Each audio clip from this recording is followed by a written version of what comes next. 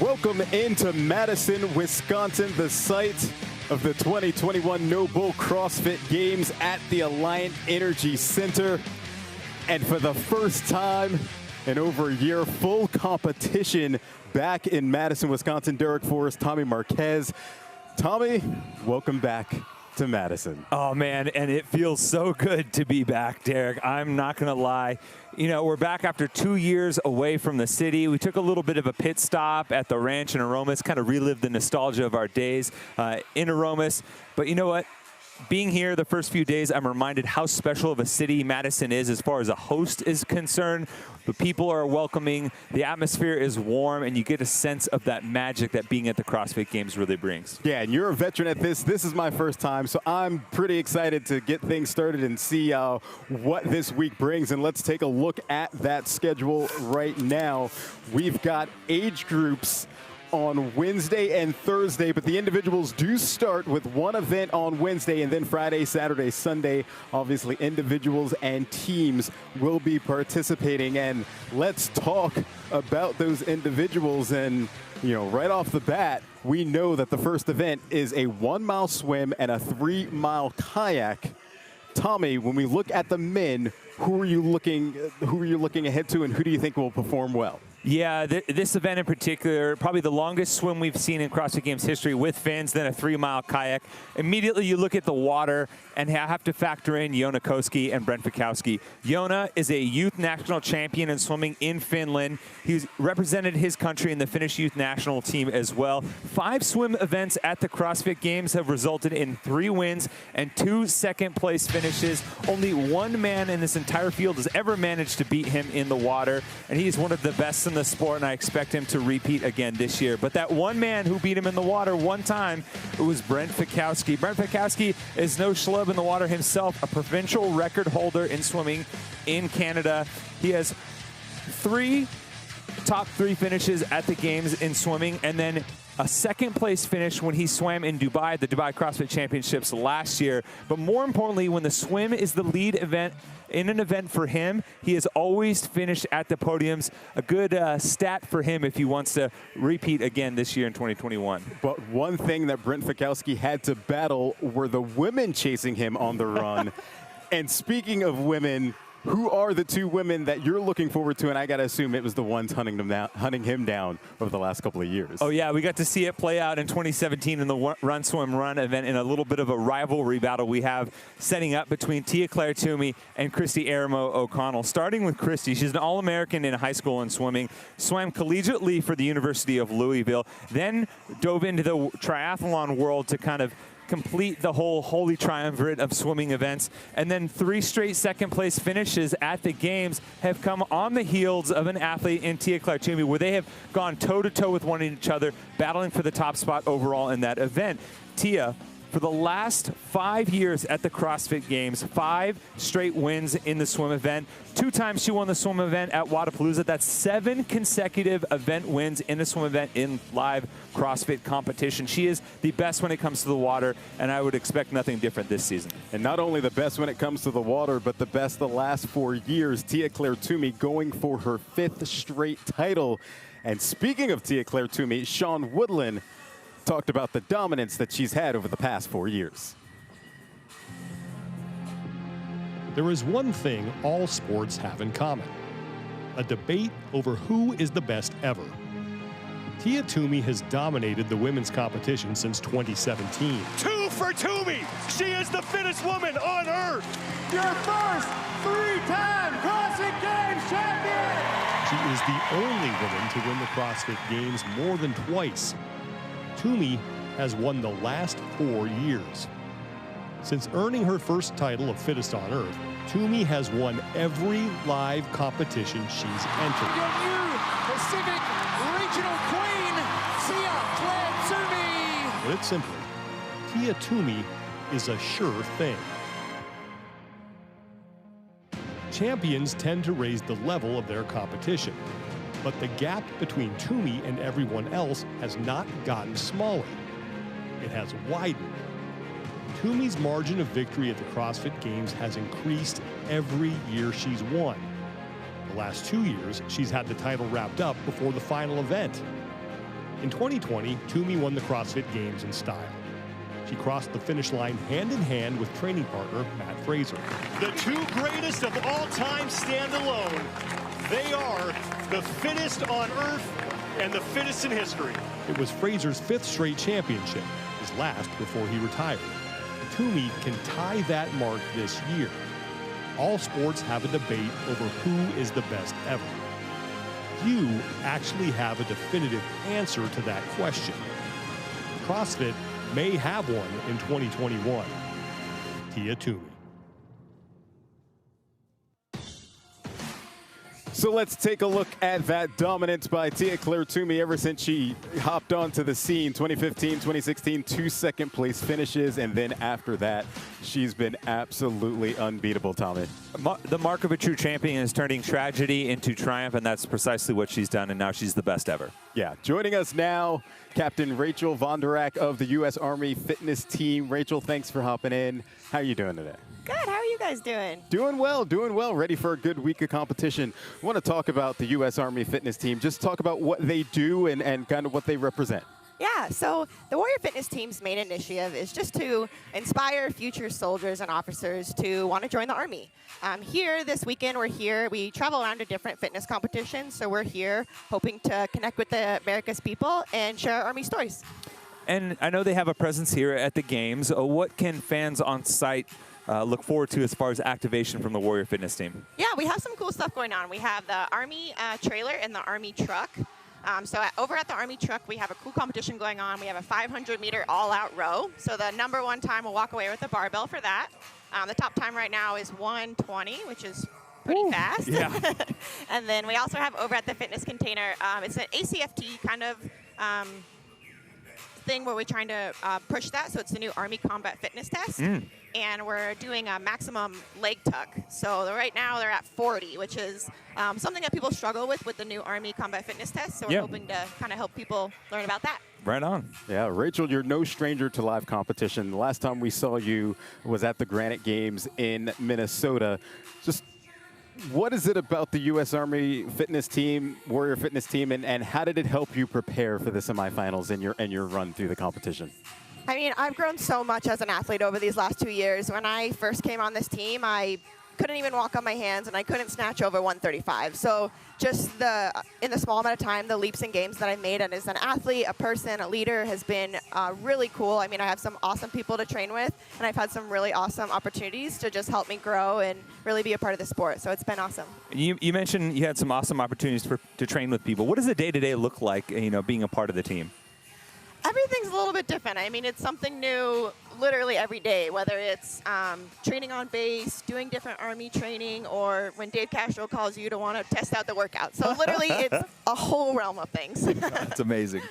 Got one more question for you. If you're giving your pitch for anybody who's looking to join the team, what's your pitch? Yeah, I mean, like I said, it's helped me grow as an athlete more than anything. I think just not only representing the Army, but also having soldiers and officers there to push you every day. It's been one of the greatest opportunities of my life, and I would say to definitely come talk with us, and we'll let you know more about the team and how to get involved.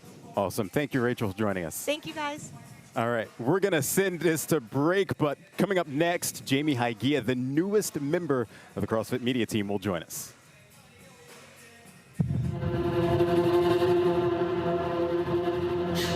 No excuses. No shortcuts. No gimmicks. No tomorrows.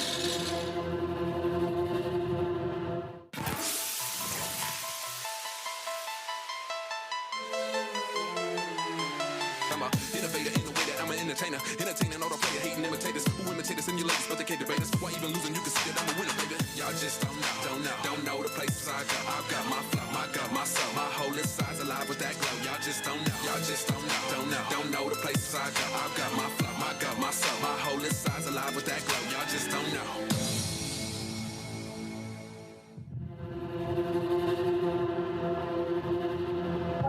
No excuses. No shortcuts. No gimmicks. No tomorrows.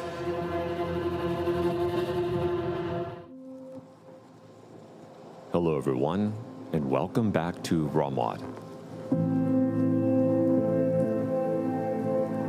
We're going to focus on the quads and hamstrings, so let's begin.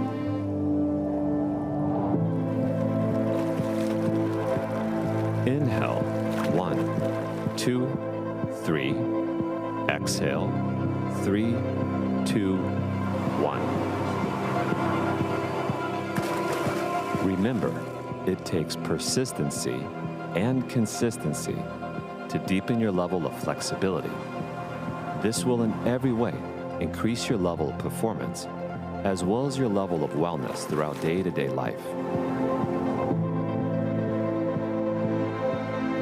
Thank you so much for taking time out to do today's ROMWOD routine. We'll see you tomorrow.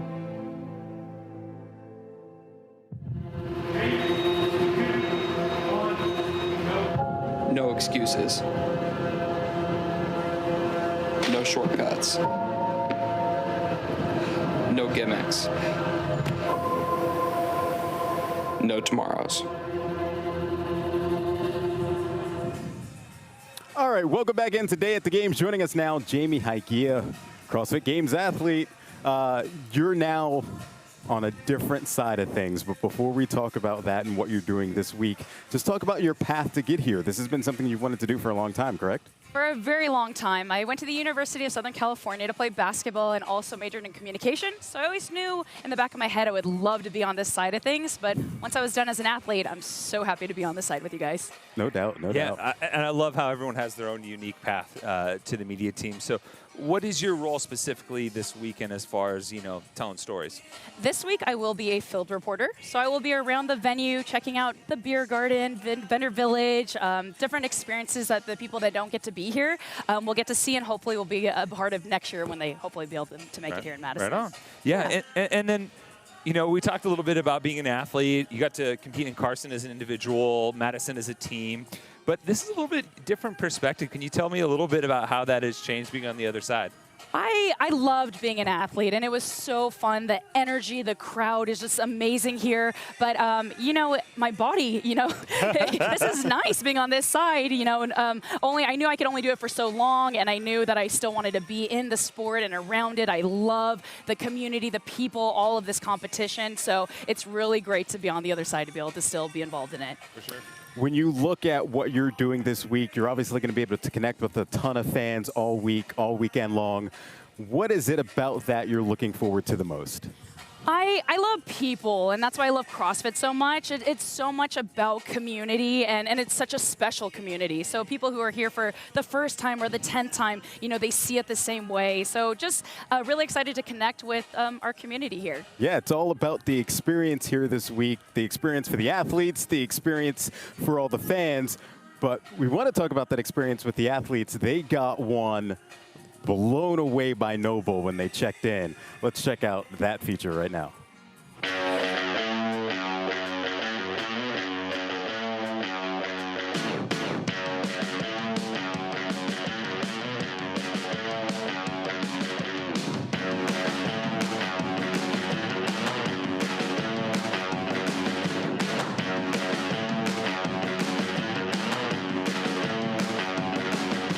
I'm Cole Sager, and we are at the Noble CrossFit Games, and this is the experience.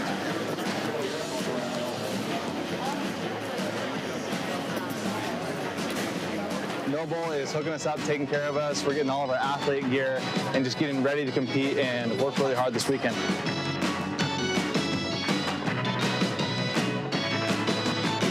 I'm Todd Melanie, the Chief Marketing Officer of Noble. We're here at Noble Athlete HQ, where we've built out an entire locker room customized for every athlete that's going to compete here over the next week. And Noble hooked us up. We got bags with camo bags that hooked up with a bunch of different shirts and apparel. Our uniforms, they got like 5 different pairs of shirts and 7 different shoes. And this is our shoe bag right here. And they just hooked us up. There's a bunch of clean looking gear that I'm really excited to use throughout the weekend. There's millions of CrossFitters all over the world. The athletes here are the best of the best. We can't wait to celebrate you all. Good luck.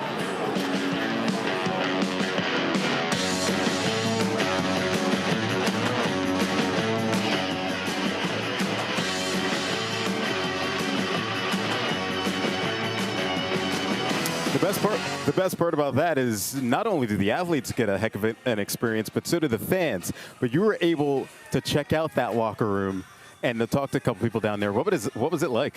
I mean, for one, as a classical sports fan, you got to love the environment, right? The rows of lockers, your nameplate above, your jersey hanging down, just gives that important environment that you feel from sports at the highest level to really kind of add that professional touch to it.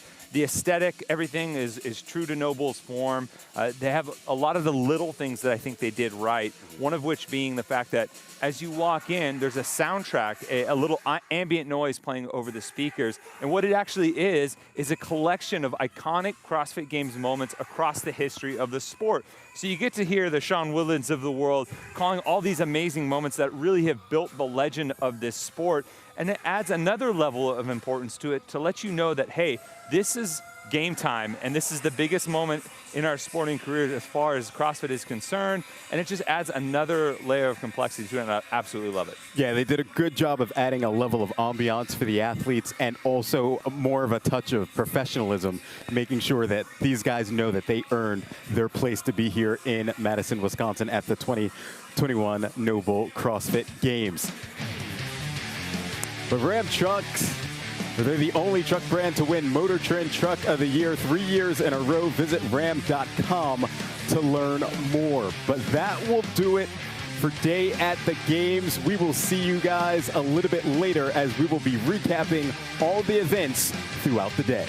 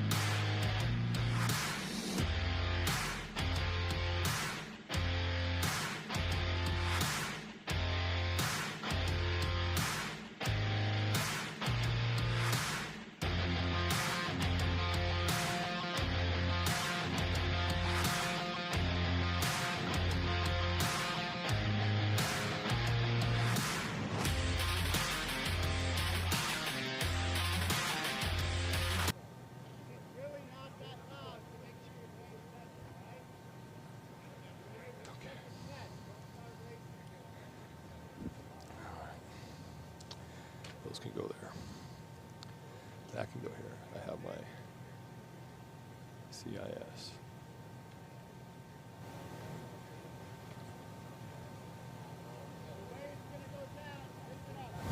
Ready for the test.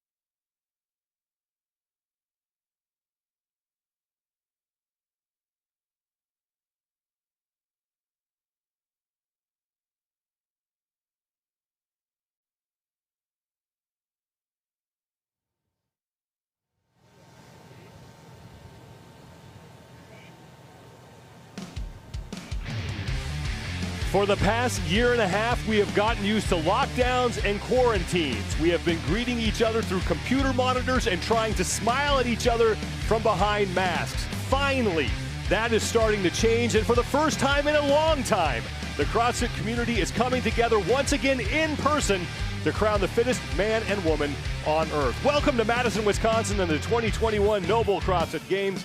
I'm Sean Woodland with Chase Ingram. Mike Arsenault and Nikki Brazier will be along shortly.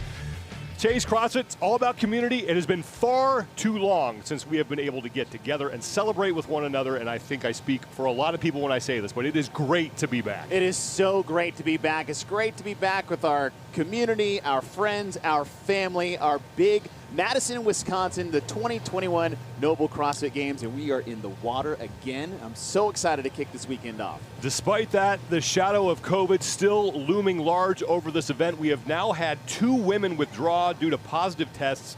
Bethany Shadburn tested positive earlier in the week. She is out, and this morning it was announced that Carrie Pierce has also tested positive for COVID-19. Both women had podium aspirations here in Madison. Absolutely devastating for the women's field here in Madison. Carrie Pierce, the greatest American female CrossFitter that ever competed here at the games. And then Bethany Shadburn, who beat her at the West Coast Classic, looked as she was in the best form she's ever been. Just devastating. We are ready for the opening event for both the men and the women here at the 2021 Noble CrossFit Games. And this is the type of test that we are used to seeing kick things off at the games. This is a classic way to kick off the CrossFit Games. We're getting outside the box, we're getting in the water, and we have a new implement with that kayak as the paddle portion of this starting event. The weather out on Lake Monona, 75 degrees, calm winds, water temperature at 78. Mike Arsenault and Nikki Brazier are out on the water, and they have more on what the athletes will be facing and more on what they will be doing here in this opening event. We start with Mike Arsenault. Thank you very much, Sean. Standing here in the middle of Lake Monona. Good news for the athletes. The conditions this morning much calmer than they were yesterday afternoon when they had a chance to test this event. So that should lead to some more comfortable conditions for the athletes. Also will help the athletes feel more comfortable in the water. These swim fins. For the majority of the athletes, this will be the first time that they use swim fins in a CrossFit competition, except for 5 athletes, 4 women, 1 man, who competed back at the 2012 CrossFit Games in the Camp Pendleton events. Remains to be seen how effective these swim fins will be on their swimming prowess. We'll get into that during the event with our resident Michael Phelps here on the broadcast crew, Chase Ingram. We have the entirety of Lake Monona covered. On the other side of the lake, I'm going to bring in my colleague Nikki Brazier for more on the controlled chaos that will be the end of this first event of the 2021 Noble CrossFit Games. Good morning, Mike. Thank you so much. That's right. After the swim portion of this event, the athletes will then jump into their kayaks, and this is where they will finish out the event. So right behind me, you can see these white buoys with the orange markers. Right around there is where the athletes will be able to dump their kayaks. We will have support staff in the water to be able to help remove those kayaks out of their way. And then depending on how tall they are, they'll have either a short swim or a run toward these ramps where they'll come up onto land and run about 100 feet or so to the finish line. John? Thanks, Mike and Nikki. The athletes are set here. It will be a mass start for both the men and the women. The men in the blue swim caps, the women will be in the pink. And Mike talked about those swim fins. You are the resident Michael Phelps, as he said. How does that affect the way that you move through the water? Well, I'll say a lot slower, not quite as successful, but I'll take it for what it's worth. And adding the fins to this is going to be pretty unique to the field. We're doing a mile swim. So this is the longest swim we've ever had to kick off the CrossFit Games at 1,600 meters. The most we had is in 2019, just 1,000 meters on the swim. What the fins are going to do, it's actually going to do something very interesting that some people might not understand, is that it's going to make the good swimmers much better. They're going to make them great. And it's going to make the average swimmers okay, because this is an implement that you need to know how to use. So just because you slap fins on does not automatically make you faster in the swim itself. We have been putting the athletes in the water since 2011, and you talk about how far we've come with the swim. That was just a minor inconvenience compared to what we're doing here. It was basically a 200-meter swim where you just went past the surf and you came right back in. And now here we are 11 years later doing a full mile swim to kick off the CrossFit Games. For now, yeah. And after that 1 mile swim, it will be the 3 mile kayak. We'll have more on that piece of equipment when we get to it. The challenge here is that it's a mass start of both the men and the women, and typically we've had a run-in. So we've always had some separation to start the event. Now that we have nearly 80 athletes all starting at the same time, it's going to be mass chaos in the beginning.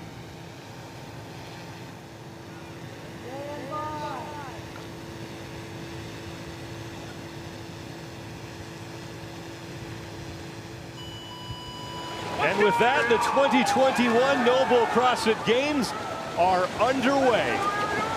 And we said the chaos and the confusion. Look at the right side of your screen, all those heads popping up because they're running into the back of people. This is a 1,600-meter swim, folks. This is going to be a very, very long bout. So there is absolutely no reason to get yourself caught up in the middle. We see some athletes losing their goggles right off the bat and running into each other. So we talked about the swim fins, right? There's always an advantage having a swimming background, and we've got a lot of athletes in this field that have that. You know, your Brent Fikowskis, your Noah Olsons, your Emma Talls, your Barnharts.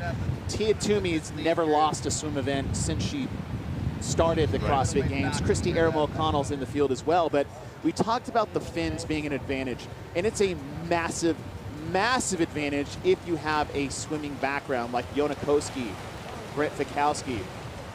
And what that's going to do is it's going to make you so much faster. It's not going to even the field. So some people might think that's the case, like, oh, if you give bad swimmers fins, they automatically become good. And that is not actually the case. It is something you have to get used to using. And if you've never worn swim fins before, they almost might be a distraction or a deterrent on navigating your way through this swim. Con Porter and James Newbury tested this event yesterday. They did it in about an hour and 20 minutes. The conditions for them were much different than they are now, much more calm for the athletes this morning. The swim for those two took about 27 minutes, and those are two very accomplished swimmers. Oh, I mean, you look at their background in the history of the games since they've been competing with the swim event. They're always sitting up in there in the top 5. And it usually involved a paddle, which was more of a prone paddleboard. We'll see a kayak later in this. And again, when you have a distance like this, having a swimming background is a huge advantage. You can already see some massive separation at the beginning, and we're going to see that, right? The swimmer's going to get way ahead, and not only are the swims going to make you faster, but it's going to make it easier.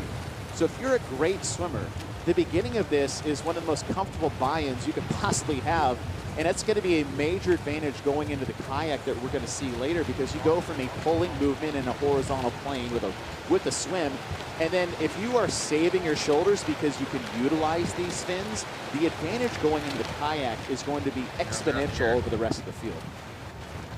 Opening stages here of this very first event, the first of 15 events that the athletes will face at the 2021 Noble CrossFit Games. And every individual in that competition in the water right now, we will do our best to try to figure out who is who in this massive humanity that is out there. That looks like it is Sung-Young Choi, number 36, talking to the medical staff, but she's going to be able to continue on. So there are numbers on the swimcast. We'll do our best to read those for you, but that's Sung-Young Choi, who qualified out of the Asia CrossFit Invitational. And the last time we had swims was Kent Pendleton, and you know, bringing up the old tradition, the Brian Diaz break. Brian Diaz back in 2012, who took advantage, we'll say, of some of the jet skis in the water. Now this is an absolutely beautiful swim stroke, and I wouldn't be surprised if that's probably Yona Koski, who is one of the best swimmers, if not the best swimmer in the field. Yona Koski having a national team experience for him, but what we're looking for is length of stroke and comfortability in the water, and he has that nice high elbow coming through, that good reach. He's not crossing over his body, and what you want to look for is that his comfortability in the water is his ability to sight. And what you're going to see is about every 3 or 4 strokes, he's going to look directly forward, but when he does that, he's not going to change his body position too much. He's just going to peak up and then go right back into that swim stroke. And that is, it's a weapon, right? That is a weapon for open water swimming. And typically, a lot of these athletes have gotten much better, right? There's a reason why the swim was only 200 meters in 2011, because nobody was really doing it unless you lived on a body of water. But now, 11 years later, we have come to a point where everybody's swimming. Everybody's swimming. You cannot think you have a chance to compete at the CrossFit Games and not be swimming. And so what we're doing now is we're doing some open water. And most athletes have most access to something like a pool, right? You have a controlled environment, you can see where you're going, and you have an ability to really, you get the comfortability of a lane line or seeing the bottom. Open water, entirely different beast altogether. And that is Jonakoski, the man who finished first at the CrossFit German Throwdown. Coming off his best finish at the CrossFit Games last year, he was 7th, missed competing in the in-person stage. But you mentioned swimming in the past year kind of looked like, you know, caddy day at the Bushwood Country Club. A lot of splashing and thrashing and not a lot of people knowing what they were doing. But it is really incredible how the field has gotten much better at dealing with this type of test. And that just speaks to the training methodology that is CrossFit, right? You give athletes, you know, every year there's always something that Dave Castro throws out there in the programming that the athletes can't do or they're very bad at. And in 2011, it was swimming. And now you see it's like, okay, what's the next thing I got to work on to get better? And all that does is that, you know, you might get thrown something that you can't do, but it's going to raise the bar for the next year. Mike Arsenault is on Lake Monona. Let's check in with him. Thanks, Sean. Just I had a chance to talk to a couple of the athletes last night about the swim fins and what their confidence level was going to this event. At large, most of the athletes said, yes, they feel more comfortable with the swim fins on, and it feels like they will be a little bit more effective in the water. But Chase, I have a question for you. Jeffrey Adler, when I spoke to him, he said, yeah, the fins are going to help me out, but it might give some people a false sense of security and go out a little bit too hot. Do you think that might be a concern for some of these athletes with the fins on? They might go for broke a little bit more than they would if they didn't have the fins. Oh, 100%. And what you got to think about is because it's the distance we're going. If this was a 200 meter, put it all the work into your kick and put it into the fins. On a 1,600 meter open water swim, the legs have very little to do with the way you move through the water, not as much as the arms do. What you usually see for a lot of open water swimmers is they have what you call a two-beat kick. And as the hand comes in, the opposite foot kicks down, and as the opposite hand goes in, the other one kicks in. So that's that two-beat kick that works in with that two-beat stroke. And so 100%, if you throw some fins on an athlete, they're like, oh, now this is going to make me better. I better use these. And that is completely the opposite direction you want to be going, because if we know anything about muscle groups, the legs suck up the most oxygen in your body when you're competing and when you're training. And so if you put that all into your fins, you are not going to last very long endurance-wise to start off a 1,600 meter open water swim. These are your two women's leaders trying to pick out a number on the swim caps there as they move their way through. But this is the group that's right behind Jonakoski. Jonakoski way out in front. As you saw a couple seconds ago, the wider shot of the field. They're starting to separate a little bit here as we approach the 8-minute mark. Once again, in testing, Con Porter and James Newbury got through this 1 mile swim in about 27 minutes. Anything about that pace is that, you know, 1,600 meters, your average pace for a swimmer at this stage of the games is probably about 2 minutes for every 100 meters. And that's not necessarily fast. That's not terribly slow. That should be about an average pace. Now you throw some fins on, it's going to be a lot faster. So if you think you're holding a 2-minute pace, you're going to see your top swimmers that are average about 30 to 32 minutes if you're keeping that pace or just under. So having a 27-minute open water mile swim, that's a pretty quick pace. You're looking at somewhere more around that 150 per 100 meter pace, and that's a decent pace for this distance. And, you know, a CrossFit athlete, we're not talking about a pure swimmer. A pure swimmer is probably sitting at about minute to minute 5 being able to hold that for a long distance. One thing you're looking at is we said sighting is so important, and that's trying to look where you're going. You see athletes swimming all over the place in the middle part of that field.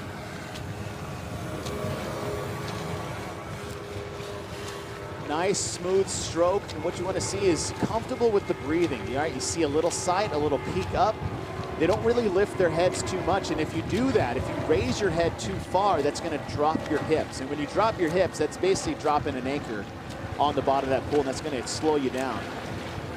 Trying to pick out a number on the swim cap there. It's the only way we can identify these athletes. But that is your leader for the women. Obviously, when they get out of the water and they make the transition to the kayaks, we'll have a much better idea as to who is in front and who's leading. I think the big number right here is your number 1, right? You're at least in the lead, right. So we know that for her specifically, but Jonakoski, and this is what I said, is like, you know, Jonakoski's always been great at swimming. He wins the swim events that he's in. Now he's going to win it as he makes the turnaround. with ease because of the addition of the fins, right? And so, like Mike said, it almost gives you a false sense of security that it's going to make you better. There's not a magic pill to make you a better swimmer, right?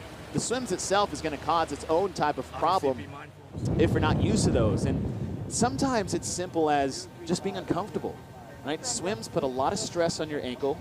They put a lot more stress on the leg itself if you don't know how to use them. Saw the Capitol building here in Madison, Wisconsin. First time since 2019 that we have been back here for live in-person competition for the CrossFit Games. First year was in 2017. Now the female leaders are starting to make the turn the way back. Yona Koski in the blue swim cap on the left side is your leader for the men. We do know that much. What you got to be careful of is you got a lot of swimmers swimming into each other because, you know, siding is an issue. And what you'll see is a lot of athletes that have inexperience is that they'll put their head down, swim maybe 6 to 7 strokes without looking up. And if you have a dominant side, you're actually going to veer that direction. So you don't want to make 1,600 meters longer than it already is by zigzagging your way across the course. One benefit for these athletes is actually not just the weather conditions, because yesterday we said choppy, that's an understatement, right? They were swimming in massive amount of, I don't want to say swells to get too over exaggerated, but it was pretty significant. And this morning is, you know, it's basically your normal pool wash that you would see, but the other one is the sun, right? It's a little bit overcast this morning, so that's going to make siding much easier, because oftentimes in an early morning, that sun's mostly on the horizon, and if that's on the side that you breathe to, you're getting just sun blasted every 2 to 3 strokes, and you try to take a breath. Yona Koski all by himself in first place right now. The man who used to be under the tutelage of former CrossFit Games champion Mikko Salo, and Mikko Salo, the last European man to win the CrossFit Games. That was back in 2009. Yona Koski trying to break that streak. And he will certainly set himself up nicely if he can hang on for a win here and get 100 points. Now through Sunday, you can get a free pair of Noble Performance socks with your purchase of $99 or more. Head to nobleproject.com/CrossFit and use the code GAMES at checkout. Just see that massive athletes behind. And just, again, that nice smooth stroke. Throwing your hands forward, keeping a good length. When you get into that rhythm, it's a really nice feeling in open water, because the difference here is if you're used to it, without having turns depending on the pool, you're at 25 yards, meters, or even 50 meters, is that a turn will disrupt your rhythm, right? A turn will give you a break, but a turn will disrupt your rhythm. And if you're good at open water, you just kind of fall into this nice little comfortable lull, right? And we talked about that 2 beat, right? Watch his feet as his hands come in. Just a little 2 beat every time he reaches out in that stroke. And all that's going to do is it's just going to make the swim easier. He can stay long. His feet stay high in the water. That's a big thing for new swimmers trying to get in there, is you usually see they keep their head too high because they want to watch where they're going, right? If you lift your head up to watch, like I said, it sinks your hips and it puts your legs low. And the trick here, and we'll actually see this on the kayak as well, is you want as little of your body in the water at the same time as possible. So look at the rotation on Yona Koski. He twists and he rotates on that plane where one shoulder and hip is nearly out of the water at all times. That's limiting his resistance in the water. That's less drag, that's easier propulsion. And again, that's just a more sustainable effort to start the event. Let's go back out to Lake Monona and Mike Arsenault. Thank you, Sean. I was speaking with Alex Caron and Patrick Vellner last night about their goal for this first event of the 2021 Noble CrossFit Games, and both of them said that really the goal for this one was to play somewhere in the middle of the pack, potentially top half of the competition, not trying to be a hero out there, because it is a cliche, but it rings true. you can't win the CrossFit Games on day one, but you can definitely lose it. So if you went out too hot or you try to do something that maybe you're not comfortable with and you get yourself a position in the bottom 20 or perhaps the bottom 10, that can really make it very difficult for you to continue to climb upward as we have cuts as we move throughout the weekend. So the goal for many of these athletes, if they're not super comfortable with their swimming or kayak progress, is somewhere in the top half of the competition, because we've seen in CrossFit Games history that you can with a placing in the top half, not so much. Thank you, Mike. Yonakoski is all by himself in front for the men. Behind him, it's mostly women. A couple of male athletes back there, but it's after Koski, the women have really separated themselves now from the rest of the men's field. And that's been pretty traditional over the years when events like this, like we said, this is a very classic way to start the CrossFit Game. It's a big monostructural bout to begin things. We have a mile swim and a 3-mile kayak. And what we mean by monostructural when you look at programming itself is that there's 3 basic domains you work in. Monostructural, it's multi-repetitive cycle movements that you can sustain for a long amount of time. And think about what we can consider traditional cardio. Your bike, your run, your swim, your ski. That's more of a monostructural vibe. Then you have your weightlifting and gymnastics, which we'll definitely see later today, but you have 2 back-to-back in a long aerobic endeavor, and that's not something that's new to the CrossFit Games. We usually start like that. Every once in a while, we'll throw a swim in the middle just to kind of throw guys and girls for a loop, but this is the way we typically start here. It's outside the gym. It's not something we typically do in our training, and that's the beauty of coming to the CrossFit Games is you get to have these unique tests as we go along throughout the weekend. Yonakoski is just demolishing the field at this point. And if his kayak doesn't sink, you got to think he's well on his way to racking up an event win here early, because that is a gigantic lead. And just look how comfortable he looks. You can see people's faces that are uncomfortable when they breathe. You just have that high-lipped, like a Stallone breath is what I like to call it. I had a little over-the-top action, but the benefit here is not just the fact that Yonakoski's ahead of everybody, but it's how comfortable he's doing it. If you can get to the kayak and basically have what would be effectively a 1-mile buy-in to a 3-mile kayak, and if you can do it relaxed and put a lot of effort into the legs, like Mike was talking about, is you don't want to overuse your legs in the beginning, because if you do that, it's pretty much over after the first 100 to 200 meters. But if you can steadily focus on using your fins appropriately, which Yona's doing, again, that nice little subtle 2B kick to propel and make ease of the pull, you're not using your legs for the kayak at all. So really put it into, especially I would say the last 300 to 400 meters of the swim, use and abuse your legs so that you give your arms a break for that 3-mile kayak coming out. So past the 18-minute mark here, the opening event of the 2021 Noble CrossFit Games, the first 15 events that the athletes will face. We mentioned earlier that both Con Porter and James Newbury did this event yesterday in testing. The swim portion for the 2 of them took about 27 minutes, but much different conditions for them.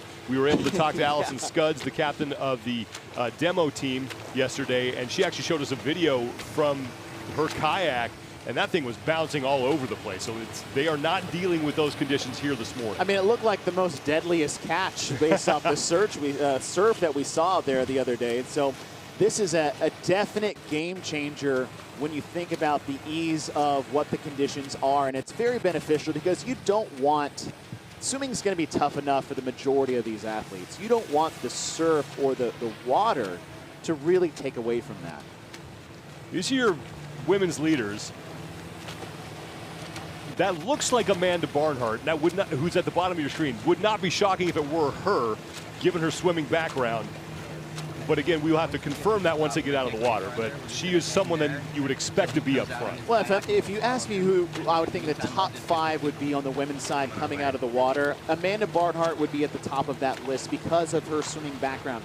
Not just like good at it, she did it. She was competitive in that. Amanda Barnhart, Emma Tall would be one of those athletes. She has a background in that. Chrissy O'Connell. Obviously, Tia Toomey has always had success in swim events. Mackenzie Riley. I mean, there's a lot of athletes in there that have a good background in this. So when you, again, if you add fins to a decent swimmer, you make them a very good one, and that's a big separator. Like I said, the fins are not narrowing the field in terms of talent. It's actually doing the opposite. It's almost creating more of a separation between the good swimmers and the average ones. And we're seeing that play out with Yonakoski. Here are the kayaks the athletes will be getting into once they complete that 1 mile swim. And then they have to embark on a 3 mile trek in those things.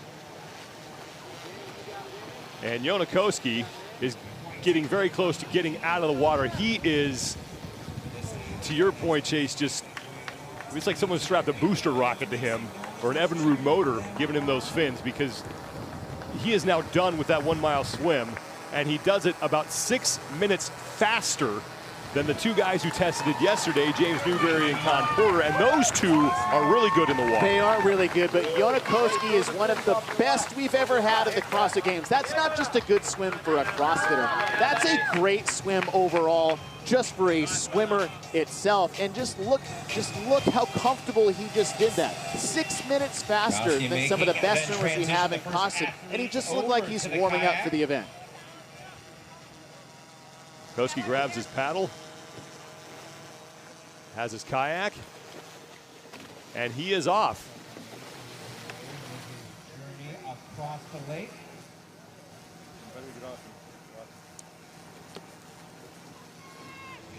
So now we move to the kayak, and you know, swimming, as I said, we did a mile in about 20 to 22 minutes.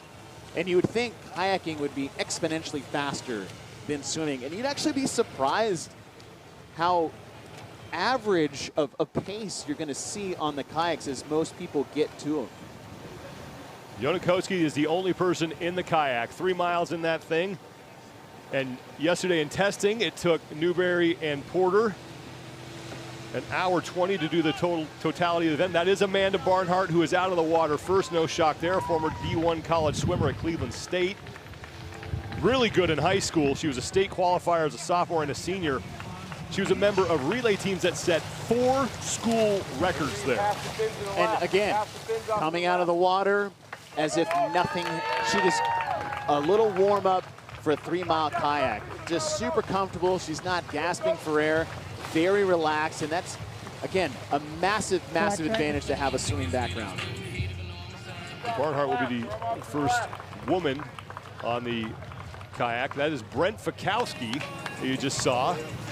And I think that might have been Lazar Jukic behind him. And those were some of the athletes I was thinking about coming in. Just, again, if you have a swimming background, even if it's like high school, it's a massive advantage for this event. Now, a lot of the stuff that's going to come in here, and I believe that's Emma Tall, one of the athletes we're talking about that is going to be successful with this, is that now we're going into a 3 mile kayak, but it's still going to be about a 40 to 50 minute bout, depending on the pace that they're able to sustain for all 3 miles. But it's going to come down to a lot of technique with how you paddle in this, and being able to conserve energy. Efficiency with this movement is going to be huge over the next 3 miles. Koski is your leader for the men. And again, just barring some sort of nautical disaster here. An iceberg, maybe. Iceberg pirates and maybe an engine fire. I think he's going to be okay and win the event. He looks to be working very well through the water. Brandon Luckett on the right of your screen coming out. That is, as you come in, throw those fins off to the left. Mackenzie Riley, who is another athlete with a strong swimming background. Sean Sweeney just pulled off his swim cap. Throw the fins off to the left side. Throw them off to the left. Look on the right side of your screen, you see Yonakoski, nice, smooth, and comfortable. You don't want to overdo it early, because you can redline just as easy on a swim that you can on the paddle, and that nice, consistent pace, smooth rhythm from Yonakoski on the right side of your screen. Mackenzie Riley has her kayak.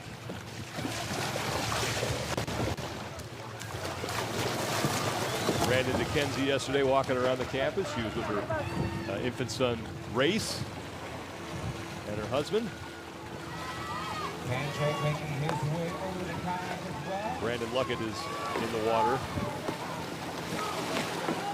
Now more men and women finishing that 1 mile swim. Still faster than what we saw yesterday in testing, but again, conditions much better, as there's Noah Olson. Saxon Panchik behind him. Sam Briggs is there as well. Briggs with the yellow swim fin in her right hand. Cara Saunders also out of the water. Looks like Kristen Holta was next to her. And Briggs only had one fin in her hand, so I don't know if she just left it in the water when she was taking them off, or that popped off sometime in the middle of that event. These are your two leaders, Amanda Barnhart on the left, Yonakoski on the right. And we talked about technique being huge advantage for this. Is look at the difference between Amanda Barnhart and Yonakoski. Yonakoski on the bottom right side of your screen. Just a nice, easy, consistent rhythm, where Amanda Barnhart is basically doing single strokes at a time. That is not the way to do a kayak. You have to have a bit more of a smooth technique here. So technique playing a big role in how people navigate their way over these next 3 miles in this kayak. And Yonakoski, if you didn't know any better, you would just think he was out for a leisurely paddle by himself on Lake Monona. There is no one within sight of him right now. Amanda Barnhart was the first woman in the water. We haven't even seen her come into view yet. Most of the field done within that 25 to 26 minute time frame for the mile swim. I don't know how much higher we can actually go to see who's in second place. Barnhart is at the very top of your screen. That yellow dot there. I'm sorry, she's on the right, next to the third boat from the bottom. So you got to look hard to find her. This is not look, as good of a swim that Amanda Barnhart has is about as much as we're struggling with this paddle technique. That's going to be a long 3 miles if this is the pace that we're doing. Not speed-wise, but of the paddle itself. Is again, she's basically doing single strokes. Think about if you were on a bike and you just pushed your foot down once and then pushed your other foot down on the other side. That's the rhythm that she's currently doing with this. It has to be more just cyclical and repetitive. This is going to be a long 3 miles for Amanda Barnhart. Looks like some women are starting to catch up to her. Yonakoski, meanwhile, is perfect on this thing. And this was the big unknown element of this event. They knew they were going to have to paddle, but they didn't know what that exactly meant. And just to show you that there is a major difference between comfortability with this movement and not. Yonakoski looks like he's been here before, and a lot of people thought that, okay, kayak is actually going to be easier maybe than the prone paddle because it's not going to require as much balance. You're not going to be laying down. You're not going to be doing the same swim stroke. But Yonakoski is really, I mean, I'm surprised he's not whistling right now at the pace at which he's going and the ease at which he's doing it. And what's going to be great for him is that, Yonakoski has been one of those athletes that have been derailed by unfortunate injuries over the past couple of years. He was one of those first Europeans that really, as we get a little bit of a chop out here, thanks, that's some boating chop, but he was one of those athletes that we thought that might be one of the next Europeans to make a splash. That ended up being BKG. Meanwhile, Pat Vellner is now just getting into his kayak, but remember, as Mike said, he's just looking to finish middle of the pack, and right now he's sitting pretty well as far as that is concerned. That looks like Reagan Huckabee. Well, Pat Vellner finishing middle of the pack in a swim event to start the weekend would be an exponential increase on what he usually does.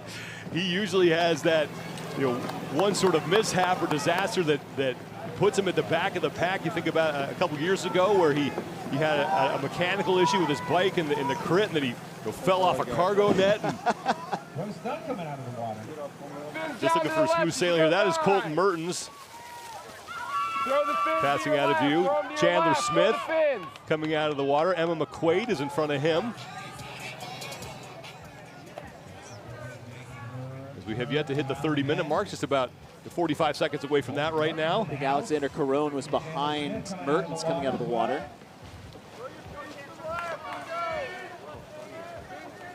Throw those fins out. On the right side of your screen is Christy Aramo O'Connell. At the bottom is Amanda Barnhart.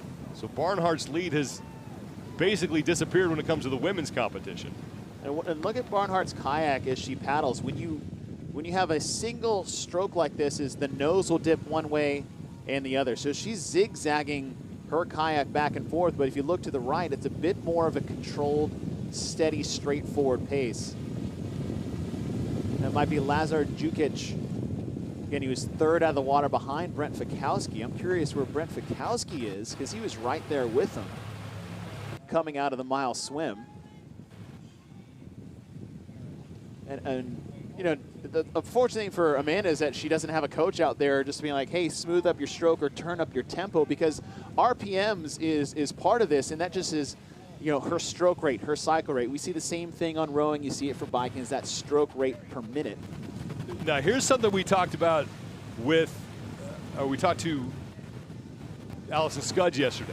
You can actually draft off of someone in front of you. If Barnhart can figure that out, that could save her a little bit of work here. If she can get him behind Lazar Jukic, that might make her job a little bit easier, but she's having trouble keeping pace. But we did talk to Allison Scudds, and she said you can draft off of someone in front of you, and it makes you 60% of the effort is equal to what you were doing before that. Yes, and that's huge. And we'll probably see that more, and I would say just the Peloton group of the pack in the back. But Amanda's already way too far behind to be able to draft off Jukic at the moment. But if we're going to talk drafting, you have to be within about 2 to 3 feet of either the person or the kayak in front of you. And we see that in cycling, we see that in swimming, we see that in NASCAR, right? And what that does is it legitimately makes it easy to do that where you're barely using any energy. So if you can do that, if you can park behind someone, or if you got a buddy out there, but only if they know it, right? Exactly. It would be a massive advantage if you could work together with 2 or 3 people, where what you would do is you would have one person maybe work for the group for about 20 to 30 seconds at a very, very high intensity, and then hang back, and you have this little conga line style. It would make a massive difference to work together with a group of people throughout this 3 miles than it would be solo out on your own. When last we checked in with Amanda Barnhart, both Emma Tall and Chrissy Aramo O'Connell were drawing even with her. So the work that Barnhart was able to do on the swim, that lead has disappeared.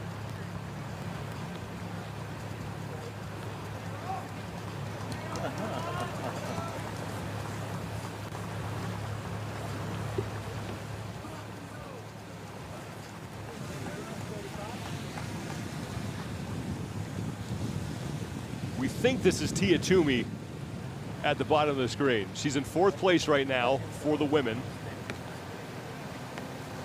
And she looks to have figured that kayak out. I like that pace. I like the positioning of her hands too. And you think about having balance with the paddle. If your hands are too narrow, you actually don't have as much, I would say, impact on the paddles itself, just being the end of that. Just what you want to do is spread your hands out enough so you have more action on when that paddle hits the water. If you're too narrow, it's almost like going too narrow on, say, a sumo deadlift high pull, where the weights rock side to side and there's an imbalance there. So you want to have your hands, I would say, outside a shoulder width grip, closer to the ends of where those paddles are, to be a bit more balanced and have more power through that stroke. See how wide Yonakoski's hands are? That's the trick. This is not Yonakoski's first time on a kayak. This is a very good pace. And we're talking about paces that your average kayak, depending on the size, you're actually going to be about between 20 to 30 minutes for a mile. I know that's a big range, but what's interesting is that in the kayak world, Sean, size matters. A lot like movies of like maybe kaijus and robots, right? Size matters on a kayak, and what it means is that the bigger the kayak, the faster it can be. And these kayaks are about 12 feet, just under 12 feet long. And this is very interesting, is you see the wave on the front part of the end of that boat, right? That is actually gonna slow you down if you get too fast. And you want that to be very minimal as you do that. And every kayak has what it's called a maximum hull speed. And there's a conversion for that. So we'll get a little nerdy for a second, but you take the length of the kayak and you take the square root of that and you multiply it by 1.34, and that gives you basically your max speed for that. So for these kayaks specifically, if they are first, I would say like Yonakowski is the fastest you can go is about 4.5 miles an hour, right? And if that's the pace he can keep, he could finish this 3 miles in about 40 to 45 minutes if he's at maximum speed. Koski taking 2 looks over his right shoulder to see where everyone else is. Tia Toomey now on the right of your screen. She's in that red and white kayak and starting to pull even with the lead pack of Christy Aramo O'Connell, Emma Tall, and Amanda Barnhart. And Tia has actually spread her hands out since the last time we saw her, and she's much more balanced. This is that nice rhythmic cycling that you want to see when you're paddling on the kayak. This is the 87th Games event in which Tia Toomey has participated. She's won 24. I mean, that's why she is the that's why 4-time fittest woman on earth. Exactly. Going on 5, and you know what? It's going to be a long weekend, but we're starting off with a long event, and she's no stranger to having success out here in Madison on the lake. Want a day out to watch 2 of CrossFit's greatest athletes, Josh Bridges and Jacob Hebner, face each other on September 18th in Jacksonville? Well, get your tickets now at coresports.world and get ready for an electric night of combat.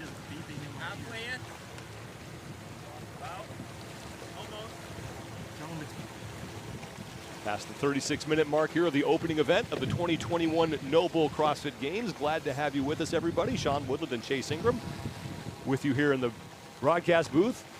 Nikki Brazier and Mike Arsenault are out at Lake Monona as Tia Toomey has now pulled even with the woman who was first on the kayak. Toomey in the red and white kayak and Amanda Barnhart in the yellow and blue one. And Christy Aramo O'Connell on the left side. She is your leader right now. Emma Tall is in the background, and she is in second place. But much closer for the women than it is for the men right now, as Yonakowski has been all by himself in front for the men for the majority of this event. And it looks like Yona's actually picking up the pace a little bit. Not surprised to see that. Maybe after about the first 15 to 20 minutes is that you've recovered from the swim enough. You started a nice, easy pace. He knew where he was because he's coming out as everyone's coming in. And you get your second wind out here on the kayak about halfway through this 3-mile bout.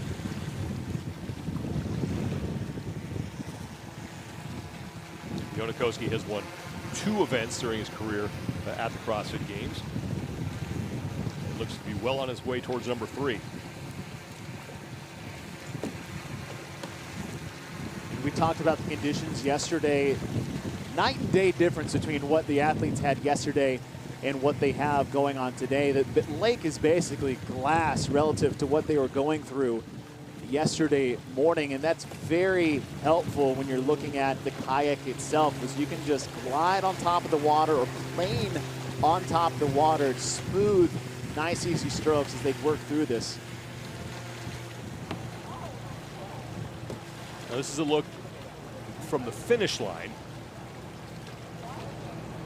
Back out of the field.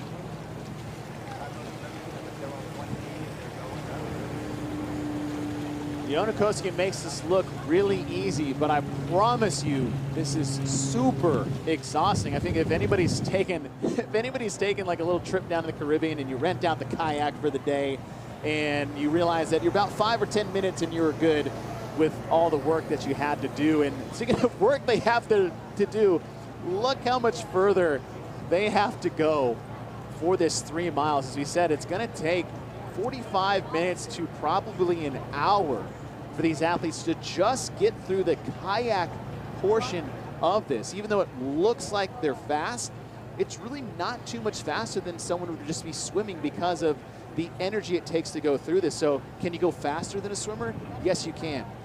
The pace you would probably think, if you want a picture of how fast they are actually kayaking, is think about more of a brisk walk, right? You're late to class, but you don't want to run, and that's about the speed of the kayak is going to be for the majority of these athletes. In testing yesterday, we mentioned this throughout the event, it was Con Porter and James Newbury, a pair of Australians who tested this event in much different conditions. It was much more choppy out there on the water, and it took them an hour and 20 minutes do that event. Yonakoski well ahead of that pace. To hour 20 minutes, so about 50 to 53 minutes based off what their swim times were. You said they're about 20 to 26 minutes. And again, we said if Yona keeps the pace, about the maximum speed at which these kayaks can go is somewhere between 4 to 4.5 miles per hour. So that's going to put them at about 45 to 50 minutes in total. So you can see Yona getting really close to actually that, maybe that hour 10 mark if you can keep that maximum speed at which these kayaks can go. Lazar Jukic is on the right of your screen. He's making his first appearance at the CrossFit Games. His brother Luca is also in the field here. How cool would that be to be out here with your brother? Pretty awesome. It'd be pretty cool. Now for Lazar, it's no surprise to see him if you know his history with swim events, right? Young athlete. He's got a pretty good height to him, so length is going to help with something like speed. Size and weight isn't necessarily actually an advantage in a kayak. Kayaks work more with weight on the kayak, and it was a lot like we talked about in Yonakoski when he was swimming, is that the more body that you have in the water, the more resistance you're going to have. So kayaking actually does not benefit the bigger, heavier athletes, regardless of if they're bigger or stronger, because they're going to have more resistance in the water just because of the weight on the kayak.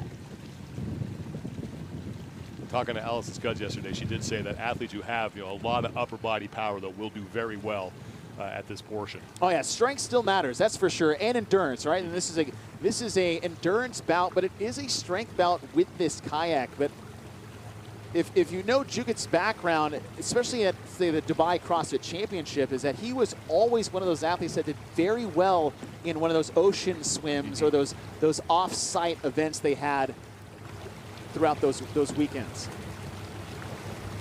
Tia Toomey, meanwhile, on the right of your screen, and that red and white kayak is starting to close on Christy Aramo O'Connell and Emma Tall, the two women in front. Aramo O'Connell is in the middle. Emma Tall is on the far side. And Amanda Barnhart is on the right of your screen. She has fallen back into fourth. And for more, let's go down to Mike Arsenault. As we get deeper into this kayak, we're seeing some of that form degradation that Chase, you were speaking about earlier, rather than kind of that smooth paddle that many of the athletes were using at the beginning of this kayak. For example, if you look at Tia Toomey, she's starting to do the kind of single strokes on either side and getting a little bit of a speed wobble with her boat. So Chase, once you get to that point and your form is degrading, I mean, we still have probably at least a mile, potentially a mile and a half left in this kayak. Are you able to get that form back when you're exhausted, or is at this point it's pretty much just hold on for dear life, because we're seeing not just Tia, a lot of the athletes starting to lose that proper kayak form? You know, they call that basically a red line, right? And when you're talking about flirting with that, it happens all the time with certain movements in CrossFit, is that there is a way to get it back, but it's trusting yourself to back off your effort and focus more on your technique. And that means getting longer and getting smooth. I think a lot of athletes, when they hit that red line, Mike, is that they start to panic. And so when they panic, they try harder, right? This isn't a try hard input-output style of movement, and it's being able to try to catch your breath, maybe back off your pace for about 60 to 90 seconds to allow yourself to kind of get your composure and get back into that technique. So there is a way to get it back, but a lot of athletes in the heat of the moment, sometimes they fall into that panic mode, and when they hit panic mode, they hit stress mode. And when you hit stress mode, you start working way harder than you need to navigate your way through this kayak. Now, this is just the opening event of the competition, and the opening event of what will be a very busy Wednesday here for the individuals. The men will kick off event 2 at noon. They do know kind of what that is. They know what event 3 is, but event 4 that will take place later in the day inside the Coliseum, that is still unknown. Tia Toomey now even with Christy Aramo O'Connell and Emma Tall. They're also getting very close to each other. Now what you want to see for a lot of this is that it has to be smooth. Amanda Barnhart has the strength to do that one stroke, not really rhythmic movement, and that's a benefit to what she's good at, right? We just said having an upper body pulling strength is a massive advantage, even if you don't have the technique.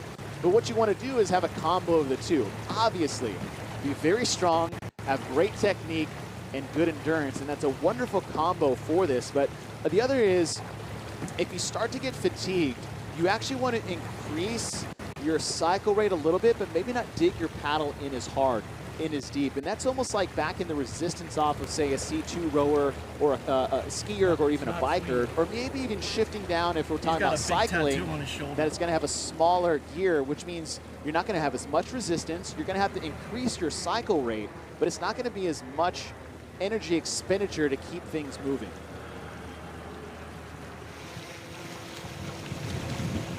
Yona Koski has plenty of time to reflect on things. Just look over to the waters like, hey, you're doing a great job.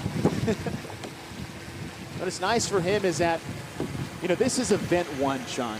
This is event one of a very long weekend. 4 days of competition, 15 events on the board that we know of, right? Just looking at Dave Castro's whiteboard that he posted on Instagram. And what does that mean? Absolutely nothing. Yeah. And it's not just how well did they do in this event and what's going on. This is a war of attrition over 4 days of competition.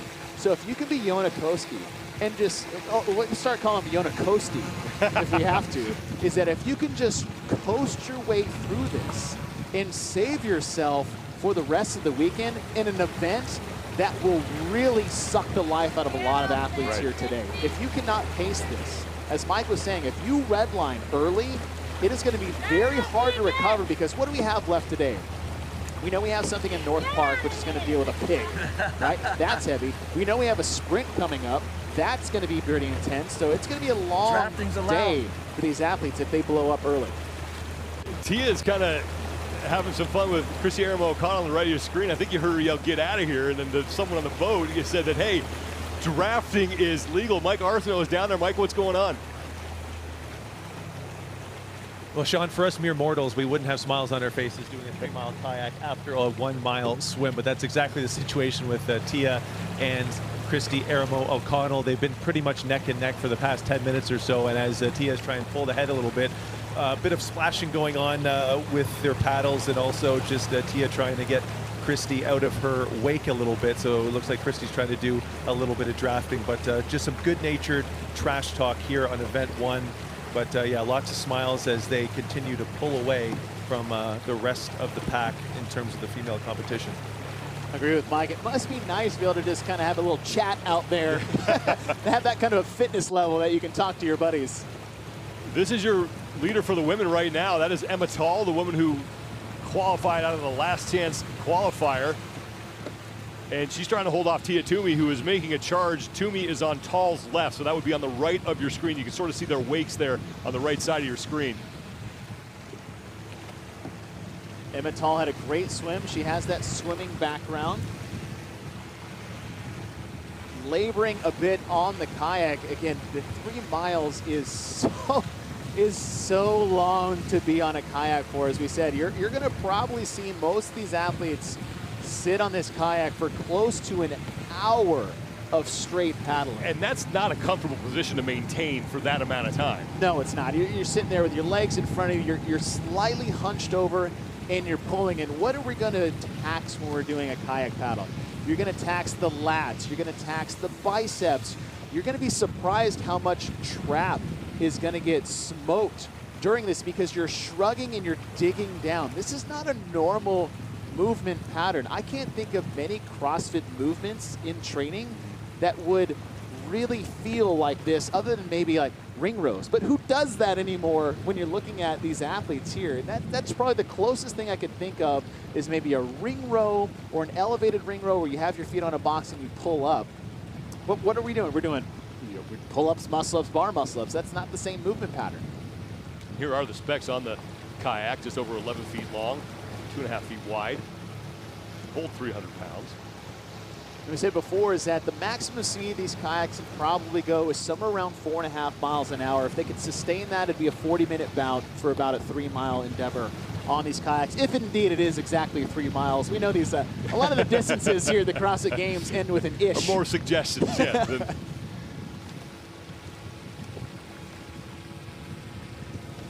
Yona Koski in front of Lazar Jukic, who is in second for the men, but it is, you don't really get a full appreciation of how big Koski's lead is from this shot. And that might be Brandon Luckett on the left side. It does look like Brandon Luckett. Now, Brandon Luckett had that elbow injury, I believe, in the semifinals. And you're opening up with a mile swim and a 3-mile kayak. We're going to test the structural integrity of that elbow for this event. But, Luckett on the left side, and you look at Koski in the middle. And then you said rhythm of the paddle. Koski is a nice balance. His kayak is pretty much nose forward the entire time. But if you look on the left side, Brandon Luckett is just muscling his way through that. He pulls with the one side and his nose jets to the other side. So he's doing more of that side winding kayak. And that's just more energy expended, more effort wasted. But if you have the strength to do it, like I said, it doesn't have to be pretty to be effective. Is it nice to be like Yonakoski? Absolutely, because you're not working hard and you're still faster than everybody. But if you can get the job done, it's all about getting the job done. There's no style points here at the CrossFit Games. Just get yourself across the finish line by any means necessary. And Yonakoski is doing very well at that, trying to win his 3rd career event at the CrossFit Games. Think back to when his career started. 6-time individual competitor. He was the youngest individual athlete in both 2014 and 2015. So still very early in his career here. And that's the thing, I don't think people realize how young Yonakoski actually is. He's only 25. Must be something about the red and white kayaks, because both of your leaders are in them right now. Tia Toomey has passed Emma Tall, and the 4-time fittest woman on earth is all by herself in first place. And it looks like she's found her rhythm again. What Mike was talking about, can you get it back? Absolutely, you can get it back. In a 3-mile bout, there's going to be enough time to change your pace as this event goes. And there's things you can do to kind of give yourself a break. You can change your cadence, right? Tia has this nice, smooth cadence at the moment. Whereas, Abandon Barnhart or even Emma Tall above has a slower cadence but bigger pulls. I said there's an advantage to each one. It's like being on a rower and you're changing. It's like, okay, am I going to push my knees out to the side for about 2 minutes and give myself a break, or am I going to have them more inside? Am I going to shorten up my stroke? There's a lot of ways to navigate through that, because this isn't the most comfortable position to sit in for an hour, let alone work hard for an hour. Emma Tall now in 2nd place in this event. Arasti has been a proud part of the CrossFit community for years. They recently expanded their remote recovery program to over 40 states. Schedule your virtual consultation today at arasti.com/CrossFit Recovery. That's AIRROSTI.com/CrossFit Recovery. Yonakoski's going to have plenty of time to recover.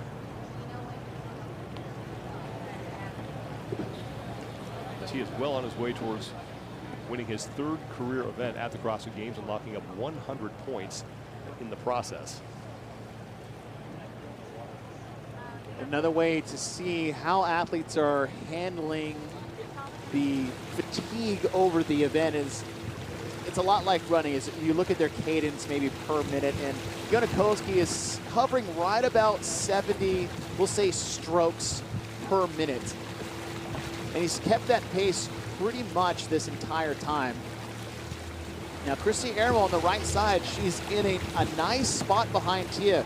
Look, drafting is a thing, and drafting will definitely help in this event. And where she is that she's right, I would say she may be just a little bit too far back of Tia if she wants to have an advantage of that. But listen, there are no rules against it. If I'm playing the game within the game, I'm going to park behind Tia and just wait until you make a move. Now, sportsmanship might be a different thing, but hey. That's well, think about the criteria when we saw that. A lot of athletes figured out that we're going to pair up. We're going to work together here. We're going to draft. We're going to take time, and different guys are going to take time in front, and they did work together. Same thing with the marathon row. There was a lot of deal making going on during that event as well. Well, and then think about the first year we were here in Madison, Wisconsin with the run, swim, run. It was Tia Toomey and Chrissy Arrow McConnell battling back and forth that entire time. And here we are again 3 years later, same thing. Here's another look at Yonakoski's lead. That's Lazar Jukic, who is in 2nd. Wait for it. Wait for it. And there's Yonakose at the top of your screen. Wow, and you know, you see Yona looking back, and you should know where you're at. Again, I said it's a long weekend. The unknown event of this, number-wise, is the totality of the weekend, right? And if you can buy yourself some easy wins, and this was an easy win for Yonakowski, barring a disaster, like I said, barring a great white shark in Lake Monona, right? This is going to be an easy win, and if you can get yourself 100 points to kick off the weekend and do it with ease, that's a confidence booster. That's one less event you really had to strain yourself on that you can pour in to an event later down the road. I'm gonna knock on wood for the great white shark comment. You never know. Nature is weird. Yeah, Tia Toomey in the middle of your screen. She is your leader for the women. Behind her is Christy Aramo O'Connell, and Aramo O'Connell looks like she's trying to get maybe beside Toomey, make a little bit of a move here. Let's just stay where you're at. You got a long way to go. We have a long way to go. You don't want to pull that slingshot move until maybe the last 100 meters of this race. Toomey leads Aramo. There in the middle of your screen. In the distance, that's Emma Tall. She's closer to the camera, and then in the far distance, we believe that is Brandon Luckett, who would be in third place for the men. So about stroke rates, Tia Toomey is sitting right about 70 strokes per minute. Chrissy Aramo about the same behind her. Above, Emma is about 60, so she's 10 less strokes per minute, but she's putting a lot more power into each pull, and it's really the strength of your athlete, right? We're not talking about professional kayaks here, right, or kayakers here, so you just play to your strengths, and if you're like Emma Tall, which she is a strong, good aerobically endurance because of her swing background athlete, you can dig in a little bit deeper and have a slower stroke rate. I would prefer my athletes to have more of the pace that Tia and Chrissy have, and especially Yonakowski, where it's a nice, high cycle, low resistant stroke for the duration of this kayak. Tia's been ahead for the last 5 minutes. Tia Toomey is still in the lead, but Chrissy Aramo O'Connell has moved out from behind Toomey and has moved her kayak somewhat alongside Toomey. Way back. Yeah. Remember, there is a run to the finish line here. There is a run to the finish line. Just keep that in mind. I'm curious how the legs would feel sitting in this position for about an hour. Get those sea legs.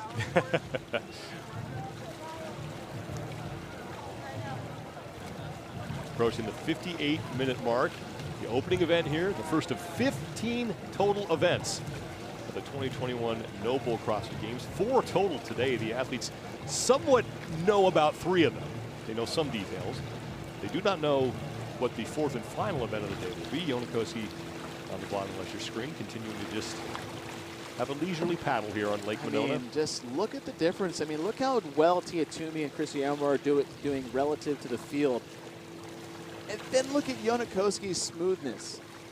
Just, again, the paddle enters the water the same way, the same angle. That, again, that pace hasn't changed. He's still sitting about 70 strokes per minute. He's not laboring. And you can see Tia and Chrissy on the right side. They're digging in. You can see them physically really working through that. And the difference between that and Yonakowski is night and day. Let's go back down to Commodore Mike Arsenault, who has more on Tia Toomey.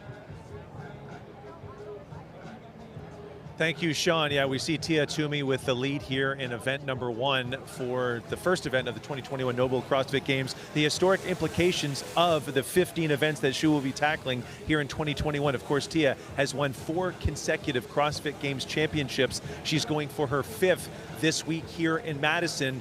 And 5 would tie her with Matt Frazier for the all-time individual lead for most CrossFit Games championships. So lots of history at stake in terms of Tia's legacy, and a great start to her week so far here in event number 1. Thank you, Mike. Sean, not to bring up who we don't have here, but that run for 5 just got a little bit easier with the news of Bethany Shadburn and Carrie Pierce not being able to compete this weekend because of COVID. If you're just joining us, Bethany Shadburn tested positive for COVID earlier in the week before competition started.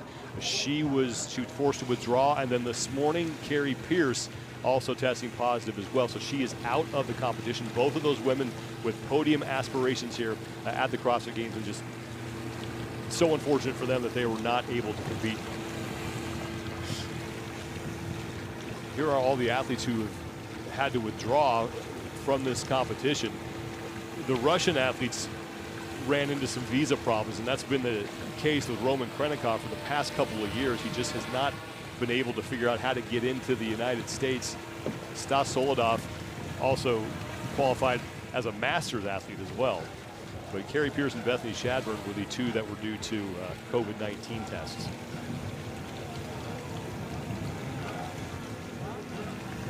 Now past the 1 hour mark.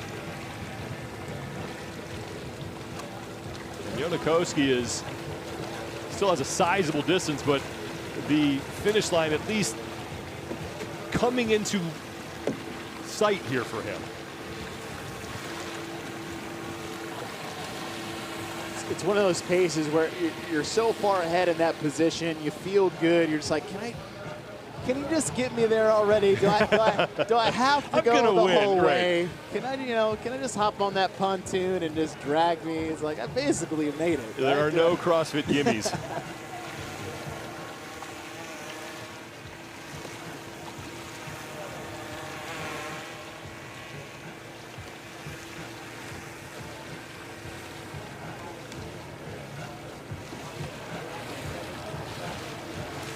Yonakoski is trying to become the first European man to win the CrossFit Games since Mikko Salo did it back in 2009. And Koski used to be coached by Mikko Salo. The two of them still train together every now and then. And Mikko has said that Yonakoski can win the CrossFit Games. Visit kalo.com/CrossFit to shop the official ring of the 2021 Noble CrossFit Games. Went by the booth yesterday and got my little backup ring that I had. may not have lost on my trip up here. Oh no! Well, I'm glad you're taken care of there. Yes, you can. You're okay. Yeah, you're just fine, Yona. There's no one there. Tia Toomey is in first place for the women, and we just mentioned earlier the impressive numbers that Tia Toomey has put up during her dominant run through the women's field the past 4 years. This is her 87th CrossFit Games event, and if she hangs on here, it would be her 25th win.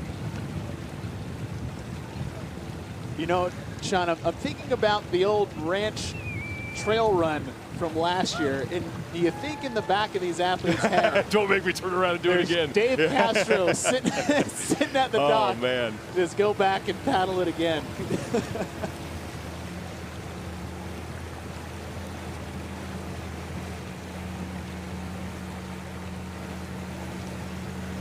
He might wind up with an ore planet squarely in his teeth if he does that. Not that we ever lost trust in Dave Castro to begin with, but after that, you can never trust him again. You never know. We've been mentioning throughout the day the testing that took place yesterday in this event. The conditions out on the water were much different than they are today. And for more on that, back to Mike Arsenault. Thanks, Sean. Yeah, we've really been fortuitous with the weather conditions to kick off the 2021 CrossFit Games. We mentioned, significant wind yesterday, very sunny, very humid. The exact opposite this morning. The water's calm. We have a light breeze, hardly a trace of humidity, so the light breeze that we do have is cooling on the athlete's skin, and luckily, no sun either. We've had widespread cloud cover for much of this event, so very comfortable competition conditions. Hopefully for the athlete's sake, this will be a harbinger for the rest of the week, and the weather stays cooperative as we move through the rest of the week, but a great start so far for these athletes in Event 1.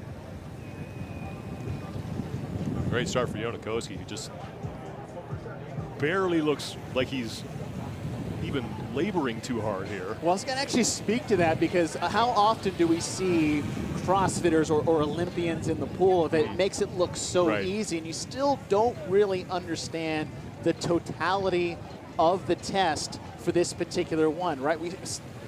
hour ago, we started with a 1 mile open water swim. That's a massive amount of pulling with the upper body. They did get to use fins, so there was some aid there. But now you're talking about a 3 mile kayak and all the lats, triceps, traps, and that's, again, you finish it with another long pulling aerobic bout. And when you look at what we have in store later today with pig flips and muscle ups, that is a redundant movement pattern that you go from a morning swim to that evening test, that actually be test number 2 for these athletes today. So the compounding effect is one of those things we need to keep our eye on when we look at the programming over the weekend. And there is the Dark Lord himself, Dave Castro. I was about to say, he's got his like Sith starter kit. He is in position to tell Yona something. Hopefully it won't just be good job and Yona can enjoy his victory, his 3rd career event win here at the CrossFit Games. Be halfway there, like, don't you dare, don't you dare. Koski is out. Now remember this is what they, we talked about earlier with Nikki Brazier. There is a transition here that could make a difference. Well, it is, and it's not just, hey, exit and go through, is they have about a 50-meter swim to get into the transition area to run to the finish line. So, you know, we've seen it's Toomey, Eremo, and Emma Tall, though she's a little bit outside that, is there's still going to be a 3rd component of this race, and it's this second swim transition to the end. And when we start getting to those bunched up groups, that is really going to make a difference between who gets 1st or 2nd, and points matter in the totality of the weekend with 15 total events. Yona Koski is out of the water, and he can have himself a leisurely stroll across the finish line. 100 points and the 3rd career event win for Yona Koski. Across the finish line, give it up for Yona Koski. In around 1 hour and 6 minutes.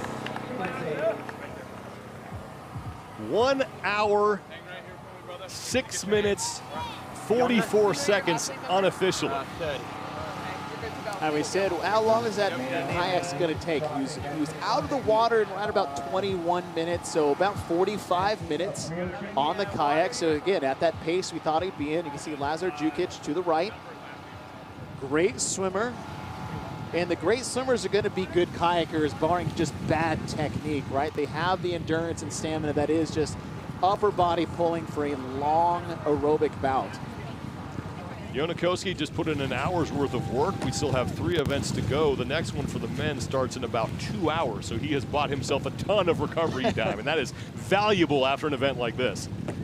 When you think about that, like his recovery time has started now, where all these athletes that are still in the waters, their power bars are still training as they're navigating their way through the last 3 miles on this kayak.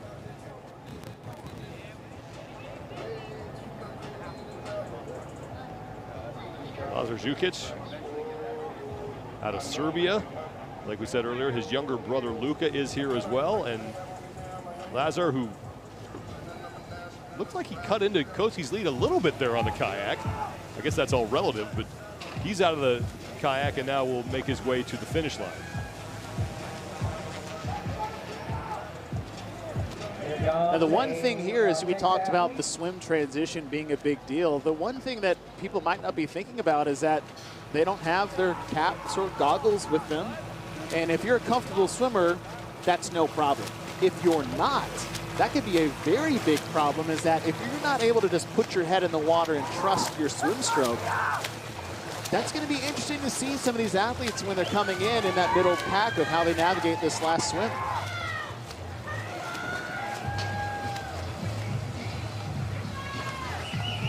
Lazar's out of the water, and he will take 2nd place, and he will earn 97 points. His way in to the finish line. Fantastic start for Lazar Jukic, making his first career appearance at the CrossFit Games.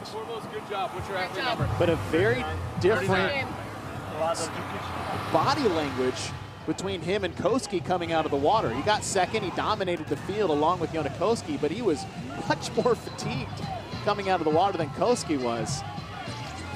This is Brandon Luckett. No, that is Alex Vigneault. Wow. Alex Vigneault. Where did you come from? Finishing. Well, Canada, that's the answer. Will finish in third place, and he will earn 94 points. So Alex Vigneault, the first time we've talked about him. And that looks like Brandon Luckett. And here comes the swim race. On the right side for the women at Tia and Christy Aramo. Tia Toomey is ahead of Christy Aramo. Luckett's looking over his shoulder. I think that's Fikowski, who's in the blue swim cap, but we'll have to wait till they get out. Maybe not, but Luckett's out. Doesn't look like Fikowski, but Brandon Luckett's going to try to lock up a fourth place finish for the men. He's out of the water. Tia Toomey, meanwhile, is holding off Christy Aramo O'Connell. Brandon Luckett, ladies and gentlemen. Luckett takes fourth. Over his shoulder. Toomey is in. Luckett is across. Toomey out of the water. And Tia Toomey starts her quest for her 5th straight championship with her 25th career event win at the CrossFit Games. Look how fired up she was. I mean, you knew you were basically going to get first the whole time, and you are so jacked at the end of it. That is dangerous for the rest of the field for these women. Yeah, more athletes starting to work their way out of the water. BKG across that finish line. Bjorn Carl Gudmundsson is in.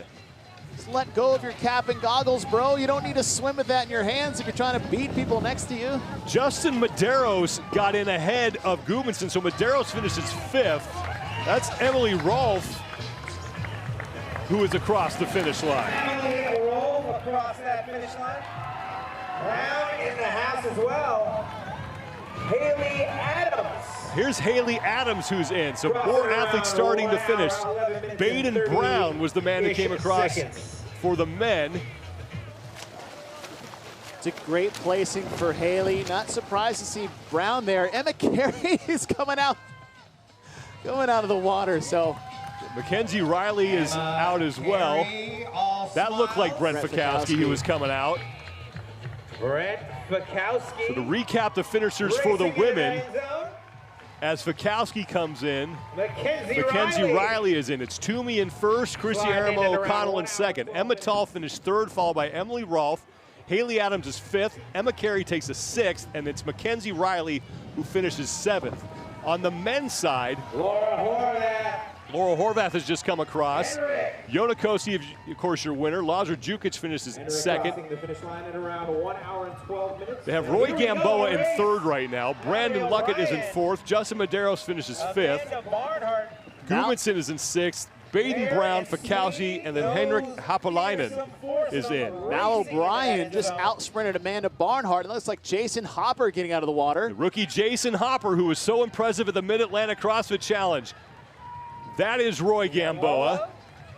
So Hopper's going to get in ahead of Roy Gamboa. We'll have to get all this sorted out. Man, that's a great finish for Roy Gamboa. The swim has usually been the worst event he has at the games. Kristen Holta and Sam Cornway are both in. And Samuel Cornier. And here's Cole Sager, who's out of the water. Across that finish line. Here we go as Cole Sager sprinting. For the men, we have had 15 athletes finished. Sager is in. He will finish in 16th unofficially. 3 athletes racing. Noah Olson. Olson ahead of the pack. There's a sprint between Jason Smith and Jay Crouch. Like Brooke Wells, who was across. So all these athletes in ahead well of the time that we saw yesterday in testing of about 1 hour 20. Here comes Saxon Panchik. Virtual who's due. Might see Katrin David's daughter as the next female to get out of the water. Panchik, Saxon Panchik. Getting across the finish line. 12 women have come across the finish line. Around 1 hour and 14 minutes. For the women, there's Katrin David's daughter. David's daughter looking to finish 13th in this opening event. That'd be a great result for her. It's great. That's good. That's good for Katrin. Getting this done in under 1 hour and 15 minutes.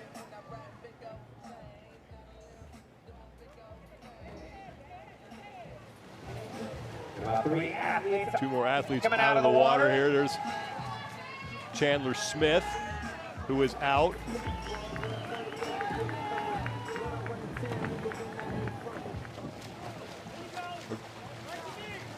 I believe that was Guillermo Harros, pardon me. He's in.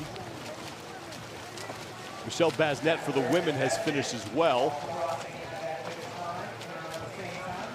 Guillermo Harros will finish 22nd in that event. We've also seen Jeffrey Adler come across. There's Scott Panchik and Danielle Brandon. Danielle Brandon will come across the finish line, and she will take 15th unofficially. Oh, Scott just got past to the finish line. I don't think Scott saw who was coming up on him. It was Alexander Elin who got in ahead of Scott Panchik. Scott came into the water walking. Cara Saunders is in. There's Adrian Moonweiler, who's out of the water. 24 men have finished. Now 25 as Moonweiler is across. 17 women are in. Ellie Turner, Laura Clifton, and Danielle Brandon were the last three to finish. Turner was 17th, Clifton 16th, and Danielle Brandon 14th. Name I'm looking for, Sean, is Vellner. Vellner has yet to emerge from the water. It's like Alex Carone and Annie Thorisdottir. How nice is it to see that smile come out of the water again? It's good to have Annie back. It is great to have Annie Thorisdottir back. Thorisdottir will finish 18th unofficially for the women.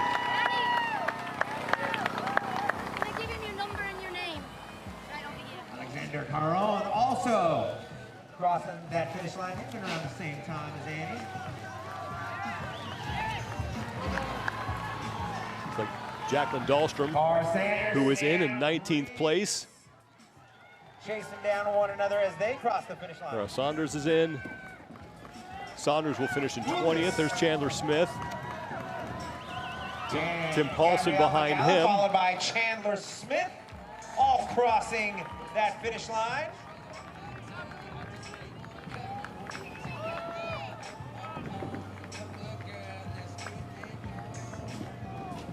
More athletes coming across. Will Morad is in. We still have yet to see Pat Vellner.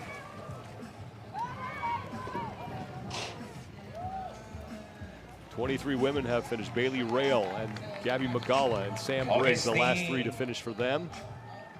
Very determined. For the men, 31 athletes are in. Sam Stewart is now in. Here comes Danny Spiegel. Like Spiegel racing to that finish line. There are right now look to be three men. Also, as Turi Helgenauer is across, who are still in the water. Royce Dunn, Pat Vellner, and Luka Jukic are the three men who have yet to come across the finish line. We got about 5 athletes swimming to the finish. Carolyn Prevost. We have 10 athletes on the kayaks. Carolyn Prevost. Ladies and gentlemen, put your hands together as she crosses that finish line. Brooke Wells is across. Wells racing into That looks the like finish. Luka Jukic coming out of the water for the men. So Pat Vellner, we mentioned, has a history of digging himself an early hole, and it looks like he is doing it again here in the opening event, and there he is, still on the kayak. Wow. Pat Vellner, one of the heavy favorites to win the CrossFit Games. He has done it once. He will have to do it again. He will dig himself out of a huge hole after one event, but plenty of time to do it. There is, but there isn't, because he still has to get through 2 cuts that we have to go in the weekend. Now, I'm not saying he's not going to be able to crack the top 30 after 9 events and top 20 after 10. But here we are again, another event start and another finish, possibly outside the top 30. Which just, you know, if history repeats itself, it just means Pat's going to be on the podium again, right? It's just par for the course for Pat Vellner. Well, Sam Stewart is now across. He finished 33rd. Vellner, Dunn, Watts, Mertens, and Karavis are the men who have yet to cross the finish line.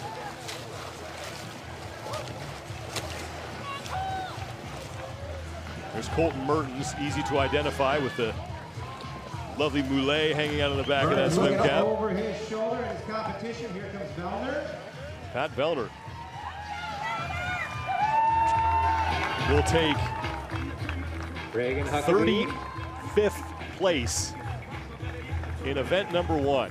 That's just got to be frustrating because you know he works on it. You know he wants to be better to start the weekend off. And Vellner's one of those athletes that has a chance to be standing on top of the podium. But when you dig yourself this much of a hole, as the years go on with the competition and the level of competitors are continuing to get better, you are just making it so much harder to work your way up the leaderboard. And as we said before, is that, do I think he's going to be outside the top 30 after 9 events? No. But in one event after that, when you cut to 20, starting Saturday morning, that could be in danger. You think back to Rich Froning at the pool. Yes. Which I believe was 2013? Yes.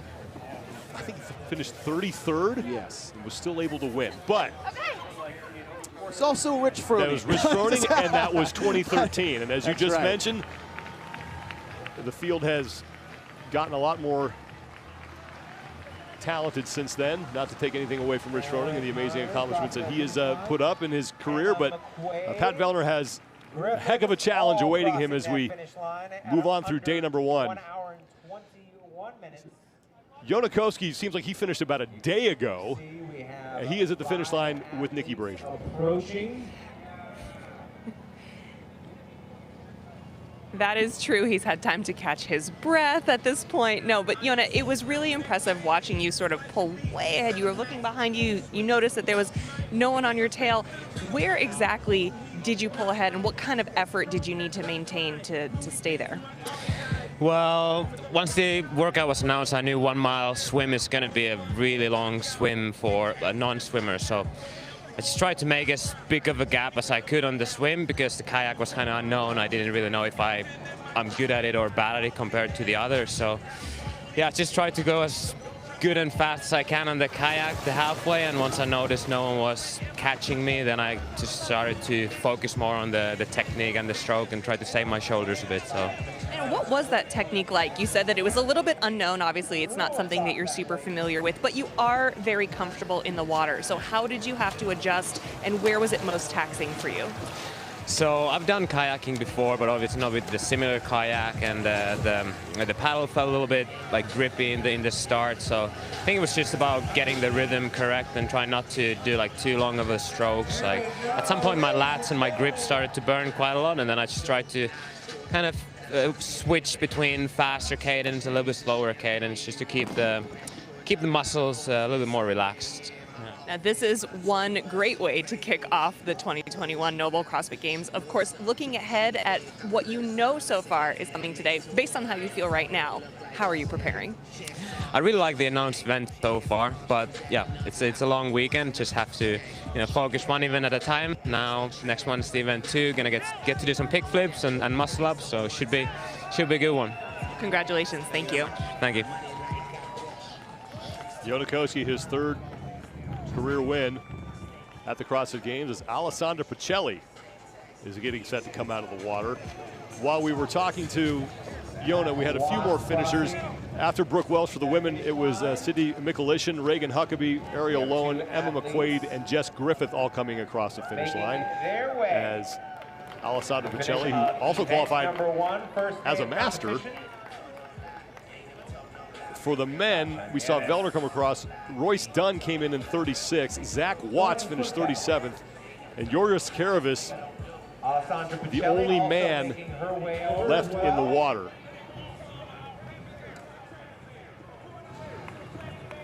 Well, Yonakoski had his 3rd career event win. Tia Toomey locked up her 25th. Alessandra Pacelli coming across the finish line, and the 4-time fittest woman on earth is with Nikki Brazier. Tia, you have some of the most experience of any of these competitors out on the floor or in the water today, but Dave always tries to throw something a little bit different at you. So approaching, the flipper swim, approaching the kayak, how did it throw you off, if at all, in comparison to sort of what you thought it would be like? You know, I think we all thought, you know, he was bringing out that paddleboard where we're either on our stomachs or on our knees, and then he throws out a kayak, which is really, really great. And, you know, it goes to show how creative he tries to be for our sport, and just really trying to test us in all different kind of capacities. And then obviously bringing in the flippers, I don't know, you know, they help a little bit, but you also still need to put in the work too. So it didn't really affect me too much. And, you know, you couldn't really make up a whole lot of ground in the kayaks unless you just stuck to your form. But in order to try and pass someone, you really had to go for it. And going for it wasn't necessarily a sprint. It was really interesting to see, not the pile-up necessarily, but all the athletes sort of coming together at different points in time throughout the entire course. When there were people on your left and right, it's a little less traditional than when you're, you know, in lanes on a field of play, but how do you deal with those boats coming so close? You know, obviously, you know that they're not going to run over you or anything. You just got to put up with it. You know, if you got your motorboats and then they're creating waves for you, you've also just got to put up with that as well. But, you know, just being aware of your surroundings and who's around you, you know, whether it's females, males, whoever it is. You know, Christy was smart and jumped on my tail. Had a few funny words to her out there, which was a good laugh. But, you know, we're playing the game and it's competition, so anything goes. We know some things. We don't know everything about what's coming on through the rest of the weekend. What are you most looking forward to so far? You know, just the weekend, I guess, like in whole. We dedicate a lot of our time and energy to this, and especially to the sport, and so be able to have this weekend for ourselves, essentially. You know, you want to take in every single moment, so it's just really great to be here, great to have the spectators as well, and just, you know, the whole team that really creates the CrossFit Games. Congratulations, thank you. Thank you, appreciate it. Thank you, Nikki. Great job. While we were speaking with Tia, Carolyn Connors just came across the finish line, so she'll take 35th for the women. Leaves Sungyeon Choi is the only woman left on the water, the only athlete left out there. As for the men, Georges Carabas is across. He finishes in 38th place, and it's Zach Watts who will take 37th. Well, right at the start, Nikki's question for Yonakowski is, when did he feel like he was doing well? And it was right at the beginning, because he opened up a big lead early, and he never looked back other than actually just to see where the rest of the field was. But just so smooth, so strong. Amanda Barnhart as well on the swim. And, you know, like I said before, is adding these fins to this event really does help the good swimmers, because they can utilize them to their full effectiveness of which they should be done. But the novice swimmers, not so much, as Yonakowski was well ahead of the rest of the field coming out of the water. And then as he got to the kayak, it looked like a leisurely stroll across the lake for the entirety of the 3 miles. But like we said before, is that it still is a lot of work. He talked about his grip, he talked about his lats. Amanda Barnhart, again, smooth and comfortable on the swim, out well ahead of the field. Now when she got to the kayak, it was a little bit of a different story as she labored a bit more there, but it was still a top 5 finish for Amanda Barnhart, so it wasn't that bad, but you can see how strong her pull is. And then there's that little 4-person race between Emmett Hall, Chris Siermo, and Tia Toomey. Lazar Jukic, your second place male overall in the middle part of this, but Tia Toomey, who started behind Amanda Barnhart, Emmett Hall, and Chris Siermo, slowly gained ground. You can see they got next to each other, enough time to, you know, it's not often you get to have a little chat with your fellow competitors side by side, but, you know, Chrissy did a good job to stay with Tia as long as she could. But again, Yonakowski, that smooth stroke, and I think that's going to bode very well for him, at least for today, right? And we get a rest day for the individuals tomorrow, so with what we have in store later today, that we know there's going to be a sled involved, heavy pig flips, 42 muscle ups, and you go back down the line, is being able to work your way through this as casually and relaxed as he did. Now, it was still a lot of work, but the body language of Jonakowski, other than that little trip coming out of the water, is that that's someone who just casually got through this. And the difference between him and Jukic was really how they looked coming out of the water. Yes, Jukic got second place, well ahead of the third place position, but his body language coming out of the water was much different. He worked a lot harder than Jonakowski did to get this second place position where he's a bit more fatigued. And then you have Tia Toomey coming down to the end ahead of Christy Eramo, and there's still that sprint swim in the finish, and just look at that. That celebration, that tenacity. There's a reason why she's the four-time fittest woman on earth, and it's not just the fitness level, it's the attitude she has in live competition. And it turned out to be a close race between Tia Toomey and Christy Eramo O'Connell. At the end, Toomey getting the best of that, picks up her 25th career event win at the CrossFit Games. Emma Tall will finish in third, followed by Emily Rolfe, and then Haley Adams rounding out the top 5. We do not have the official men's results, but unofficially, I can tell you that it's Jonakowski with the win. Lazar Jukic will finish second. Alex Vino is third. Brandon Luckett finished in fourth, and Justin Medeiros was fifth. We will take a break. Event 2 is up next, and we're going to hit dry land for the first time here at the 2021 at Noble CrossFit Games. Jonakowski and Tia Toomey. Great starts early, and 100 points for the two of them. Event 2 coming up at noon local here in Madison, Wisconsin. Stay with us, everybody. We'll be back at the 2021 Noble CrossFit Games.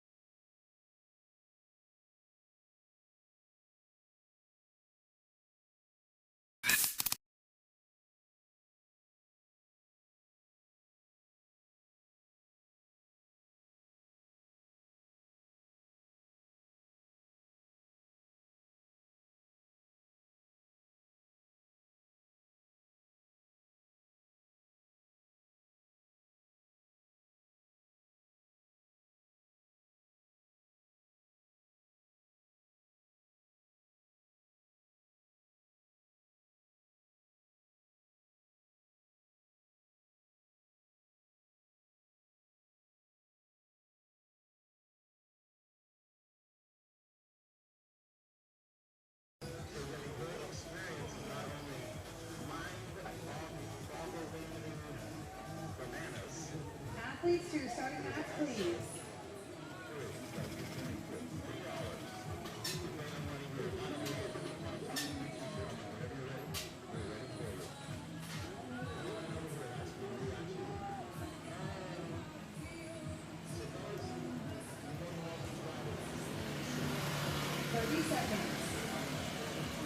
Please reset your monitors.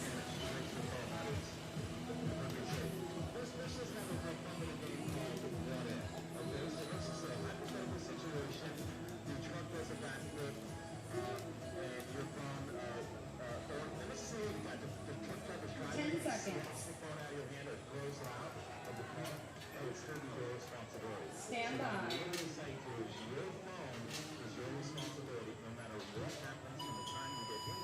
All right, ladies and gentlemen, here we go with that buzzer. Here's our champions in the action again.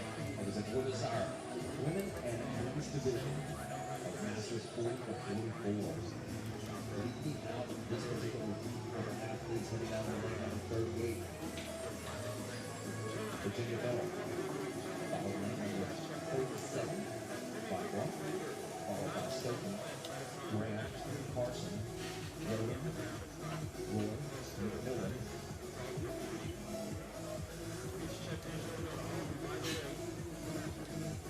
Boyd Miller, Collins, Friel, Peterson, Marshall, Snyder, Wilson, Jerry, Spence, and moving down out our women's side of this division, starting with gentleman ring number 19, Spencer Whiteley, number 18, Jack Hunter, followed by Ford, McCarthy, Nelson, Freers, Mustang, Trinidad, Beveridge, Johnson, Guile, Fink, Jolivet, Lamarche, Beard, Hamilton,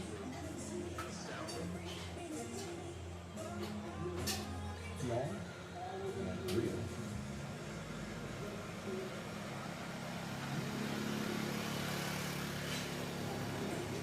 Version of the chipper going down here at the North Park for men and women in the 40 to 44-year-old division. Starting off on concept 2 bike. Then to the THC for weighted THC sit-ups. The dumbbell squats. Handstand walking to the middle of the field. And meet that rope sandbag. Sandbag squats in the middle of the field, and then handstand walking to the finish line. Our athletes working against a 16-minute time cap. So we're kicking it off here with the C2 bike. The ladies going to 68. The gents all the way to 84.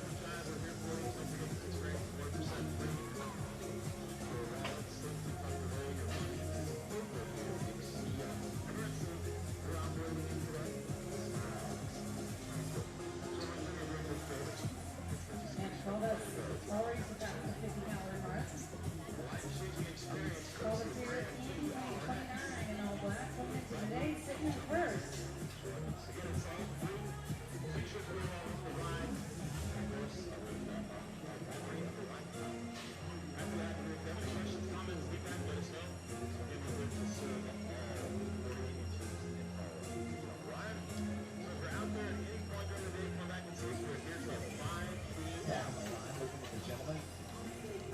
Pretty solid range if you're looking at 50s, close to 65 and 70. But we know Logan and I have watched this event all morning, so we know it's not necessarily how you get off the bike or how you get off the GHDs. It's a combination of all of that, including the squat, and especially those sandbags and that handstand walk. Both kinds of things. Off the bike at the exact same moment, Kelly Friel and Anna Caldas, and just a step behind them, Kelly Marshall. You're 1, 2, and 3 for the ladies. 2 close call as those ladies discount the concept 2 bikes and begin to chip away at the weighted GHD. Some of the guys breaking away from the bikes.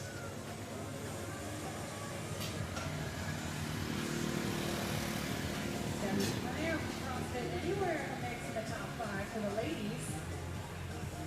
Beery, Cavalani, Flynn. Diana Johnson.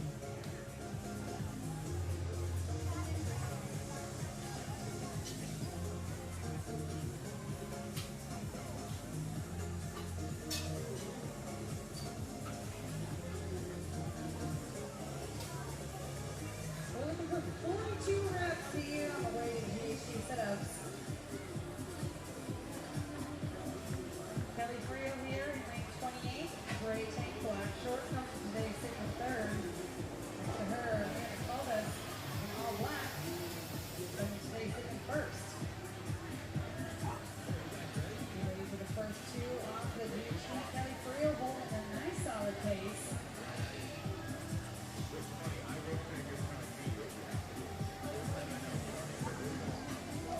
There's his hand in the air for Frio. Hand in the air for Kelly Marshall. And Frio will be the first off the GHD and onto the dumbbells. Marshall just steps behind her.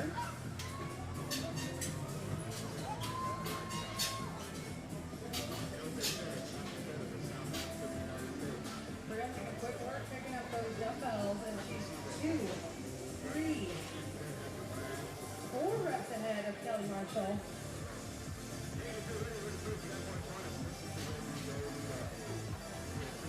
Crystal Peterson off the GHD now and joining Frio.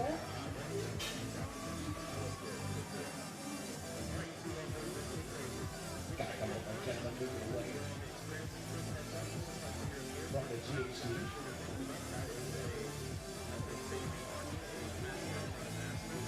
Got on the first of the squats. Beerly right behind him. Now a slew of fellows rounding out here. Third place area. About a 6-win split for third. And it is just going into these dumbbell squats. The dumbbell squats, movement number 3 of the chipper.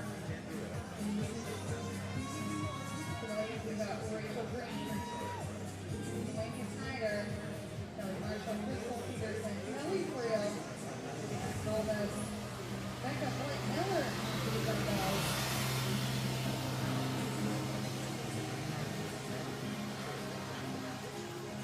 Stephanie Graham, Lizzie Carson, and Maria Groden following the dumbbells. We're going to rep number 42 now.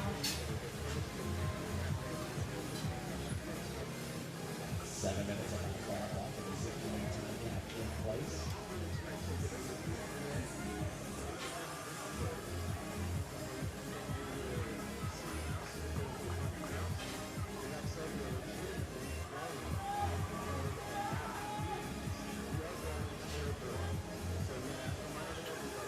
First athlete kicking up on her hand, Kelly Frio. There in lane 28, gray tank, black shorts.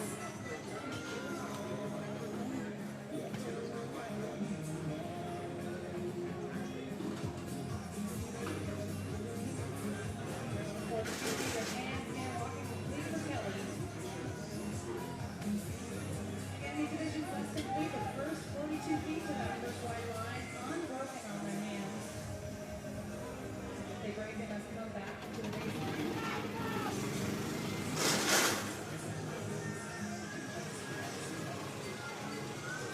Got to go up fast, keep up and moving. You can tell when dumbbells go flying off to the side, the guys are done. As I tell the girls, up and leading the way. And I think not fall behind him.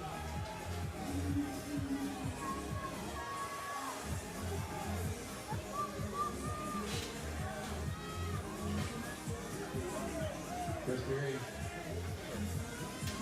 not pausing at the halfway point. He's going to do the entire first stretch all the way to the heavy bags of Chris.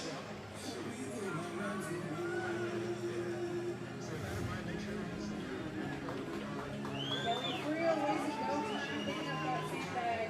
We got Crystal Peterson on her heels. Peterson has some movement here. But Frio already took away to her 42 reps with the 100-pound sandbag squats.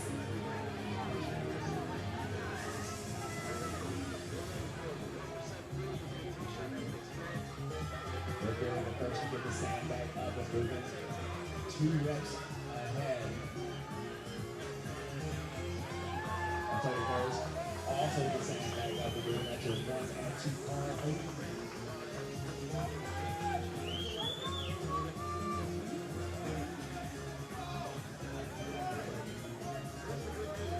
Jumping back to the next up and moving.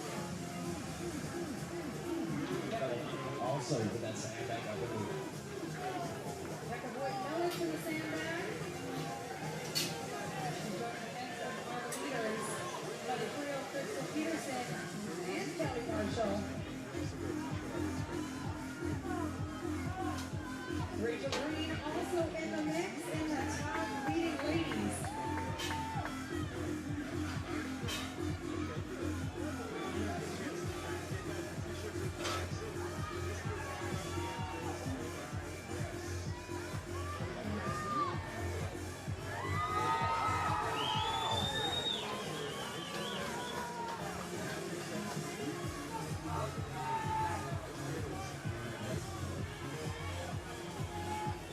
Coming up on 10 minutes and 30 seconds, 5.5 minutes remaining for our athletes in this heat.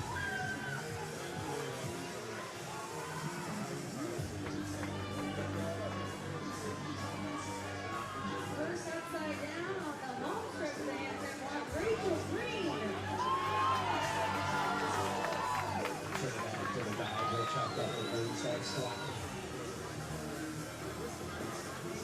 Rachel Green in the gray top black shorts, lane 21. Coming up from CrossFit OC3.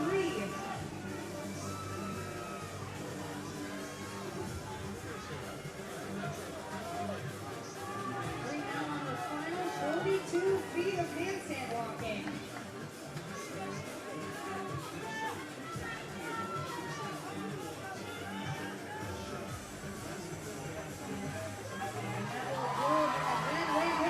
Rachel Green.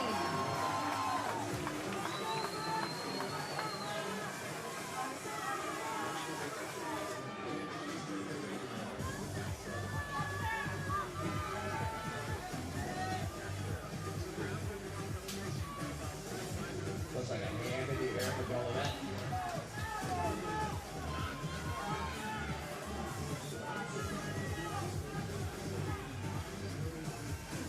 Green running away with the win for the ladies. The rest of the field are going at their sandbag squats.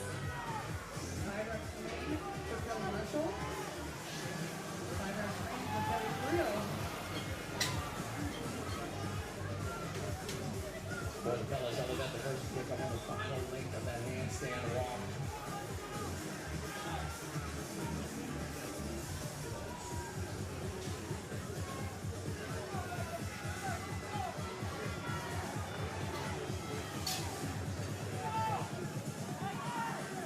Kerr is right there with him, but able to pass the halfway point and has to reset. And it looks like it is going to be Jolivet all the way into the blue finish area. Fist pumping across the line, taken first. Jolivet going to sit in 9th place. Let's see what this can do for his overall standing in the first 13 minutes. The race for second between Kelly Creel and Kelly Marshall. Marshall in all black. Creel in the money green top black shorts.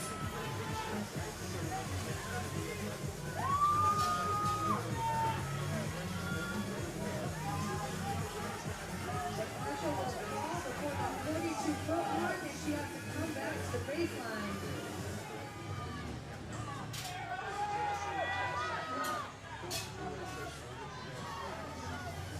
Creel 42 feet,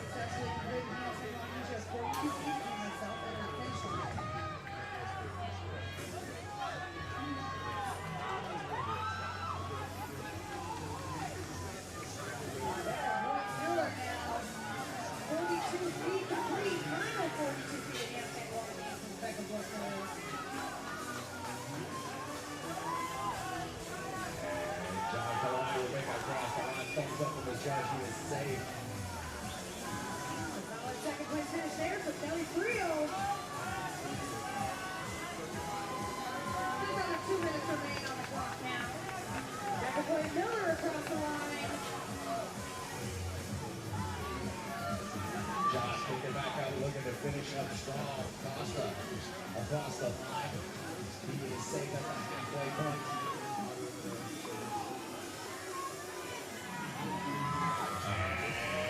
And John Pelawani across the line.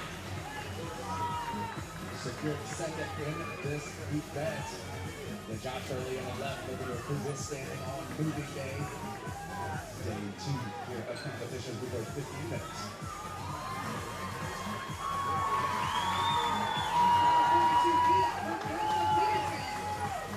There's Burial across the line. And over Alyssa Scoopy. Less than 60 seconds. Nunu Costa hanging on to the end. Who will finish up? Guy into the blue and across the line. And back to finish up. The solid time to go over 30 seconds right.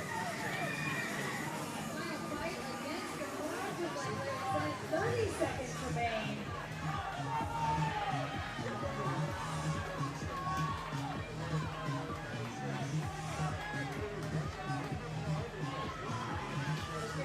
Athletes across the line. Lady Snyder will get it under that timeout. 9 to 10 seconds. 10 seconds to go. Guido Trinidad here feet away from the line. Some nice moves from Guido Trinidad.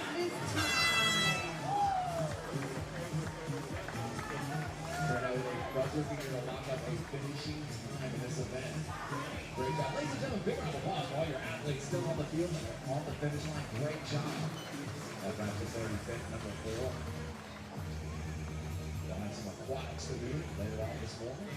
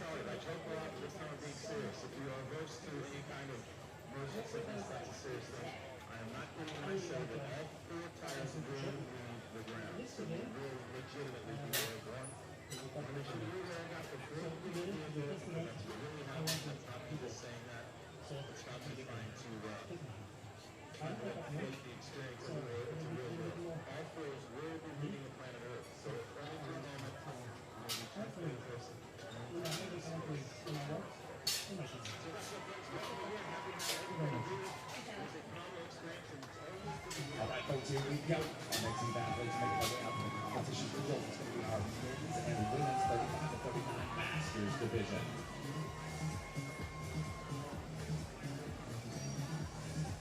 Take a few minutes to get situated and in place. And once we kick things off, we'll give you the rundown of these indices. Our position.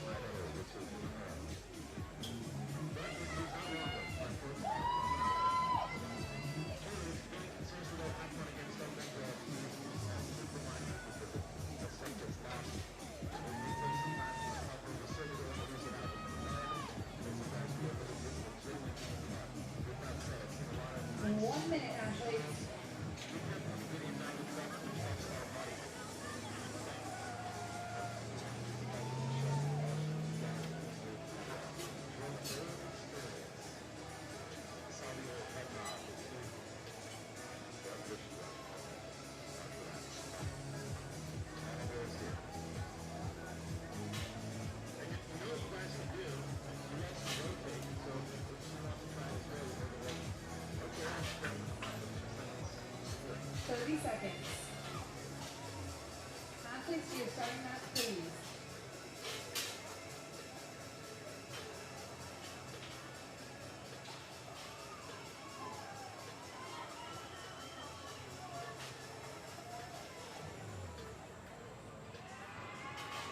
10 seconds. Stand by.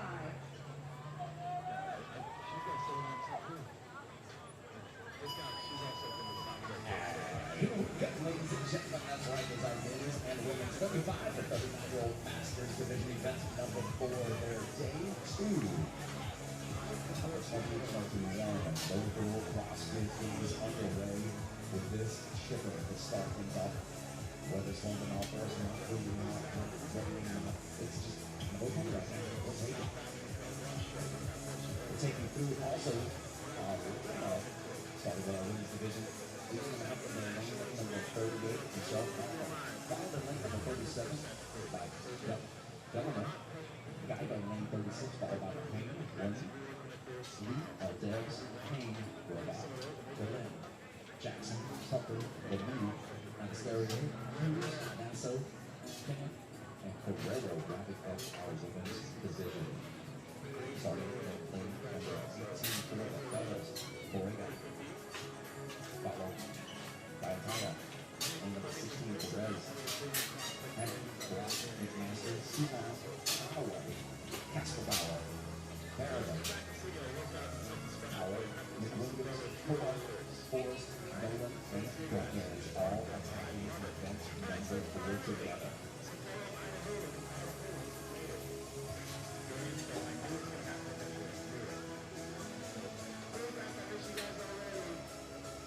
Minutes of back in place for this event, about 9 seconds in. Make a way around. Insight into how many calculations folks are accumulating.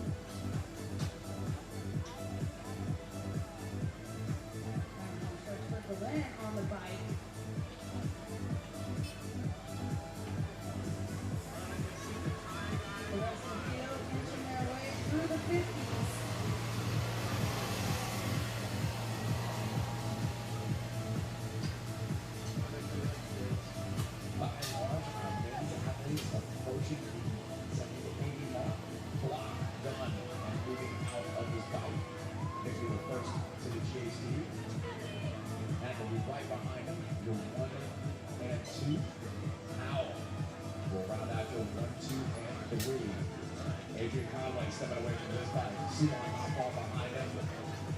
And in the air from Castlebauer. Ladies on 1, 2, 3, the win. Estelle Debs and April Payne. Dave Hobart did his GHD.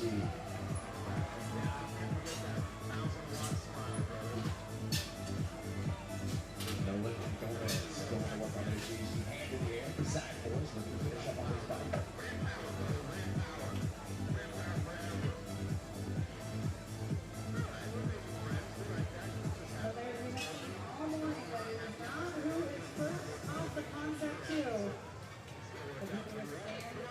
Weighted GHD steps get through those dumbbell weighted squats. And then to midfield inverted. Perform some heavy wooden sandbag squats. And then take off all the way into that end zone. Event 4 for our age group, the chipper. They have their day 2 of competition here. We want a rep number 32 on the way to GC6. Whitney Glenn. Final 5 reps, judges hand in the air.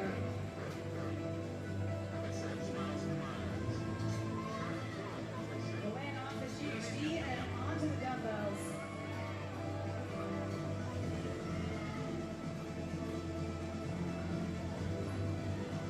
Next goes 35 pounds in each hand. Glenn chipping away. Moving to the 3 of the chipper. Vervat making quick work of those big GHDs. Vervat on Glenn's heels. And now Deb's running out the top 3. Leader on the front side right now is Nick Block. Nick of the Olympic thus far on this event. Coming off the bike first, coming off the GHD first. Diving head first. They do dumbbell squats. Adrian Conway. The next to touch the dumbbells. But it looks like Hannah could be the next one. Draw blood as far as reps go, followed by Conway. That's Silon. Casper Bauer, the overall leader running into day 2, event 4, arriving at the dumbbells. But look, I would say that all working on is how you finish each individually one of these is where it really comes down to it, to the dumbbell squats and the handstand walk. There's such a variance in movements here. Hard to play with one person's strengths.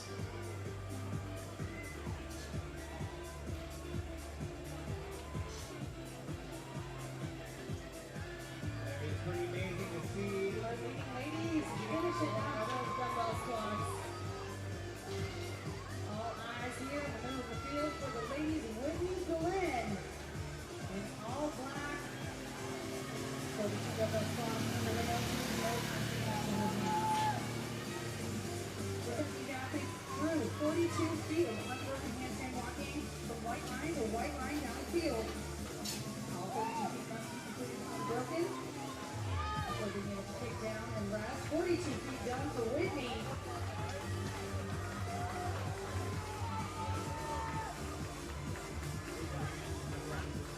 Double hands in the air. Looks like Casper Bauer and Block on deck to be the first two to finish up the squats. And they simultaneously dump their dumbbells, loosen their belts, and took a big breath in. As we hit 8 minutes on the clock. Just halfway through our time back, and our lead ladies walking on their hands down the field. Lauren Vervat now chasing down Whitney Glenn. Cheryl Nasso has wrapped up the dumbbell squats as well, and she's up on her hands. Nick Block going to be the first to reach the halfway point on the first stretch of handstand walk. And Silon second. As he approaches the line, followed by Casper Bauer and Conway. That'll be a 1, 2, 3, and 4. Silon across the line.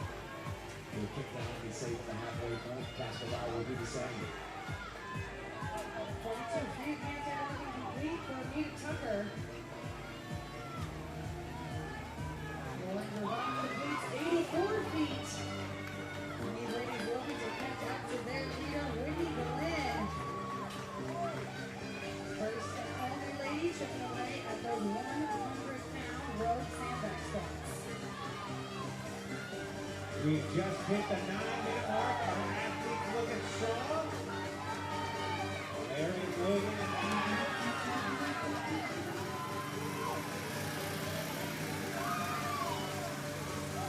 Boys and gentlemen, Block the first to reach the line. Silon Conway and Casper Bauer right there with them all out the bags. Everyone taking a quick pause for the cause. Welcome to Joshua G into the house.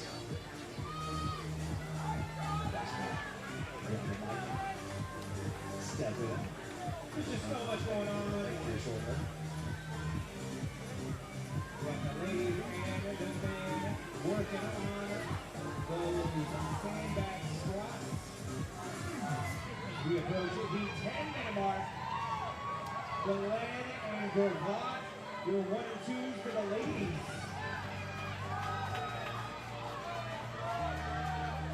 Glenn and Gravatt throwing the sandbag down, taking a quick breather. Who's going to take first out of those two? Glenn in all black coming into today, sitting in first. Gravatt next to her in the gray shorts, gray tank. Coming into today, sitting in second. Your 1 and 2 in the rankings, 1 and 2 in this event.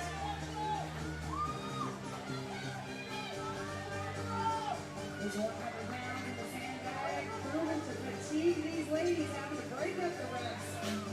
Well, the rep number 42.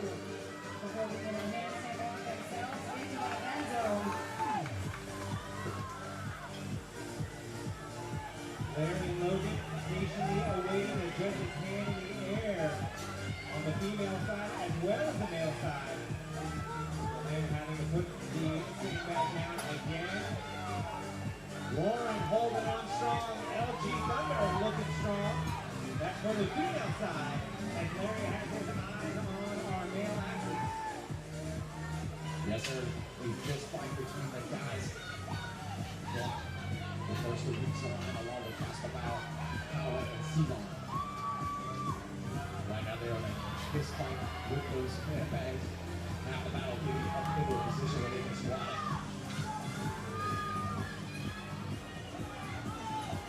The judges 82 here for Glenn.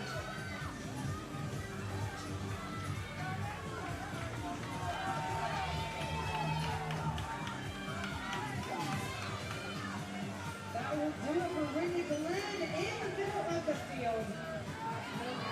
Ladies, black pants, black t-shirt, first to pick up to her hands. She must go unbroken all the way through that white line. Looks like we have ourselves a new number 2.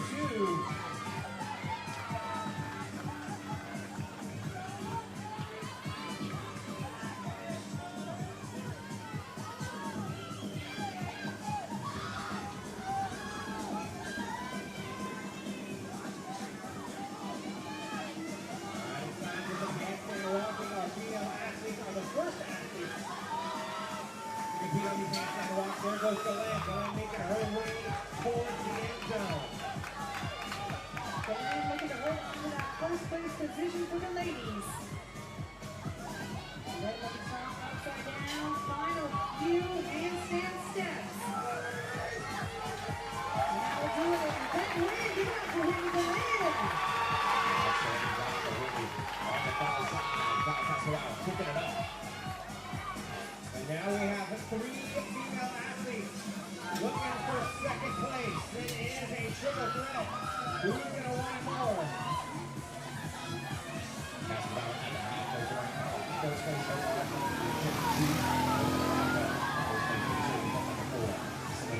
first place position. Here's old Chelsea and Lauren fighting for second place.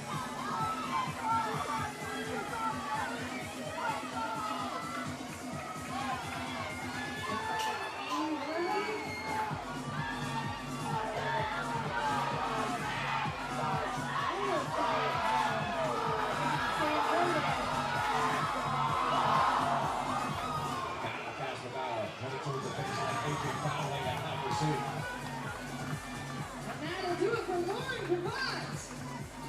On the mid side, Kyle Castabao into the blue and across the line. Here's second behind Adrian Conway. Joins him at the finish. The battle now for third on the men's side. Chelsea Hughes getting in there, finishing strong.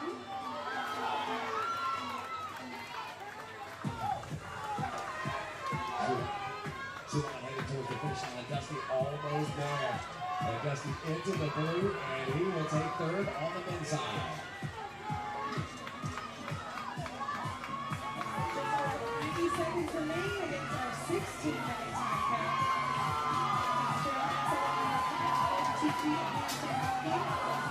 Dave Hallmark moving quick on his hands, and he will take fourth.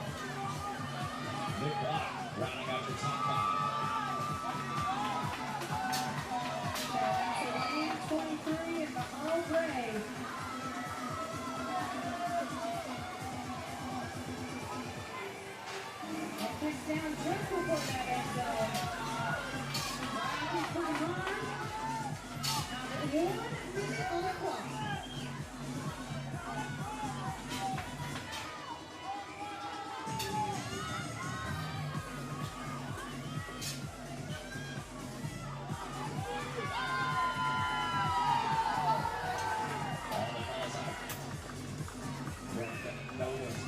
357.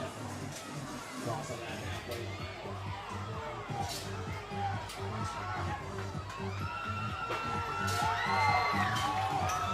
30 seconds. And we have 3 ladies across the finish line.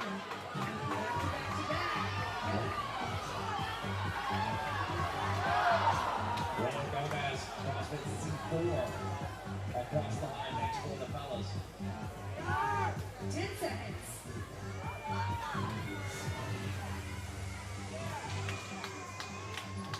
3, 2, 1, time.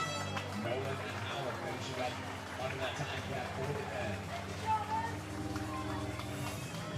Big round of applause for all your athletes on both sides. Look at the legs for the women's division. And Kyle Castellano for the men. We're in our 35 to 39 Masters division.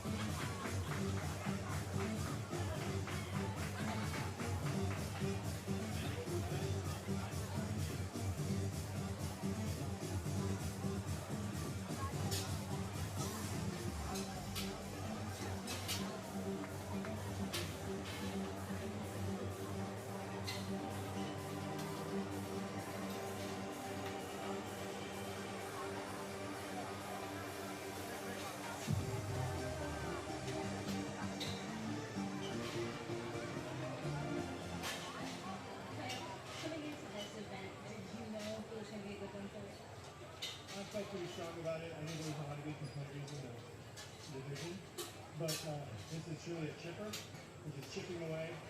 And those sandbags at the end, they were definitely heavy, so you want to be prepared for those guys who start the bike and work your way through, but that was a fast suit, so great job by everyone and good job. What do you think about the test that you have faced?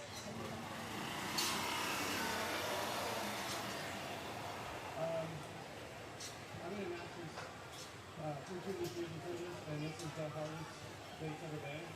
The programming is definitely a level up, if you will, heavier, longer, more difficult movements. So I love it after it's over, but it's a lot of fun and there's some great stuff. So Thanks, guys.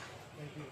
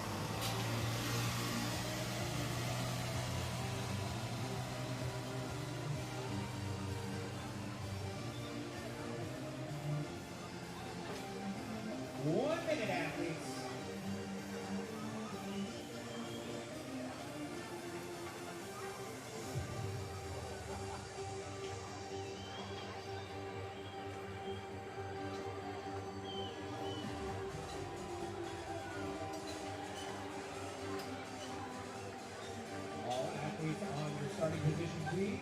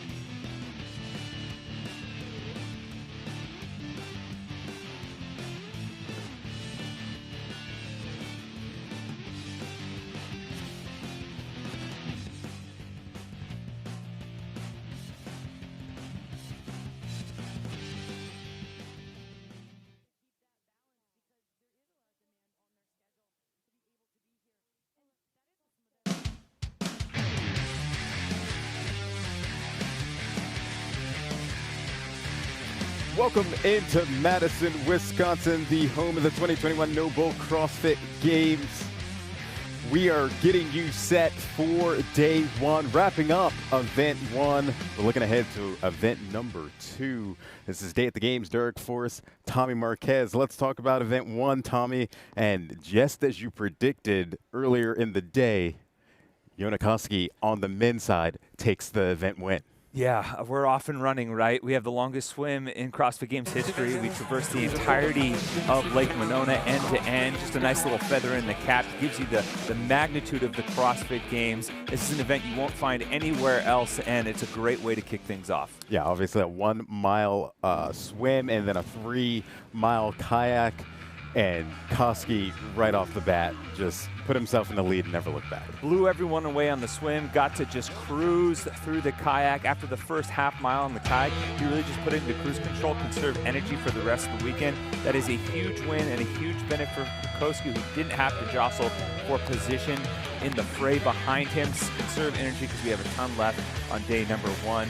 He finishes just over an hour, blows away the time from the demo team by almost 15 minutes. This is his third event win in the swim. He's never finished lower than second.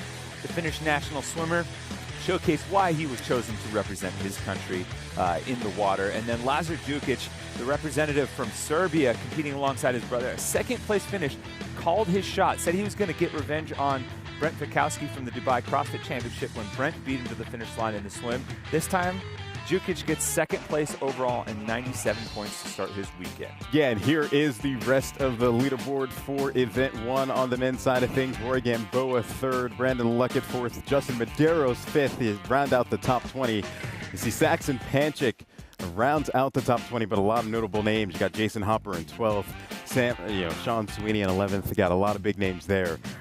But we want to move on to the women as well. And again, as you predicted, no surprise as we see Tia-Clair Toomey and Christy Ermo-O'Connell battling for 1 and 2 again. Just continuing their legacy of the rivalry in the water between these two. You know, early Amanda Barnhart was the first out of the water, but then it was Tia and Christy on the kayak. Tia actually was jawing at Christy a little bit, telling her, hey, get out of here, joking with her a little bit with some trash talk. But Tia started to pull away on the kayak. You can see her the first one to dump her kayak into the water, sprints to the finish, and trying to win her record 5th consecutive CrossFit Games. A good way to start is with an event win. That's 8 straight wins in the swim event across CrossFit competition for Tia-Clair Toomey. Just another phenomenal start from the best ever to do it on the women's side of the house. Yeah, Tia continuing her domination from last year and the last several years at the Games. Here is your leaderboard. Christy Ermo-O'Connell in second, Emma Call in third, which is great.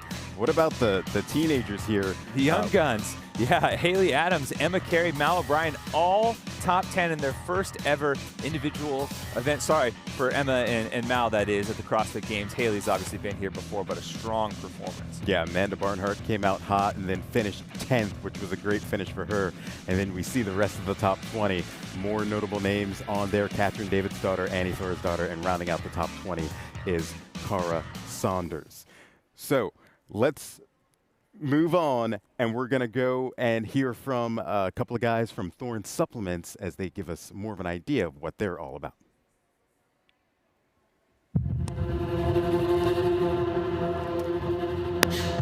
No excuses. No shortcuts. No gimmicks. Sorry, can I get names again? No tomorrows. No, I've got that.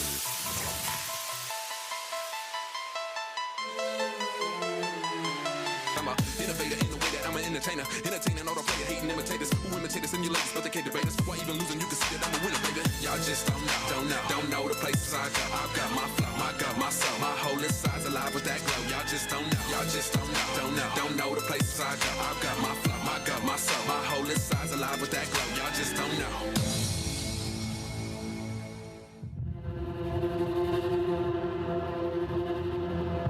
No excuses. No shortcuts. No gimmicks. No tomorrows.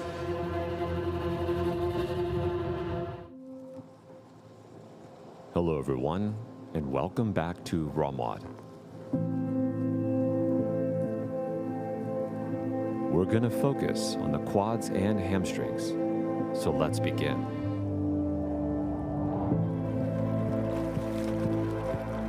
Inhale, 1, 2, 3. Exhale, 3, 2, 1. Remember, it takes persistency and consistency to deepen your level of flexibility. This will in every way increase your level of performance as well as your level of wellness throughout day-to-day life. Thank you so much for taking time out to do today's ROMWOD routine. We'll see you tomorrow.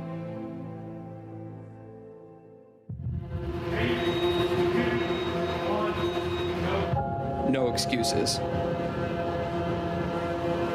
No shortcuts. No gimmicks. No tomorrows.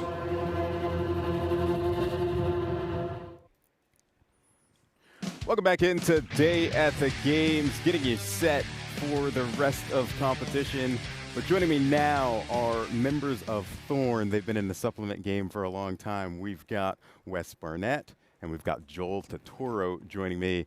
And I want to start right there with Thorn and what you guys are all about. Wes, just how'd you guys get started? How long have you been around? And what's your connection now with CrossFit? Yeah, so we are really a health technology company. We've been in this space since 1984, where we were essentially our heritage is in the medical space. What we wanted to do was bring that same quality that physicians were asking for into the sports space so that athletes could have that same quality of products and have the same confidence in what they were putting into their bodies.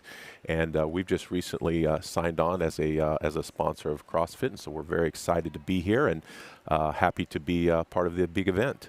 Yeah, Joel, as you guys come into the CrossFit community now, becoming more well-known in the space, what is it about your supplement and your brand that kind of separates you guys from everybody else that we know of? Yeah, so I think a big part of that is the quality and the kind of efficacy that we have, and we're partnered. We research our own supplements. We're partnered with the Mayo Clinic to actually prove our supplements work. But for drug-tested athletes specifically, we take about 20 of our products and certify them with a third party to be guaranteed banned substance-free, which is obviously super important for eligibility. When you talk about supplements, and when we talk about supplements, what do you think are some of the misconceptions of the supplements and the brand, and how do you guys try to change that?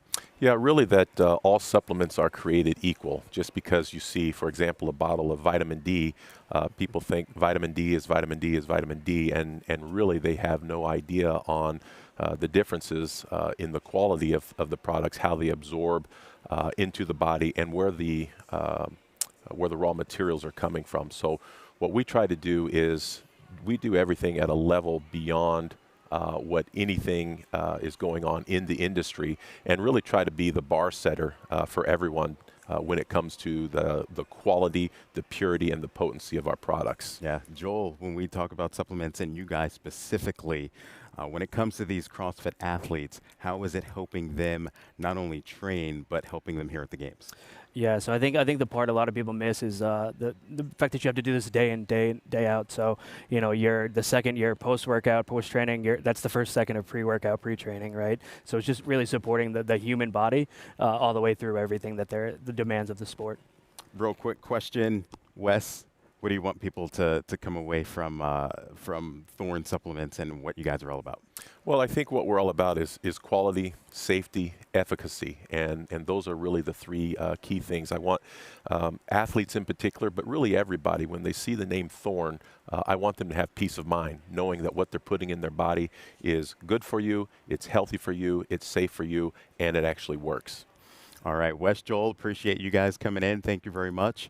Don't forget, visit thorn.com/u/CrossFit and learn more about the official supplement partner of CrossFit, trusted by U.S. national teams and more than 100 professional sports teams. Coming up on Data at the Games, we're going to get you set for event 2 of the individual competition.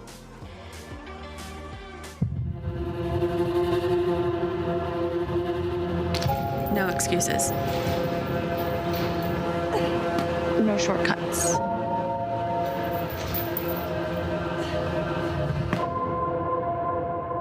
No tomorrows. I pretty much tried every single grip to really find what suits us best. We're in South Florida, so it's super sweaty. The leather grips do pretty well, but the carbons or the diamonds, they just wick sweat better. I switch my grips halfway through the year that I'm using the black leathers for the wintertime when the months are a little bit drier. I'm not needed to wick sweat as much, but when the black ones are a little waterlogged, I go to the carbons or the diamonds because how much better they wick the sweat. That's just really the reasons that I've stuck with Bear Complex for so long.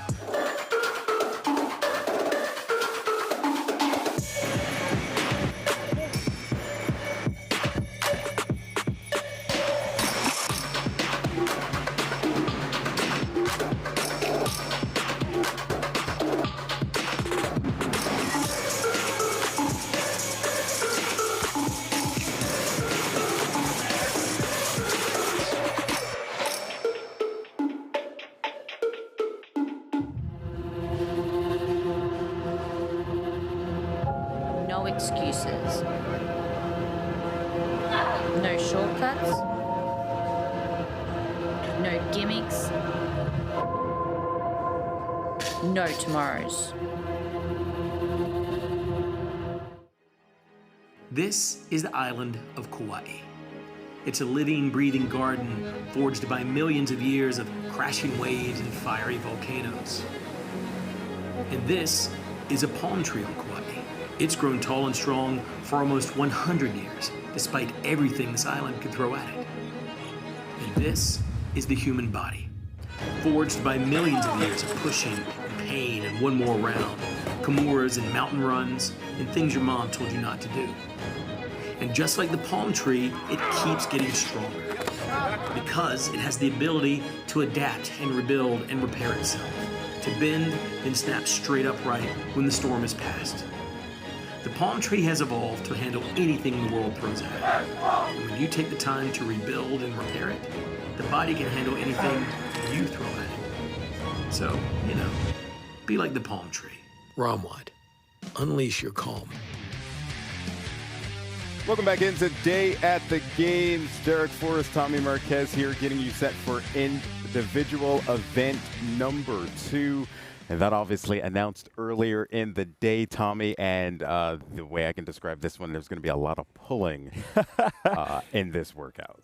That seems to be the theme so far. Looking at the event description, we have 48 total muscle-ups. We have an odd object that's showing up for the first time in the pig. Haven't seen it since 2015. Got a little bit of a sled pull, a little hand-over-hand pull, as well just to boot. A ton of emphasis on the upper body, the back, the lats, the biceps, some muscles you already just used on the kayak and in the swim. But hey, let's help you recover with a little bit more of it. Yeah, and the introduction of the pig once again for a lot of the newbies, they may not have touched this element again or at all, and obviously some of the veterans got it in 2015. But when you look at this matchup, we're going to start with the men. Who are you looking forward to? Who do you think will perform well in this event? Well, there's a couple athletes that need to perform well, one of which is Patrick Vellner, 35th in the swim. Not how he wanted to start his weekend, but you know what? Twice he's finished 35th or lower in the swim event and still managed a podium at the CrossFit Games. He's one of the best with muscle-ups, ring or bar. He's got a tremendous deadlift, no problem getting that pig up off the ground. He's got the bicep strength, got the back strength to perform well in this event and bounce back strong. And then Jason Hopper, everyone's picked to be Rookie of the Year. 12th in the swim, that's a strong start for him. But his next curveball is the pig. He spent some time in Nashville working with the Proven Crew and Tia Claire Toomey, practicing tire flips, trying to get used to anything that could be thrown his way at the games as a rookie. This will be another test to see how he handles these games level programming. Yeah, and for both of those, this could be a good event to move up the leaderboard with not the best performance in that first event for the two of them. But on the women's side, same thing.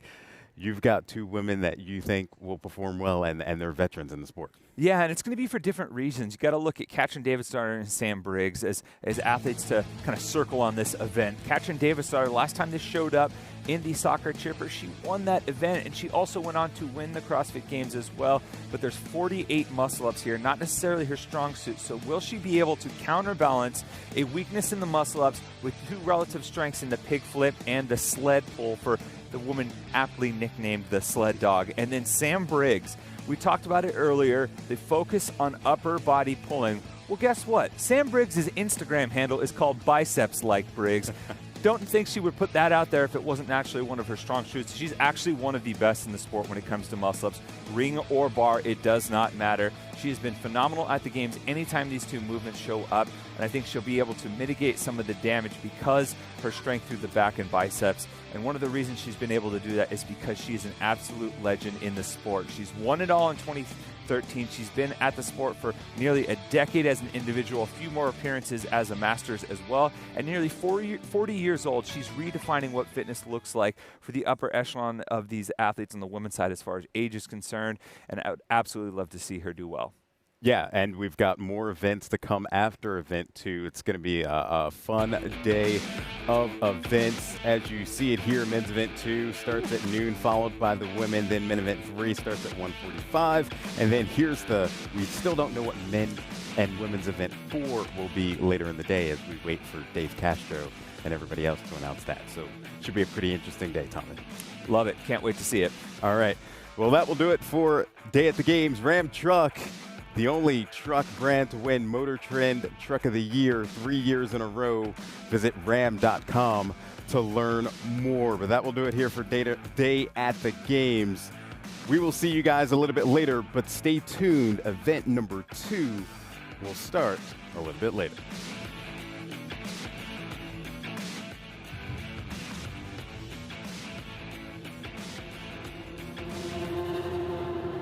What does it take?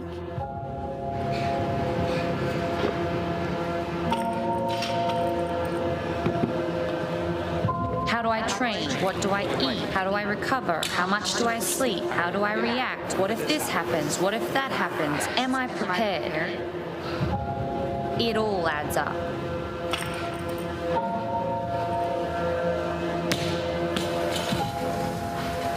It's not about what I do.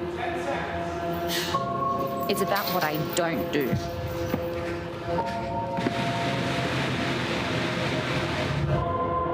No excuses.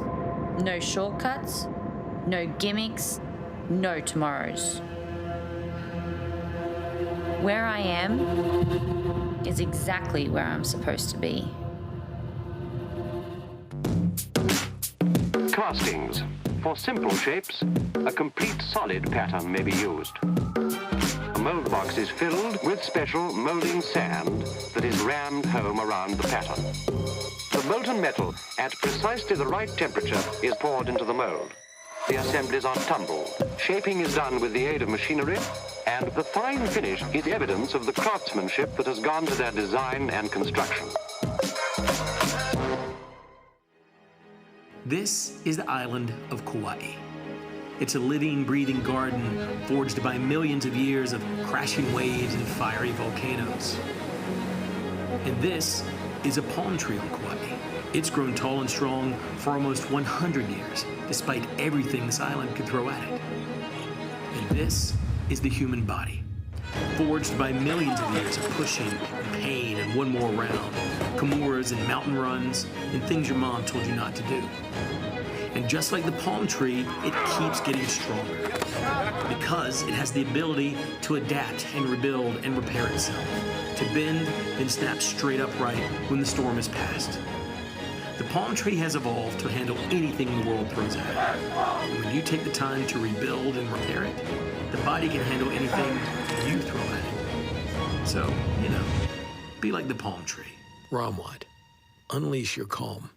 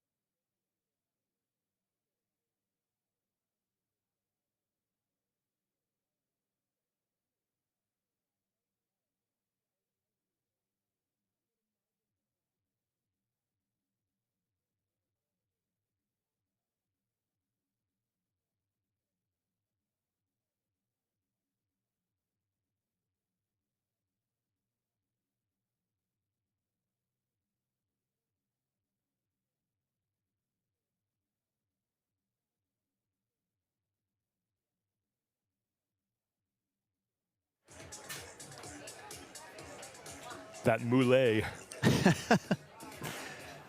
Check 1 2 1 2. Check 1 2 1 2. Inside the North Park, where we have traded fins and kayaks for sleds and pigs. Colton Merton is going from pig wrestling to pig flipping.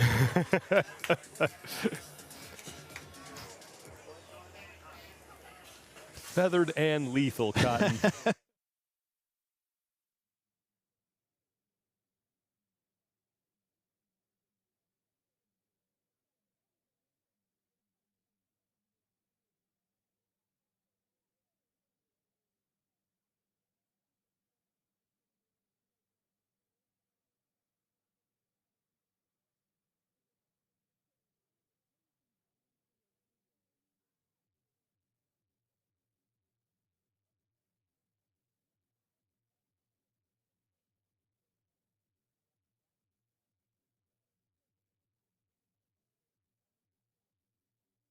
The 2021 Noble CrossFit Games are presented by CrossFit, the world's leading platform for health, happiness, and performance. WIT, have you got whatever it takes? Ram Trucks, the only truck brand to win Motor Trend Truck of the Year 3 years in a row. And by Arasti Remote Recovery, empowering CrossFit athletes to eliminate pain and get back in the box fast. We've traded the fins and kayaks for sleds and pigs. It's the second event of the 2021 Noble CrossFit Games inside the North Park here at the Alliant Energy Center in Madison, Wisconsin. Thanks for being with us, everybody. I'm Sean Woodland with Chase Ingram, and Mike Arsenault is down on the competition floor. We go from a classic opening event that we usually see at the CrossFit Games to a classic CrossFit Games triplet. And CrossFit Games triplet is a good way to put it. A lot of times when you get out here to the CrossFit Games, you have very similar triplet styles and couplets, but now we're upping the things. Heavy sleds, pigs, and ring muscle-ups with long straps. These athletes are in for quite a start for event number 2. 2 heats of 20 athletes for both the men and the women will take the field. The opening heat for the men will be up first, and they're going to have to deal with the pig. And for more on that, let's send it down to Mike Arsenault. Thank you very much, Sean. 38 irresistible forces meeting 1 immovable object. The pig has returned to CrossFit competition for the first time since 2015. The first time the pig has made an appearance here in Madison. It's like flipping a refrigerator end over end if your refrigerator is 6 feet 10 inches long and weighs 510 pounds for the men. So look for the big, strong guys to really have an advantage while flipping the pig here in event number 2. First group of athletes on the floor. Justin Medeiros will be in lane number 10. He had a solid start to his competition, finishing 5th in event number 1. And then Brent Fikowski also in the heat as well. He will be in lane 18. But getting back to Medeiros, he kind of sneaked in there in 5th place overall. Great start for him in event 1. Great start, but unfortunately for him, they seeded this event prior to what the finishing places for event number 1. So he's in top 5, but he's in heat number 1. I'm curious to see how he handles the pressure of coming off a great finish last year on the podium, and now he's one of the athletes that we're talking about a podium position maybe at the end of the weekend. Brent Fikowski looking to get himself back onto the podium. Decent finish this morning. Probably not what I would have expected for Brent Fikowski with those long aerobic endeavors, but the professor is back in live competition, and this is an event that plays to his skill set because it's so meticulously done.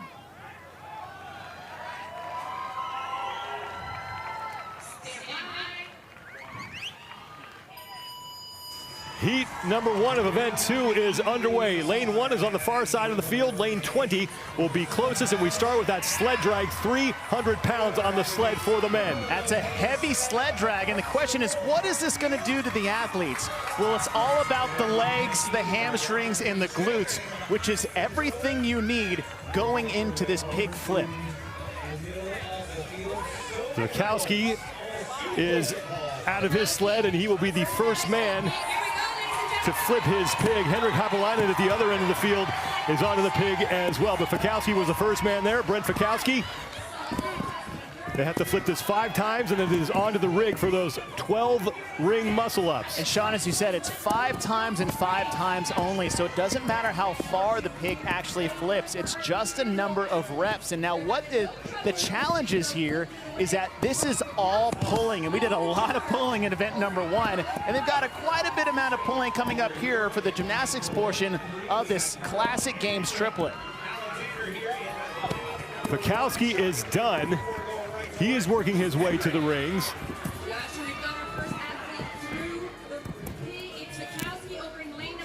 And Henrik Haapalainen is also on the rings as well. They are the first 2 men to start work on their initial set of 12 ring muscle-ups. There's Henrik Haapalainen. Now here's something I just watched Brent Fikowski do, is that these rings are all at a fixed height. And the problem is that Brent Fikowski is one of the tallest athletes we have in the field. And you can see Colton Burton and Justin Medeiros. Is Fikowski's feet just hit the ground on the backswing of his muscle-ups. And that is a major, major disadvantage for Brent Fikowski. Henrik Haapalainen is your leader. Keep an eye on the top of your screen. The overall leader's name in the heat will be highlighted in red. The number in the white box next to that man's name will indicate the number of repetitions he has completed. Everyone else, the number in the white box will indicate how many reps behind of the leader that they currently are. It's Brent Fikowski, Justin Medeiros, Alexander Corona, and Henrik Haapalainen fighting for the lead here in the opening part of this second event. And what Brent Fikowski is going to have to do is tuck his knees on the swing, and that's really going to take away from the kip swing. Now, he was able to manage that pretty well, and the only benefit for him is that the straps are very, very long. And what that means is athletes aren't going to be able to do as big sets as possible as we move into these 24 bar muscle-ups. Now, what's the difference here? We have that fixed bar right in the middle, so you're not allowed to swing through or else you're going to smash yourself into the pull-up bar. But what this is doing is it's the same movement pattern. So yes, it's ring versus bar, but it's still 42 of the same basic movements back to back. Sam Cornier is also on the lead pace along with Brent Fikowski and Justin Medeiros. And he is now taking the lead as both Medeiros and Fikowski. Medeiros on the right, Fikowski on the left. Brandon Luckett on the far left of the screen. These middle 24 reps, it's about managing the workload on the grip and on the pull. We said already in event number 1, we spent an hour to an hour and 20 minutes of pulling ourselves through the water with the swim and the kayak. So your pull is very taxed, and it's a similar movement pattern for this bar muscle up. Again, we already flipped the pig 5 times, so managing the fatigue in the middle, and it's really going to come down to the second half of this with the final 12 ring muscle ups and how they got there. Sam Cornier has made the turn after his first set of 12 bar muscle-ups. He is your leader. Improve your mobility with Romwad and get a 14-day free trial at romwad.com/CrossFit. Also available on the App Store and Google Play. Justin Medeiros just did a set of 4. That seems to be the rep scheme a lot of these athletes are tackling, because you had 12 on the rings, then 24 on the bar right in the middle. So sets of 3, sets of 4. Fikowski just did a set of 3. Again, it's going to come down to those ring muscles. You talk to demo team, we talked to Allison Scuzz, one of the athletes, they navigated this with minimal breaks, and then on the last 12 ring muscle-ups got reduced to singles. Brent Fikowski with 4 to go on his bar muscle. Sam Cornier in lane 12 is currently your leader. Fikowski on the right side, Medeiros on the left, all chasing Cornier, but Fikowski with 3 reps left to go. Again, those short sets, really good quick breaks. He's sticking to his plan, and this is classic Brent Fikowski, just meticulously working his way through these events. There's Sam Cornier, who is in lane 12. He's been training with Rich Froning and the CrossFit Mayhem crew. He is your leader, as Justin Medeiros has now worked his way back to the rings. Will Morad is heading to the rings as well. And you'll see that. You'll see a lot of different pacing within the event itself, right? We start with a heavy sled drag, we move to a heavy pig. That's the weightlifting portion of this event. And then we have the gymnastics portion, the 12-ring muscle-ups, 24 bar, and back to the 12. So it's not a surprise to see those that are more versed in the gymnastics make a move here in the middle of the event. Sam Cormier, still your leader through 51 total repetitions. Alexander Caron, Will Morad, Fikowski, and Luka Jukic are all right behind that man. Fikowski on his final set of 12-ring muscle-ups. And look, Fikowski dropped to the ground, his feet touched, and he was still holding on to the rings. That's how low these are set. This is set at a lower height than we've seen at the CrossFit Games in the past. Cormier looking to hang on to the lead as he will work his way back to the pig.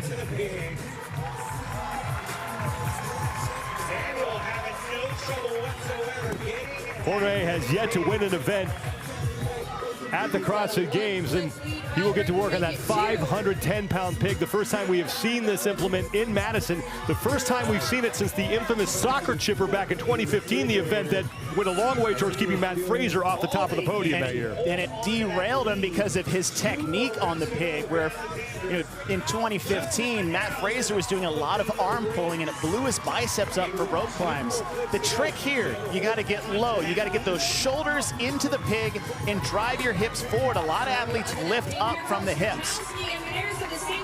Brent Fikowski having trouble getting under that thing. Justin Medeiros and Colton Mertens are setting up. And here's the problem: if you've got your grip smoke from the 42 muscles we just did, and it's very hard to get your bearing of what Fikowski's doing. He's doing what he's supposed to, but he's not close enough to the pig, so when he drives his hips forward, it ends up sliding away from him. Sam Cormier is on to his final sled pull, 300 pounds. He's got to get across the finish line. He's looking to lock up a heat win. 1 heat to go here for the men. Brent Fikowski sits in second. Justin Medeiros is in third, but it is close as now Will Morad is putting pressure on Fikowski, but Cormier all by himself out front. And Sam Cormier making a statement early here. Just a few feet to go. Cormier is in, and he will take heat one in convincing fashion.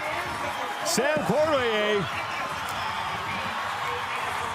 8:09, and now a race on the sled for second place as Brent Fikowski closest to the camera. Will Morad is next to him. Fikowski getting the best of this duel.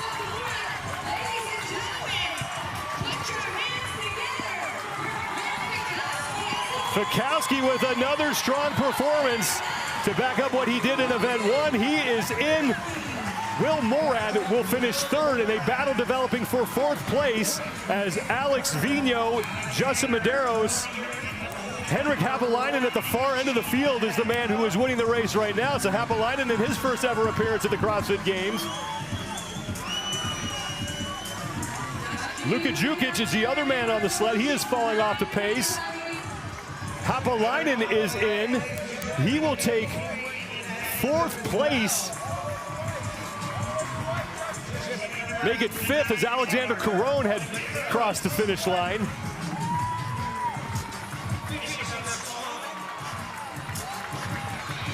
And now more athletes starting to come across, but it's Sam Cormier who has the time to beat at 8:09.71 seconds.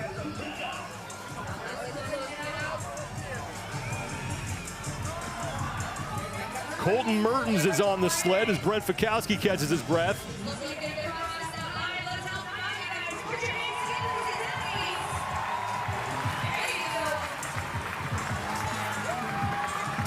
Brandon Luckett looking at the far end of the field.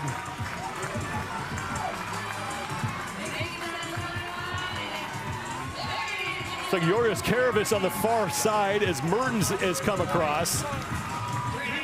Luckett trying to beat Karavis across the finish line. Mertens will take seventh unofficially, 9:55.34 seconds. Luckett is in.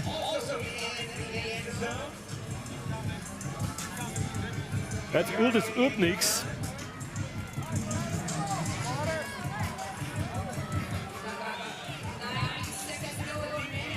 The 12-minute time cap here. And just about everybody is onto the sled except for Tim Paulson and I believe Sam Stewart and Zach Watts. Which is interesting because you see those are two of the strongest guys we have in the entire field between Paulson and Watts. There's Roy Gamboa. He is in.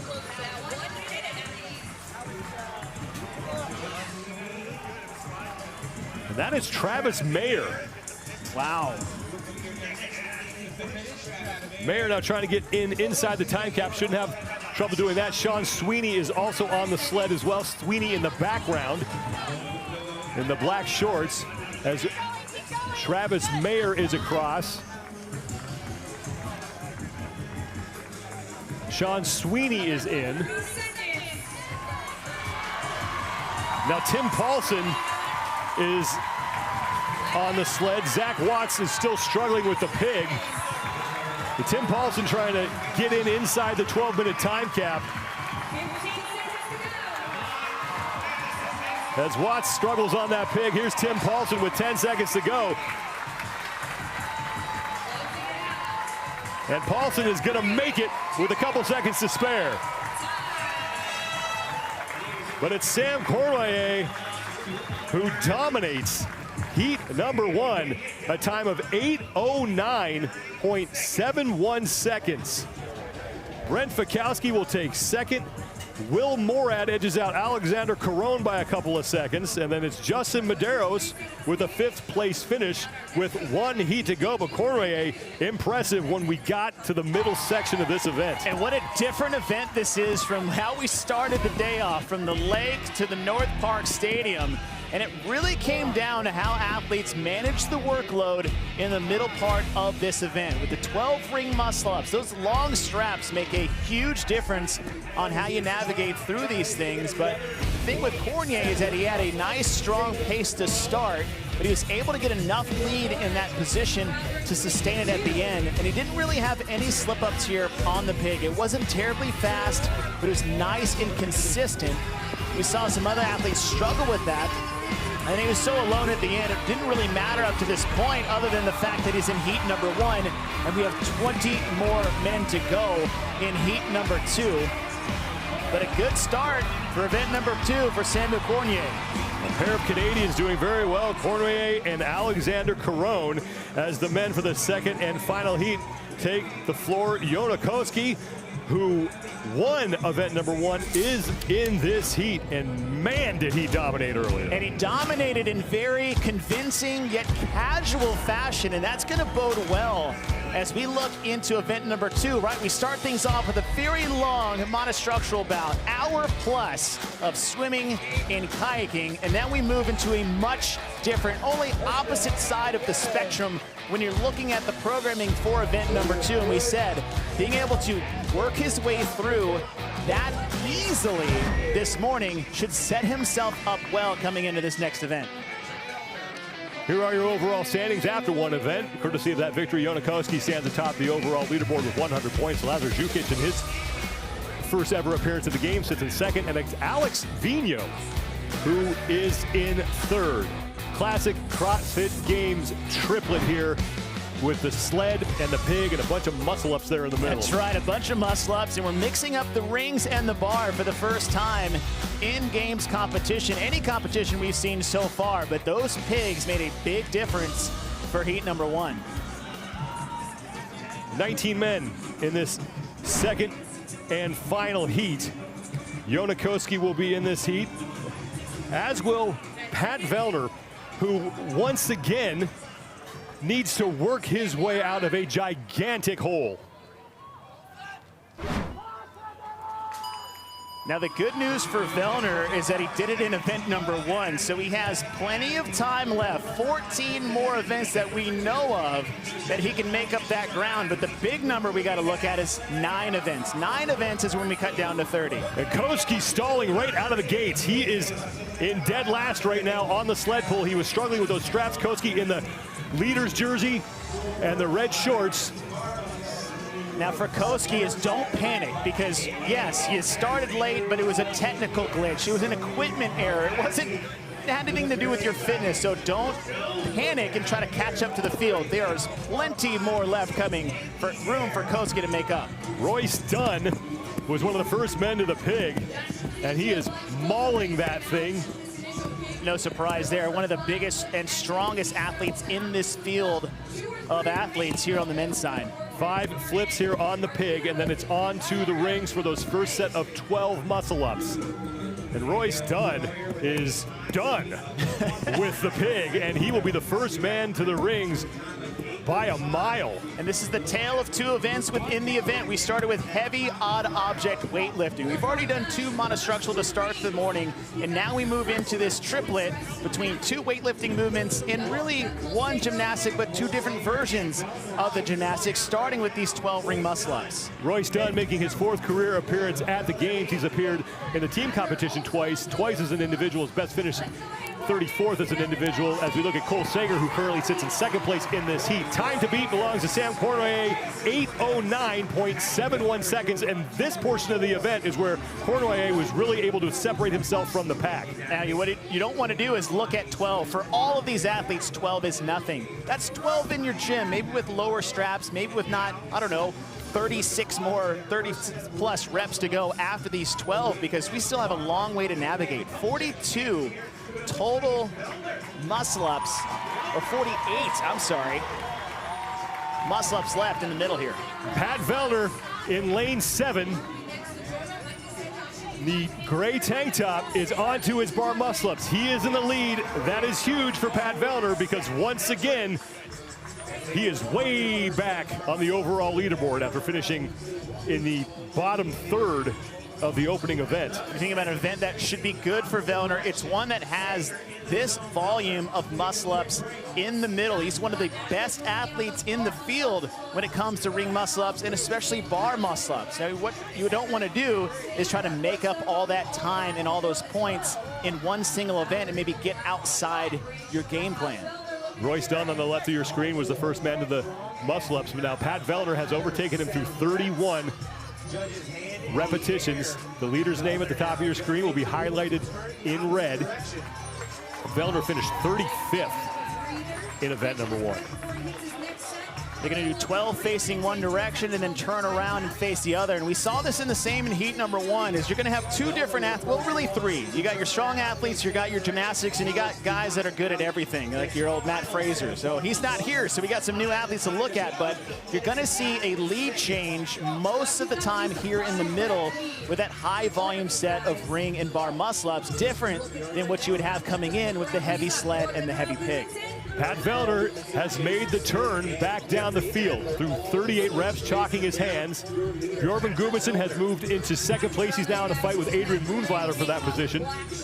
Lazar Jukic, who finished 2nd in event 1, and Jeff Adler in the top 5 in this heat. 8:09.71 seconds, the time to beat from Sam Cournoyer. And we saw Sam do sets of 4 in heat 1, and Fikowski with sets of 3. Vellner has been doing sets of 6. Now that looks great in the middle part of the bar muscle-ups, but we said it's going to come down to these 12 ring muscle-ups, and it's not to overstate the challenge it is to having long strap rings. It means your action on the rings is not as much, because that power gets dissipated through the length of that strap. Vellner now with a no rep on his 2nd set of 12 ring muscle-ups, but continuing to work. He is in the lead ahead of Bjorn Gudmundsson and Jeff Adler, and then Jason Smith out of South Africa is there as well in the fight for the lead. Vellner through 47. Over in the white t-shirt. Here comes Adler as well. Sorry, Dr. D, what you got? Jason Smith has now moved up to the rings, and Saxon Panchik onto the rings. He's on the right side of your screen. Vellner back in action. Made that Gudmundsson, I believe that's Bjorn Gudmundsson in the white, pardon me. So he's on the ring muscle ups. And Pat Vellner. Lane number 2, trying to get it Vellner should have 1 set left at 5 reps to go. That's getting real close to being able to do that in one set. And you look at that first no rep he got, is it drastically will change your game plan. I know it's only 12, but if you plan to go 6-6, knowing you don't have a 7-6 in you with that first no rep. 4 to go for Pat Vellner. He's trying to chase down fellow Canadian Sam Cornway because Vellner needs points right now after finishing 35th, and he is now off the rings with 2 to go. Jonakoski has moved up. After struggling on the sled early, Koski's starting to put some pressure on Vellner. As is that man, Bjorn Carl Gudmundsson. Vellner through 55, and now on to the pig. Now the second 5 pig flips feel and look much different than the first 5 because it didn't have those 48 muscle ups to blow your arms up going into this. 2 flips down for Pat Vellner, 3 remaining, and that's back onto the sled and pull that thing across the finish line. 510 pounds on the pig, and once again, the first time we've seen it here in Madison, the second time we have seen this implement since 2015. What's nice for Vellner is Vellner's got long arms, so that allows him to have a bit more leverage going in. And he also, not only is he great at muscle ups, but he has one of the best deadlifts in the field of men. So this is a good bounce back event for Vellner to really capitalize on his strengths and his skill. Pat Vellner into the sled. Time to beat, upper left-hand part of your screen. Vellner's got more than a minute to get inside that. The battle for second is between Scott Panchik, Jonakoski, Bjorn Carl Gudmundsson, and Jason Smith. Royce Dunn back onto the pig, and here goes Pat Vellner.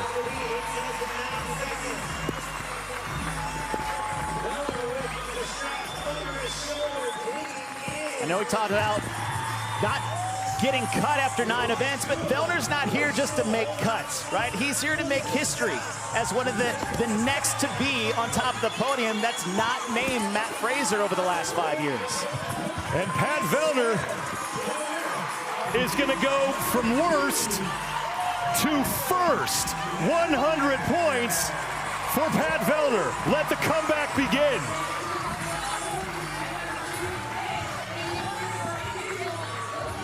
Here comes Scott Panchik. Jason Smith is in the gray, and Jason Smith is really gaining ground on Scott Panchik. Scott better look around because he did the same thing this morning at the dock where he got out-sprinted in the last 10 yards. Panchik now stepping on the gas, and Smith is trying to catch him. Panchik with a slight lead. Panchik is in just ahead, I believe, of Jason Smith.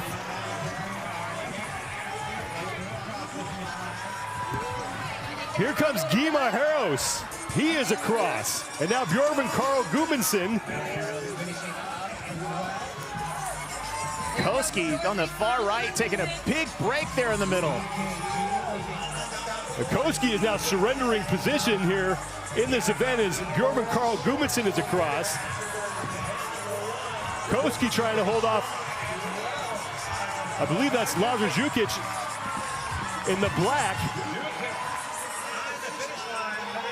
Saxon Panchik is on the sled, as is Cole Sager in the tank top.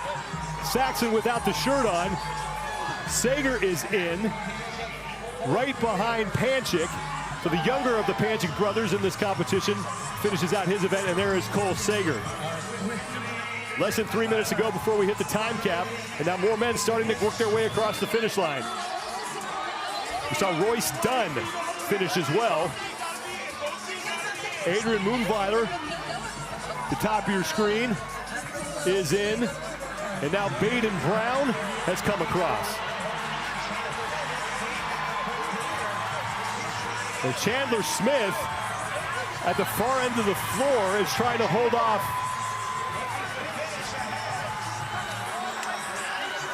Jeff Adler. And Smith will do it. Adler is in, or make that Alexander Elin, pardon me. That was close. But Pat Vellner needed 100 points and got 100 points and smashed the time to beat by more than 20 seconds. Jason Hopper is towards the back of this heat. Wow. You think about the athlete that Jason Hopper is that, you know, he's that anaerobic athlete. He has that football background. This is something with this power output you should see, but how is the proficiency on the gymnastics? And that's the beauty of the balance within this test and this particular event. Yeah, the odd object, heavy weights, sleds, that pig is so heavy. But then again, you have to have the endurance and the stability and the stamina on those muscle-ups in the middle.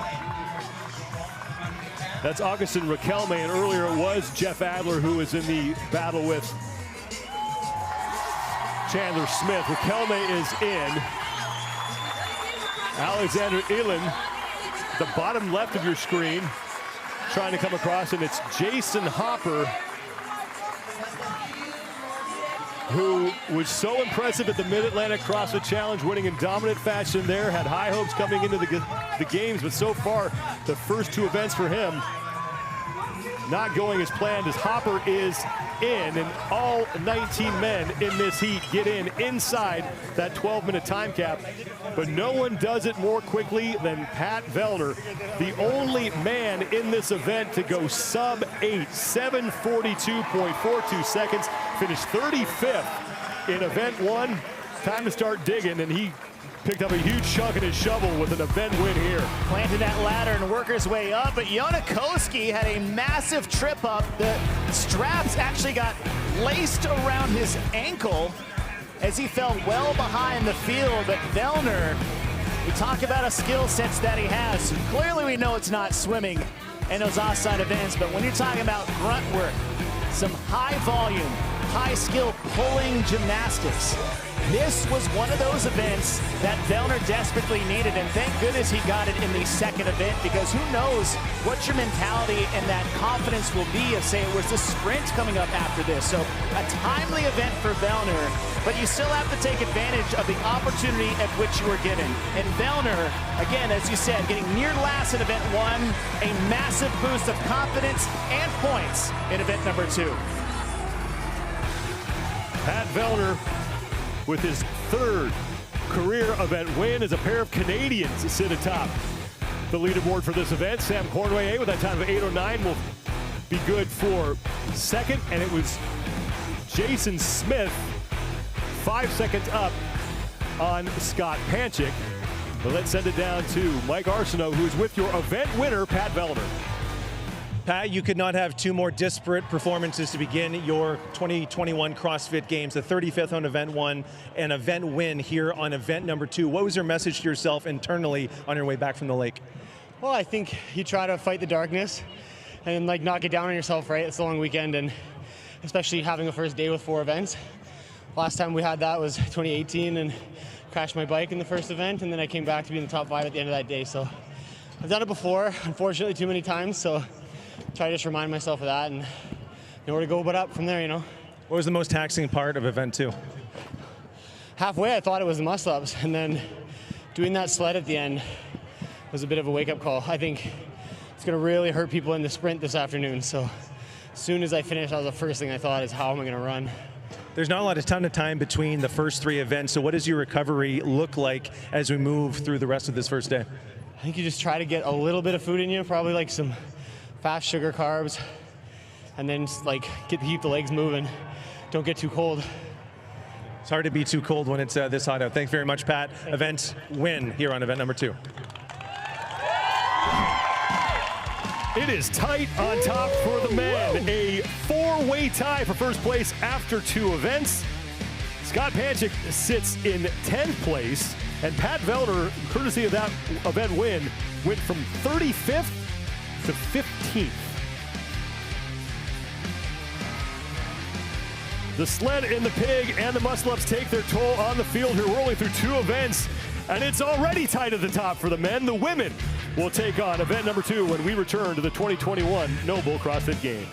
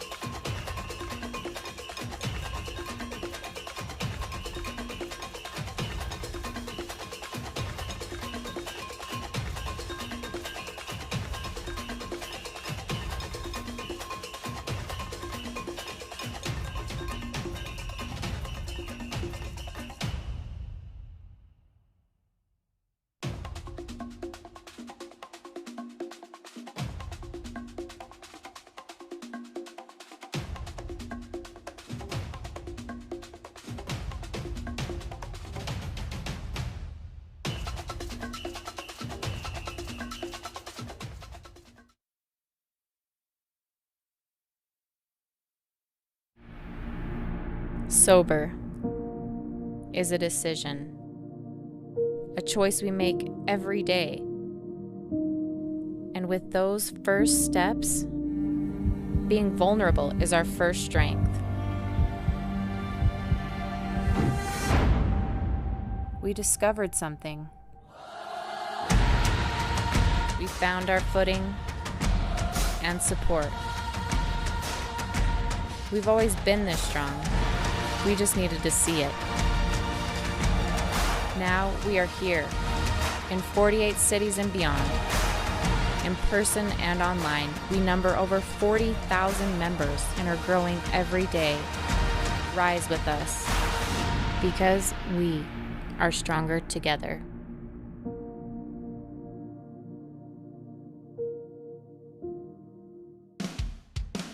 The 2021 Noble CrossFit Games are presented by Rogue Fitness. Don't weaken. U.S. Army. What's your warrior? Monster Energy Ultra, the official energy drink of the CrossFit Games. Bear Complex, the official grip of the CrossFit Games. And CrossFit Games, the sport of fitness. Visit games.crossfit.com to learn more. For the first time at the 2021 Noble CrossFit Games, the women move inside the North Park here at the Alliant Energy Center in Madison, Wisconsin for event number 2 of 15. Thanks for being with us, everybody. I'm Sean Woodland with Chase Ingram. Nikki Brazier is down on the competition floor. And we go from our classic opening event at the CrossFit Games to now our classic CrossFit Games triplet. Shoot, Sean, we got a good old-fashioned CrossFit pump sesh, and that's going to include that heavy pig right there in the middle of the event. Got the rings looming, 48 total muscle-ups between the rings and the bar.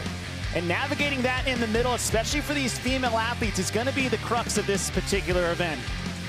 As you mentioned, they will have to deal with the pig for the first time since 2015. It makes an appearance, and Nikki Brazier has more on that. That's right. It is the return of the pig. This is the third time we are seeing this implement. The first time in 2013, the second time in 2015, and now here in 2021. But this is the first time we're seeing this weight. First time the women touched the pig, it was 310 pounds. Then it jumped to 395. This time, we're equaling out at 350. But something to keep in mind, it is 6 feet 10 inches long. So it'll be interesting to see, especially how some of the smaller athletes have to leverage this weight. Thank you, Nikki. 2 heats in event 2 for the women.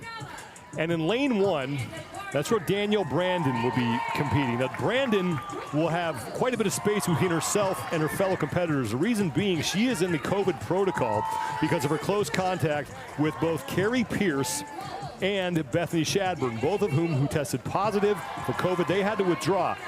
Danielle Brandon is being tested daily here. She has yet to test positive, but as a precaution, they are keeping her separated from the rest of the athletes. So she will be at the far end of the field in lane number 1. In the middle of the field, we talked about youth coming into this competition and how so many young superstars are trying to make a name for themselves here. Emma Carey's doing just that. And she did it right from the start in the Open, and we said, can she sustain this over 3 weeks in the Open? Okay, how does she do in quarterfinals? How will she stack up at semis? And now she's here at the CrossFit Games and already sitting in the top 10. But this is going to be a very good test to see how she stacks up with the field with this heavy pig on objects and those high volume muscle ups in the middle. And Danielle Brandon, we mentioned her at the top, coming in smack dab in the middle of the standings, 15th overall after event 1. Now here's the deal for Danielle Brandon. Her wolf pack was Carrie and Bethany. They got top 3 at the West Coast Classic. How is she going to react with that thing looming over her head the entire time? We talk about confidence a lot, and we're going to see how she handles this going forward, just being by herself on the outside lane.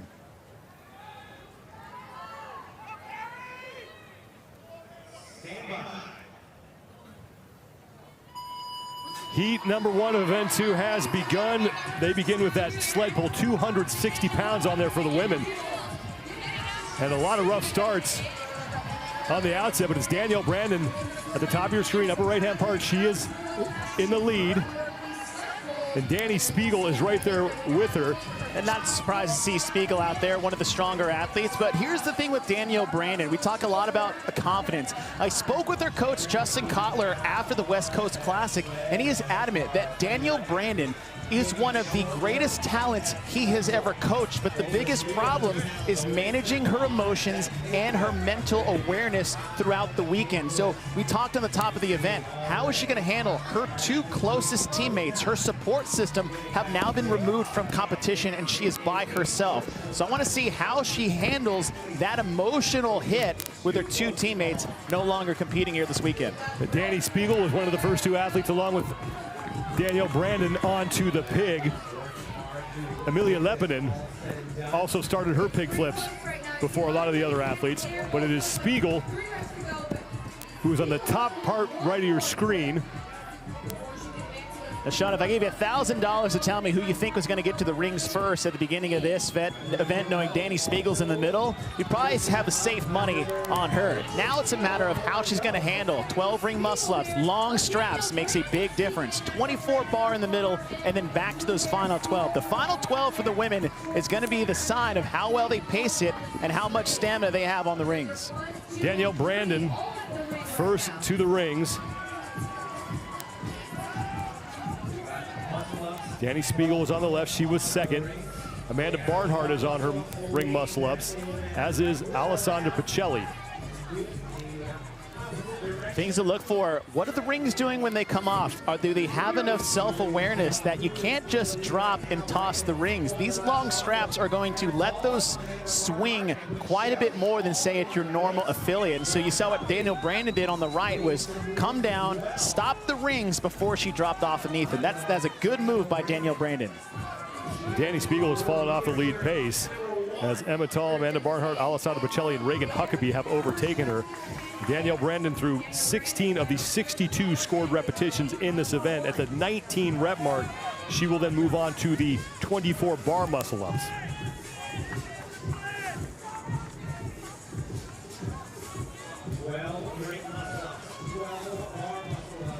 And you look at the ring muscle-up as Danielle Brandon is just finishing ahead of the field, is that you're going to have much more of a dip on these rings. So it's going to require a lot more of that upper body pressing strength with the ring dip. Where on the bar muscle-up, it's a lot more with your pulling strength and positioning, because that dip is not necessarily as difficult when you're landing on top of the bar. The 20 rep mark where Brandon had to advance, pardon me on that, but now 12 reps facing this direction for Brandon, and then she will turn around and complete her next set of 12 on the bar muscle-ups, and then it's back to the rings as Danny Spiegel has fallen well off the lead pace.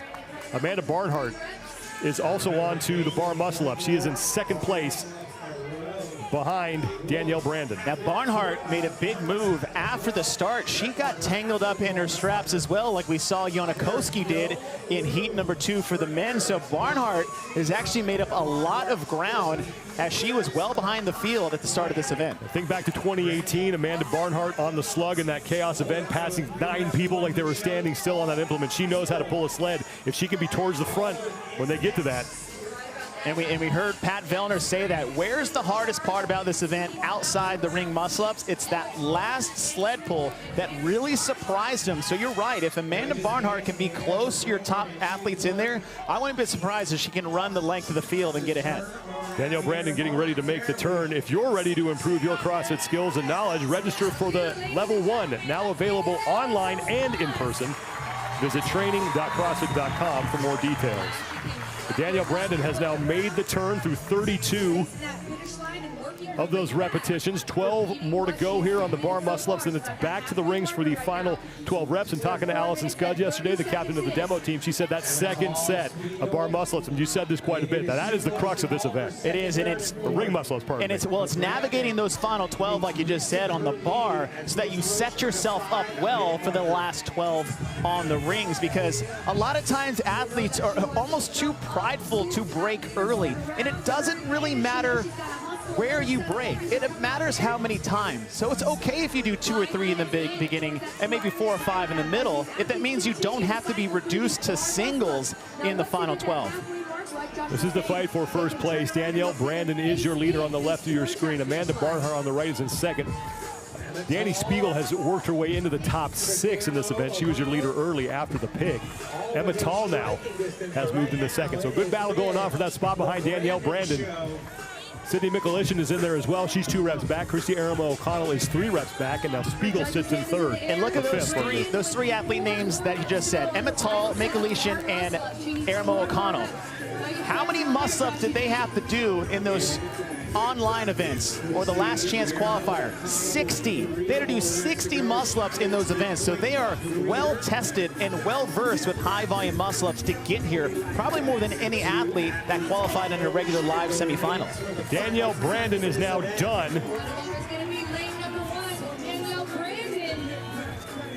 with her final set of 12 bar muscle-ups, and she moves back to the rings. 15th place overall coming into this event.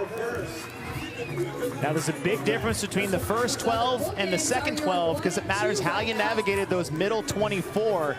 It's not just about efficiency and ability, but strength and stamina. Again, a tale of 2 different events that we had from the morning leading up to this second event here on the field. Set of 3 for Danielle Brandon goes back to the chalk as Danny Spiegel, Amanda Barnhart, Aramo O'Connell, she's just behind Danielle Brandon. She did a set of 3, now going on 4. So if she can sustain 4, that's going to be 1 less break if Brandon can sustain her sets of 3. So that is some time she can make up. Bailey Rail is also on to the ring muscle-ups. Alessandra Pacelli moving there. Brooke Wells now. So Danielle Brandon starting to feel a little heat on her for first place. Brandon, the far end of the field.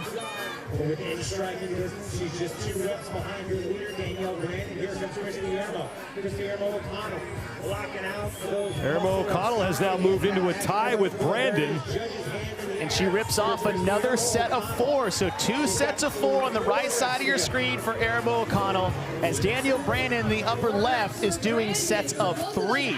And now we've come down to 1 set apiece. O'Connell on the right has 4 to go. Brandon on the left has 3.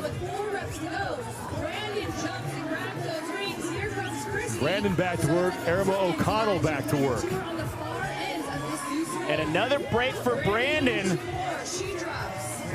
O'Connell as well, so it looks like, again, 1 set apiece for both, and now it's going to open up the door for some of these ladies behind him with Rail and Mikulishin. And Bailey Rail has been making a steady climb up the ranks in this heat. Now sits in 3rd place, just 3 reps back of Aramo O'Connell, as Aramo O'Connell is done and will move back to the pig.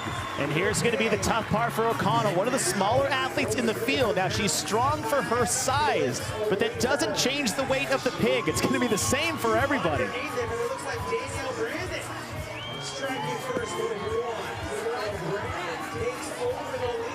Aramo O'Connell, her first of 5 flips is done. She's closest to the camera. Danielle Brandon is also through 1. Brandon looking to overtake O'Connell. That is the 2nd of 5 reps for Brandon. And now here's O'Connell with her 2nd attempt. Bailey Rail is in 3rd. And Sydney Mikulishin is in 4th. Bailey Rail in the middle lane between O'Connell and Danielle Brandon has a little bit of a different technique than the other 2. What you want to see is you want to see him get close. Get your shoulders into the pig, drive your hips forward, and have the shoulders go straight up. But what she's not doing is what you see athletes is put their knee underneath to help kind of support that, where she just has her feet straddled the entire time. Danielle Brandon has 1 flip to go. The 61 rep mark, she'll go back to the sled. Aramo O'Connell now with 1 rep to go. This is great for Brandon. She had a good sled pull to start, and that probably is one of her best pig flips. And Brandon is done. Back to the sled.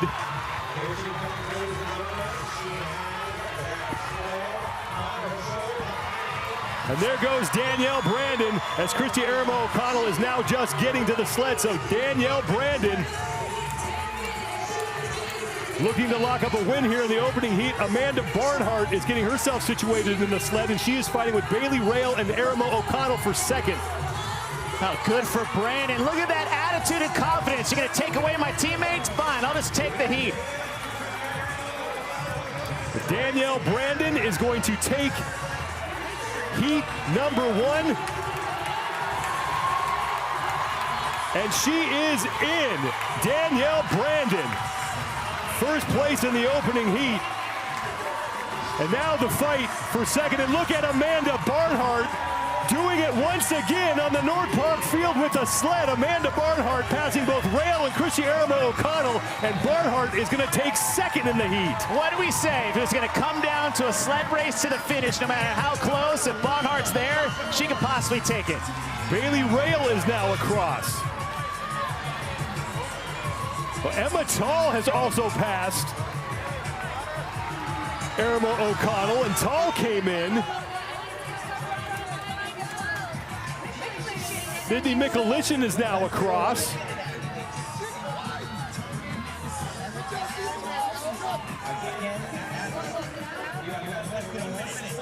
Now Brooke Wells is your leader on the field.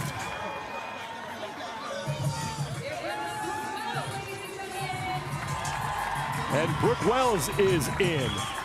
30 seconds before we hit the 12-minute time cap. Plenty of the field still on the field. Turi Helgadottir, the bottom left of your screen, fighting with Alessandra Pacelli right now. Pacelli on the right, and Helgadottir's going to get in with seconds to spare.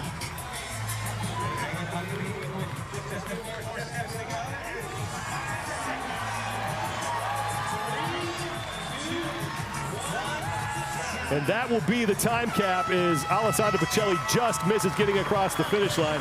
But Danielle Brandon wins the opening heat, still waiting on her official time. But there was no doubt that she was first. 10:22.76 seconds. Amanda Barnhart once again on a sled pull. Finishes in second. Brandon out early on the right side of your screen. It was really between her and Danny Spiegel at the start, but navigating that first set of pig flips, Brandon was to the pig first, to the rings first as well. And what she did is she just stayed very smooth. You got to look at her face, look at her body language while she's doing the movement. Breathing nice and easy, not rushing, not over pulling. You got to save that pull for the last set of rings. And just like anybody, towards the end, she broke up 1 or 2 more sets than she probably wanted to, but she was able to recover on those last 2 pig flips. She had a slow start, but rallied as she recovered those arms from the muscle-ups and then just grit through that. We said she lives on confidence, a little bit of an emotional ride, a lot like Sigmund's daughter is.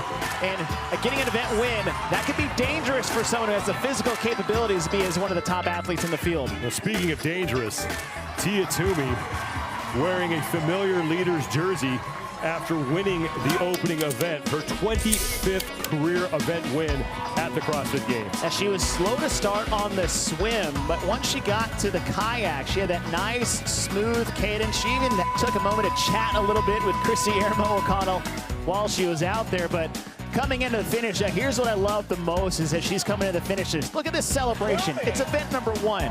You were picked to win this event. You always do well at the swims, but you celebrated like nobody gave you an opportunity. You're talking about competing with a chip on your shoulder along with 4 championships. It's a dangerous woman out there. She has 100 points after that event win and sits atop the overall leaderboard. Chrissy Aramo O'Connell, 3 points back of her, and it's Emma Tall, who we also saw in the last heat, along with Aramo O'Connell, who sits in 3rd. And once again, classic CrossFit Games triplet. It's great because we're adding 2 elements we didn't test in event number 1 with odd object heavy weightlifting and high volume, high skill gymnastics. It's going to come down to the middle part of this for the women, especially those last 12 ring muscle-ups. We saw that trip up a lot of athletes in heat number 1.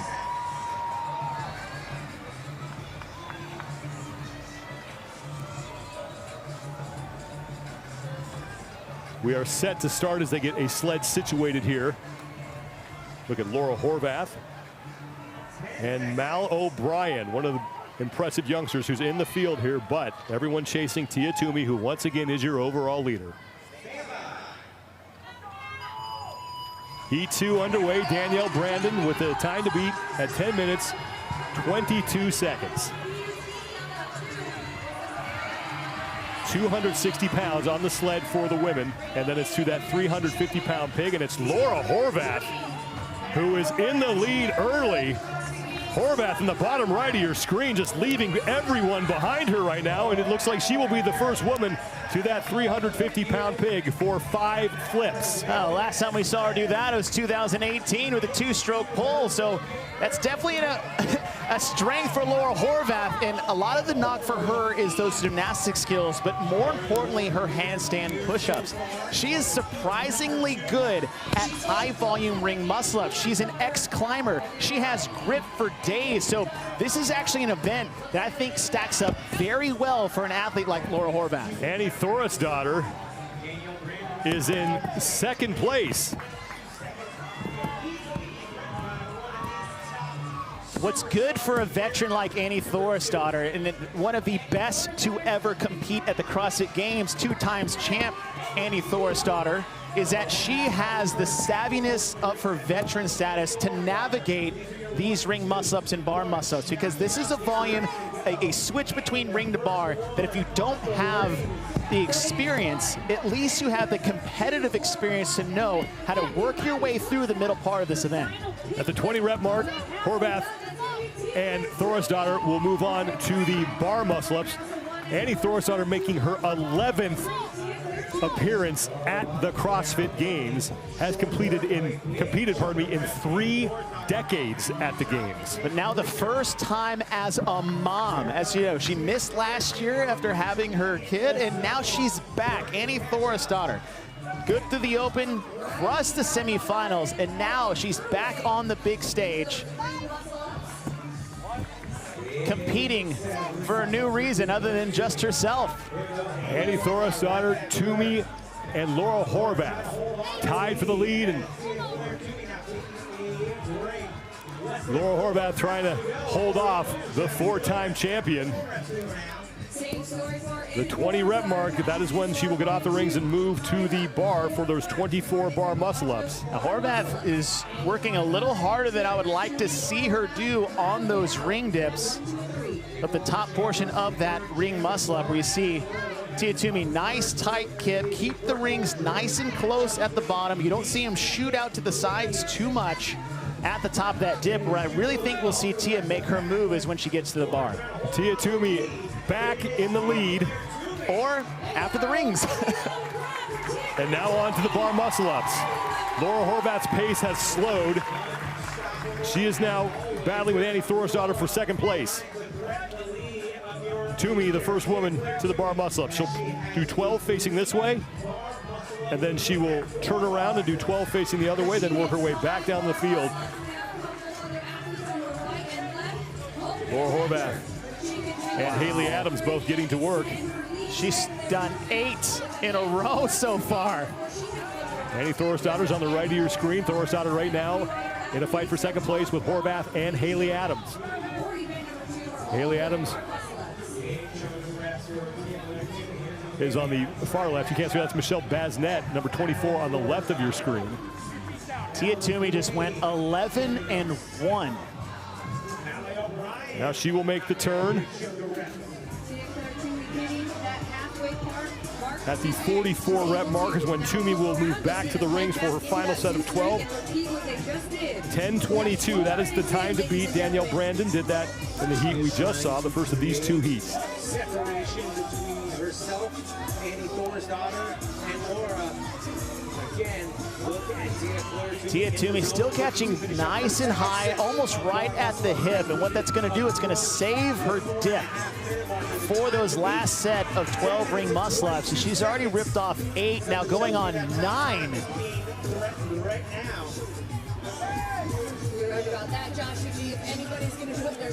Two more, now 1 more for Tia Toomey.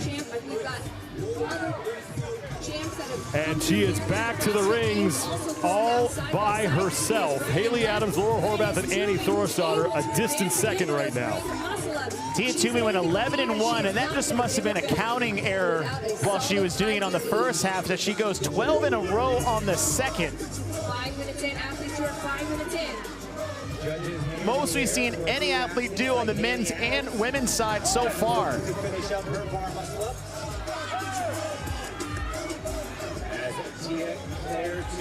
At the 56 repetition mark is when Tia Toomey will move back to the pig. She has 8 to go of her second set of 12. So going with a set of 4. Now Haley Adams has moved into second place. Haley Adams moving to the rings to join Tia Toomey as Laura Horvath is trying to separate herself from Annie Thorisdottir for third place in this heat. As Tia hops up for a second set, she started with 4 reps on the ring, so she had a 4-rep lead once Haley came off the bar. Haley just got a no-rep off the side of your screen, so Tia still looking very good. Another set of 4 more left to go.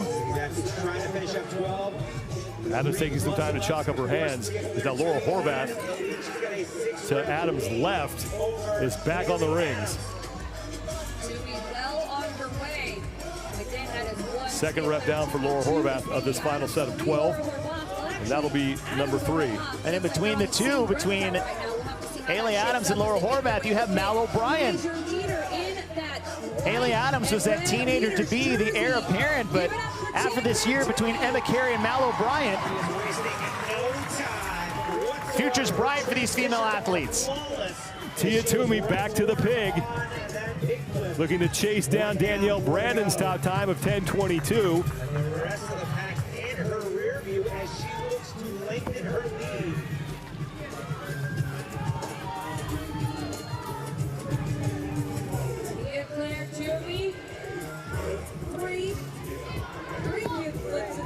Tia Toomey's average event finish at the CrossFit Games is 6th.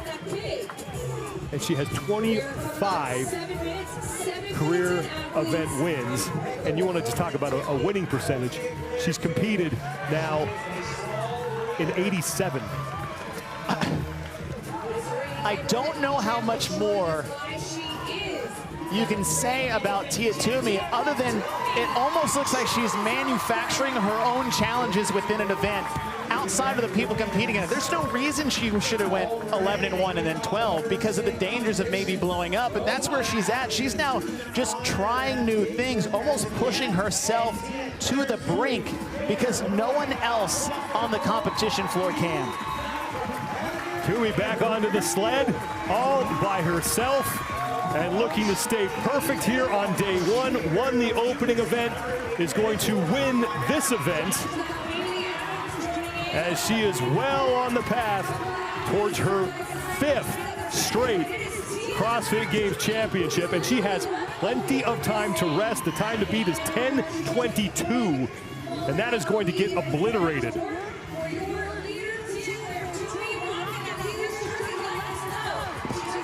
The battle for second is now between Emma McQuaid and Haley Adams.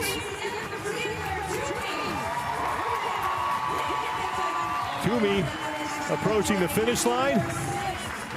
And another 100 points for Tia Toomey.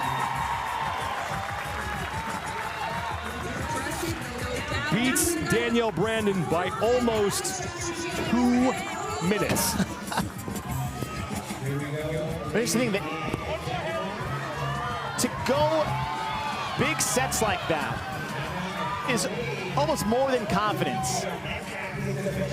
And to be able to hold on and do it in that amount of time difference between the best time and the previous heat is staggering. It's absolutely staggering what Tia is capable of. Emma McQuaid looking to lock up second in the event. 10:22 is now the second best time, and McQuaid has plenty of time to get there. She is the only woman right now on the sled as Haley Adams is getting set to get herself situated on her sled.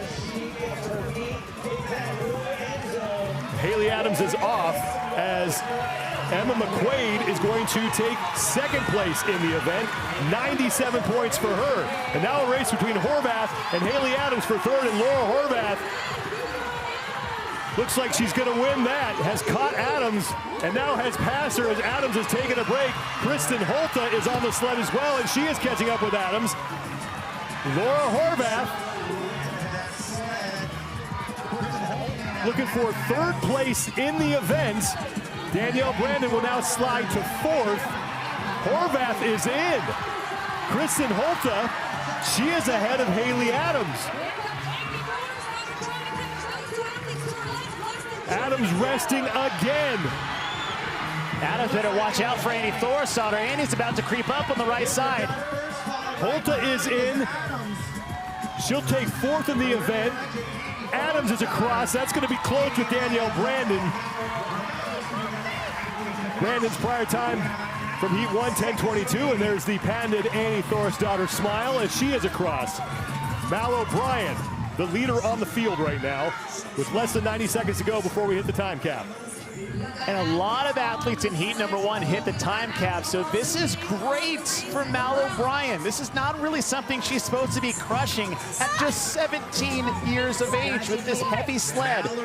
Massive pig flip in those high volume muscle-ups. This is a great finish for Mal O'Brien. Mal O'Brien is in with a little less than a minute to spare.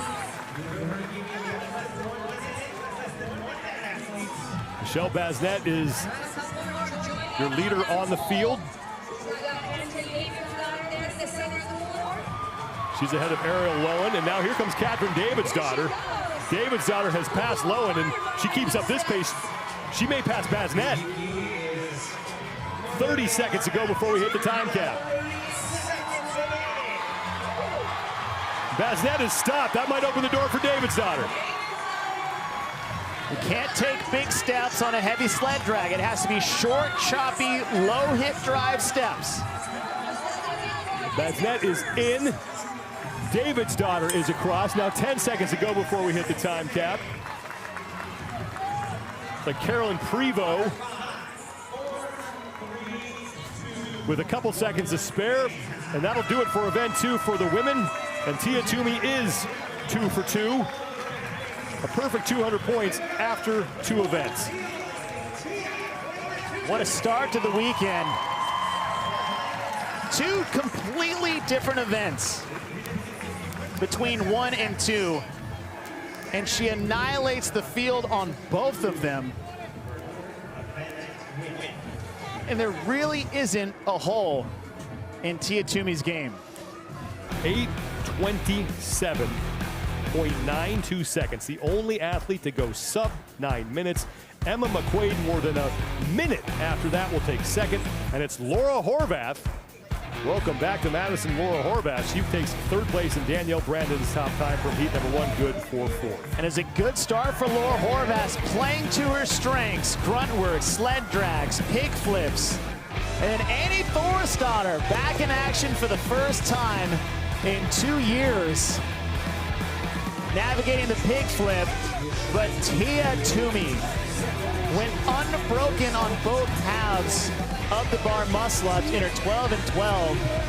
It pushed herself right to the edge when it came to the final set of rings. And once we got to the pig, familiar implement, no issues for Tia Toomey. And as you said, beating the field by over a minute in an event that only took 9.5. You're talking about a 10-15% better finish than the other women in this event. 26th career win for Tia Toomey, and she is with Nikki Brazier. Tia, it did not look like any one of those particular implements really slowed you down there, but I did notice that you had the largest sets on bar muscle-ups, even of the men out on the field. What was the strategy there? You know, you definitely knew coming back was going to be a lot harder just with the volume that we just previously did. And so sticking to manageable sets was really important. Staying cool, calm, and collected through the first round. And then just trying to hold as best you can. I noticed that you said that you really enjoyed the pig. It was fun to watch. So many different ways to get around it, so many different techniques watching the women trying to get underneath it. What was the way that you practiced that worked for you here? Just taking it slow, you know, thinking of like a clean, but back in 2015 I was a completely different athlete, and so it was a little bit of redemption. Okay. We're really looking at a competitor of greatness in this sport, and you're barreling toward another potential win here with 2 back-to-back wins on the first day, but it is just the first day. How do you set attainable goals throughout the entire weekend? One work at a time. It's the start. so much can happen from now until Sunday, and I'm just putting my best foot forward. Congratulations. Thank you. Thank you. Thank you, guys. Appreciate it. Thank you, Nikki. Tia Toomey, 200 points. She stays perfect on day number 1.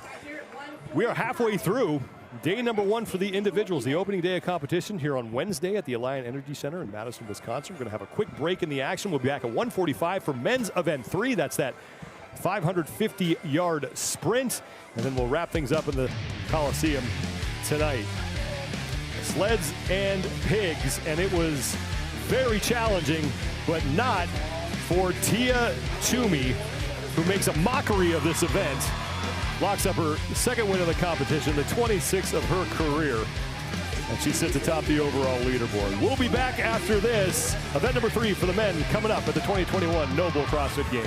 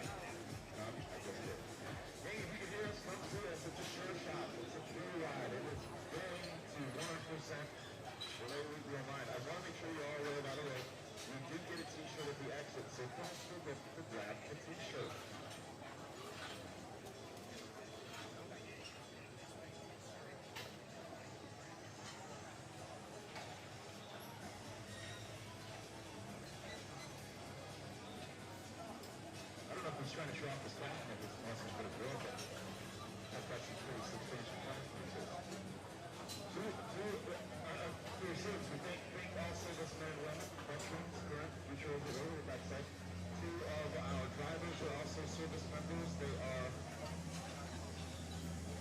from the Navy over there. So we're on the great experience. We really want to make sure you're all well aware of this is unbelievable. Both scope, power structure, and performance.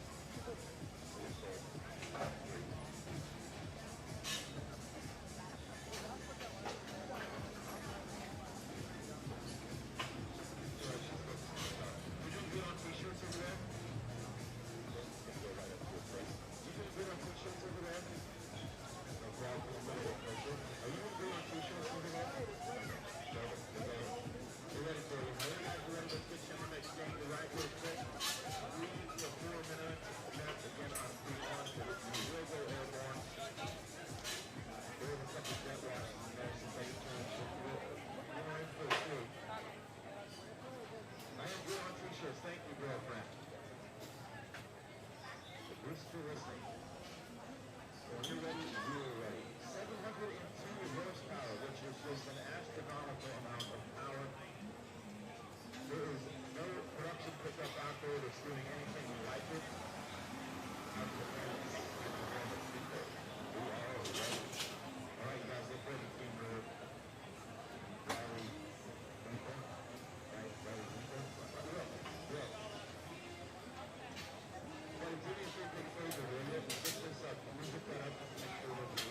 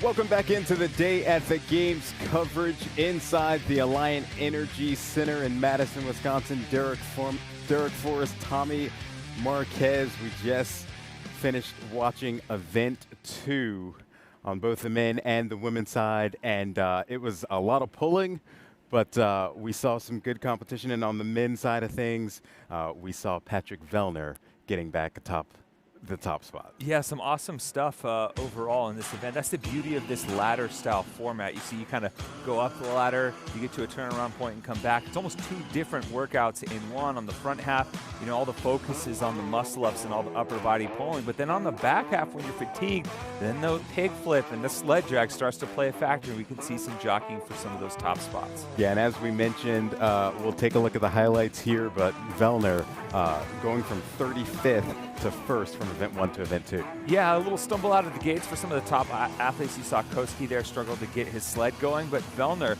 pulled away after the pig flip. He was the first athlete to the rings, to the bar muscle-ups, to the turnaround point, and then back to the pig flip as well. You can see that technique where he kind of props it up on his knee, gives himself a little extra boost. And for a guy that finished 35th in the first event, marches his way to a 100-point victory, he must like outdoors or something. He may tell you that his fair skin may say otherwise, but when it comes to competing in the outside venues, the North Park, or say for an obstacle course, he shines. Yeah, here's your event standings after event number 2. Patrick Vellner obviously taking the top spot. Samuel Cornier and Scott Panchik round out the top 3. In terms of the overall standings, though, we have Yona Koski still atop the leaderboard. How about Lazar Jukic, in second place, and BKG in third. Brent Fikowski fourth, Samuel Cornier in fifth. And as we mentioned, Vellner jumping up from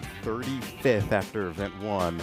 He's now in 14th, now into the top 20. See all those flags? It's amazing. You can see the international vibe on the overall leaderboard already. I love it. Yeah, you got to love that. And, we move over to the women. No surprise, Tia-Clair Toomey again taking an event victory. She just continues to roll, Tommy. And it's crazy to see that she just keeps getting better, but the refinement of her event strategy. She let a few athletes get out in front during that initial pig flip and the first sled pull, but then as she got to the bar muscle-ups, that's when she made her move. She went 11-1 on the first set of 12, and then she went 12 unbroken at the turnaround point. The only athlete to do double digits on both of them, and really the 11-1 was just a miscount. And by the time she got to the sled, she was 2 minutes faster than the time to beat. She doesn't just get to march to victory, she gets to walk to victory, because that's how far ahead she is. 2 for 2 for Toomey so far. A perfect start in her quest for 5. You see in the white leaders jersey, I don't know if she'll relinquish that jersey at all this week. Tia-Clair Toomey again taking the top spot in event 2. Emma McQuaid in second. We now have the overall standings just updated. Tia-Clair Toomey atop. Haley Adams, though, right on her heels. And here's a name we haven't seen in the top 3 in a while, Laura Horvath. Yeah. Currently doing some work, hopefully getting back to what she was able to do a couple years ago. Emma Tall in fourth.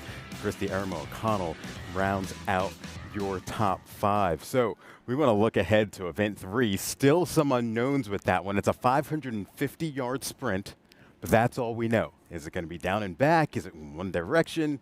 We'll find out. Yeah, I'm really curious to see what this is going to look like. We've seen so many different iterations of the sprint across history. We've seen zigzag sprints. We've seen suicide sprints. We've seen pylons you have to navigate. But regardless of what the sprint looks like, one athlete that I'm really excited to see, at least on the men's side is concerned, is Bjorgvin Carl Gudmundsson. He's like a B-52 bomber. He flies under the radar, and before you know it, he's on top of you, just creating havoc and doing damage atop the leaderboard. And right now, he's in a tie for second overall in points.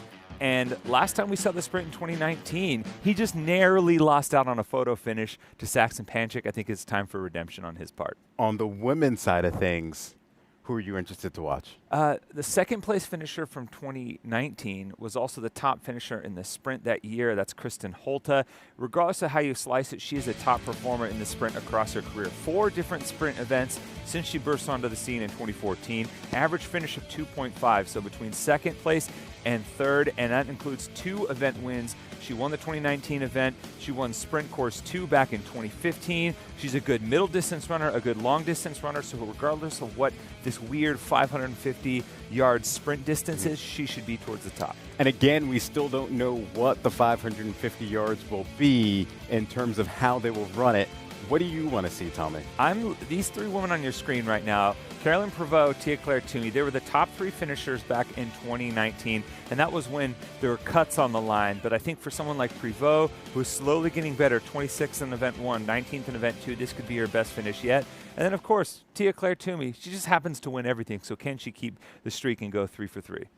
Yeah, so when you look at it again, straight line, cuts, what kind of format would you like to see? You know, I come from a small farm town in the Central California. I just want to see a good old-fashioned foot race. You line up shoulder to shoulder. Maybe you're jostling for some positioning, and then you just got to open up the floodgates and get to the finish line first. Nothing fancy, no pylons, no zigzagging. I just want to see a classic foot race. You're a former track guy, so you should know. But let's not forget, Bear Complex is the official grip of the CrossFit Games. Visit bearcomplex.com and use CrossFit20 to get 20% off your order today. But that will do it for Day at the Games for now. Stay tuned. Event 3 is coming up next. Again, it's a 550-yard sprint.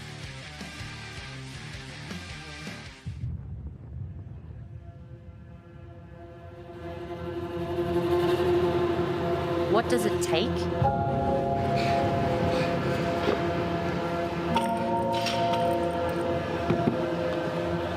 How do I train? What do I eat? How do I recover? How much do I sleep? How do I react? What if this happens? What if that happens? Am I prepared? It all adds up.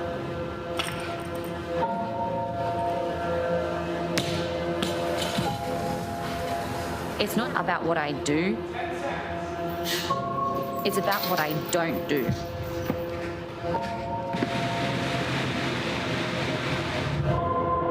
No excuses, no shortcuts, no gimmicks, no tomorrows. Where I am is exactly where I'm supposed to be.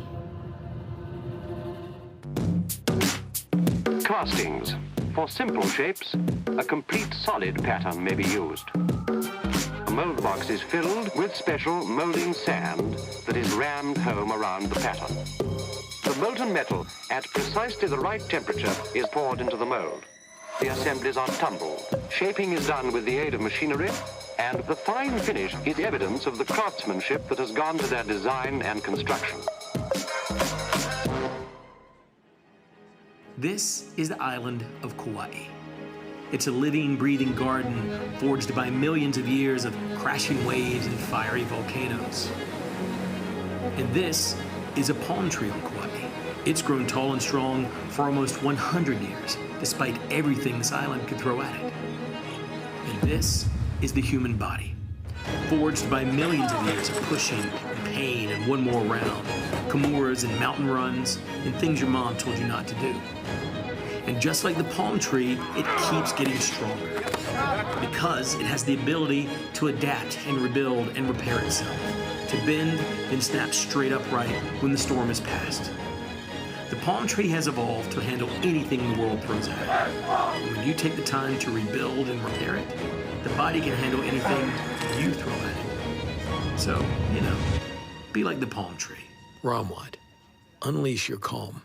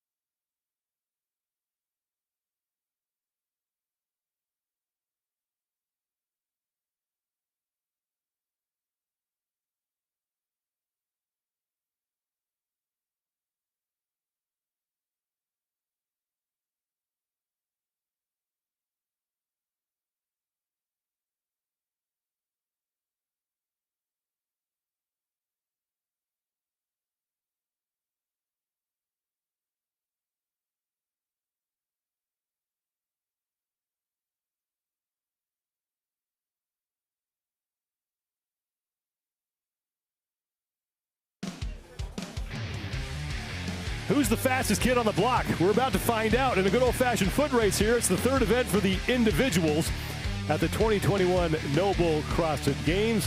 Thanks for being with us today on this opening day of competition for the men and the women. I'm Sean Woodland with Chase Ingram. Mike Arsenault is down on the field of play.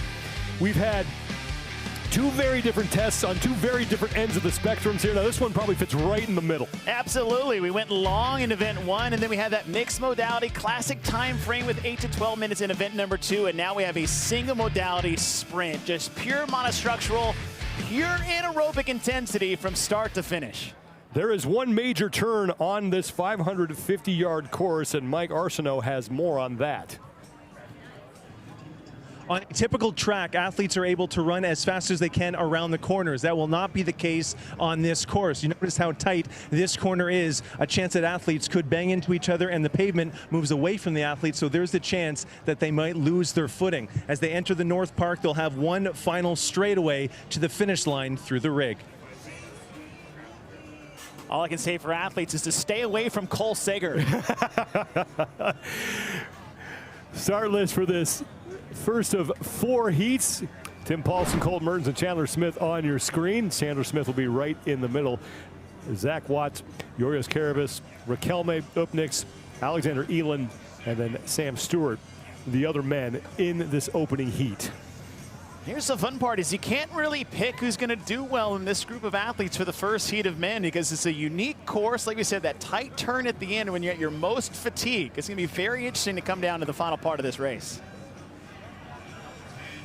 They have reshuffled as far as start list goes from the first 2 events. So these are the men who are trying to work their way inside the cut line. And we are underway.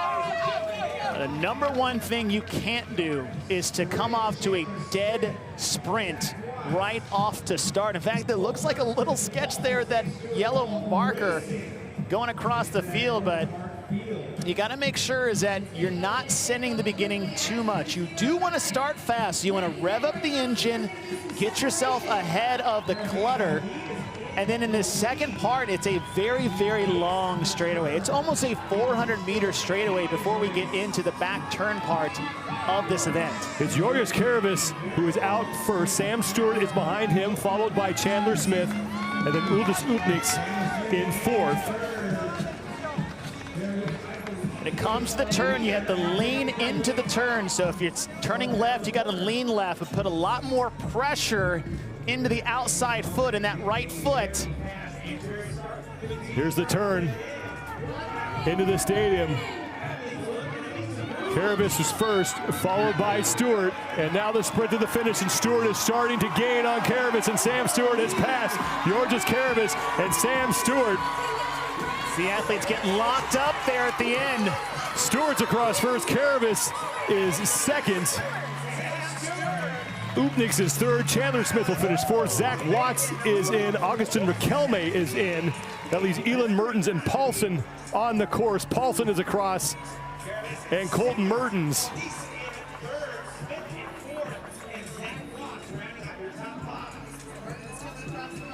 Mertens finishes in 8th place.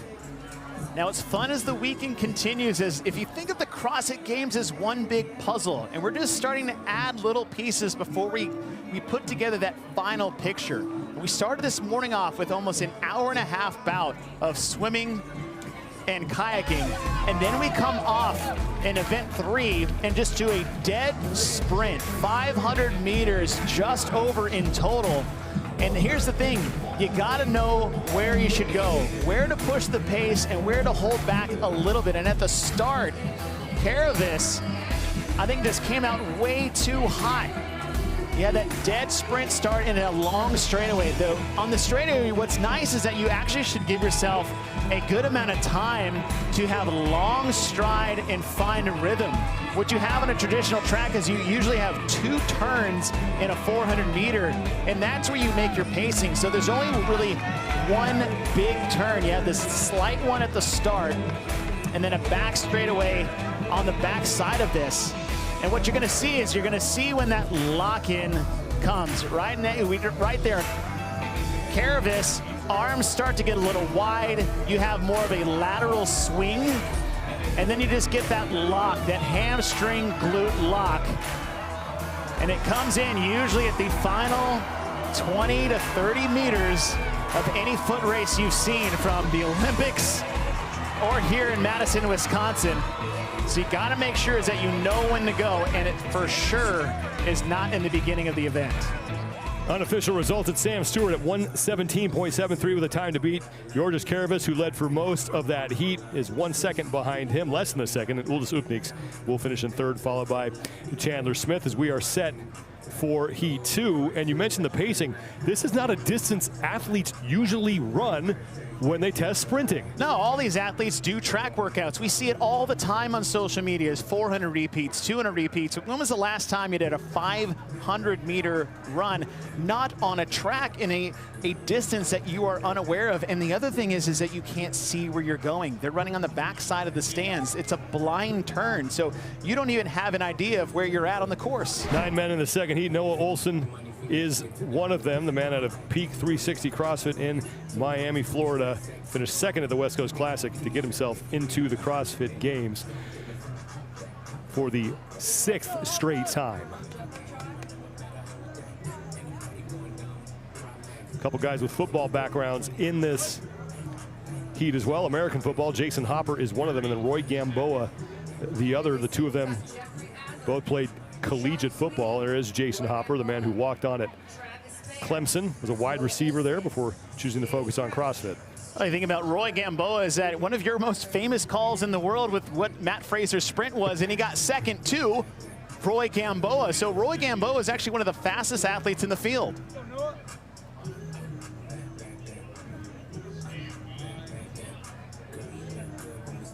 Second heat underway, 1:17.73 seconds from Sam Stewart is the time to beat, and it's Noah Olson who is out front. Luka Jukic is on the right of your screen. He is the younger of the two Jukic brothers in this competition. Travis Mayer close to the front, as is Jason Hopper. Jason Hopper on the right side in the black, sitting in third just behind Mayer. He's looked very comfortable sitting in that position. Gamboa behind him. And we said some of these athletes need to get out early. You're not going to get too bunched up, but you don't want to be this close to somebody going into that second turn, right? There's 2 turns in this. This first one, subtle, easy, not quite as tight as the second turn. Travis Mayer has moved into second place ahead of Noah Olson, but it's Luka Jukic who is in first. 1:17.73 seconds, the time to beat. Now we approach that final sharp turn into the North Park, and it's Jukic who is way out front. Noah Olson sits in second. Here comes Jason Hopper.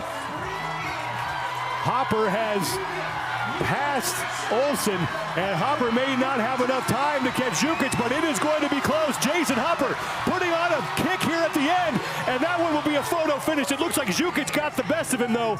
If Hopper had about 10 more feet, he probably would have beaten him. Maybe but it's Jukic at 1:17.07.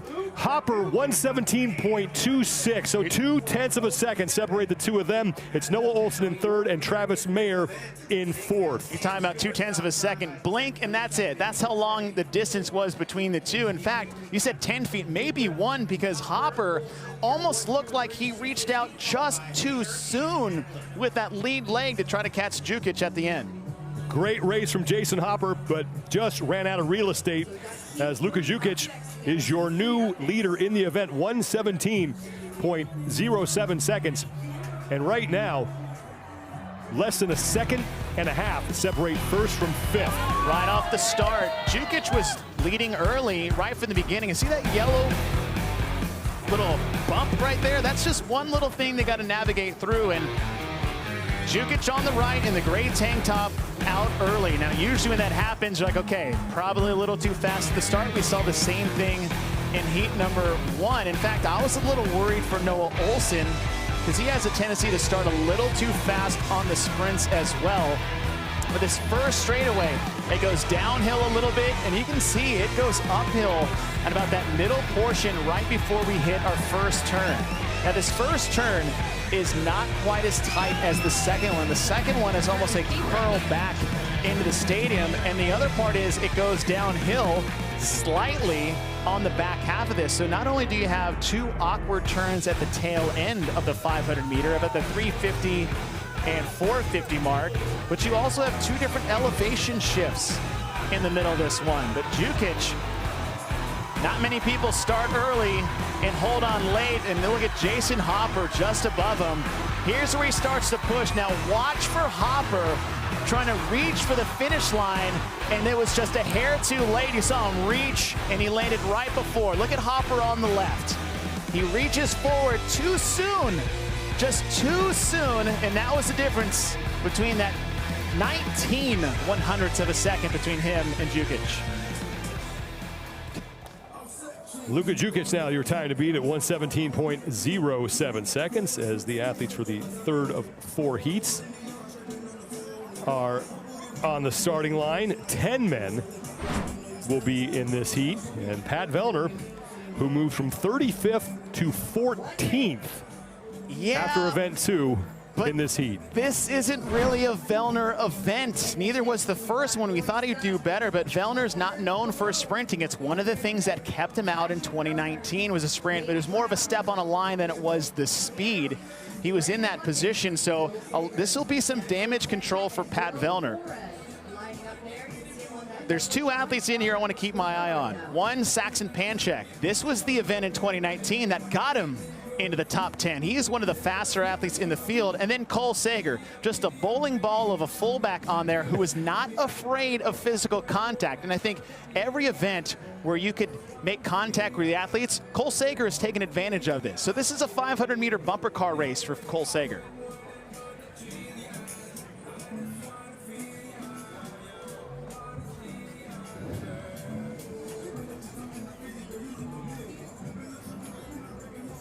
Third of 4 heats underway. Time to be 117.07 seconds. Belongs to Luka Jukic. Did that in the prior heat. And Pat Vellner looking to move out front early. Will Morad.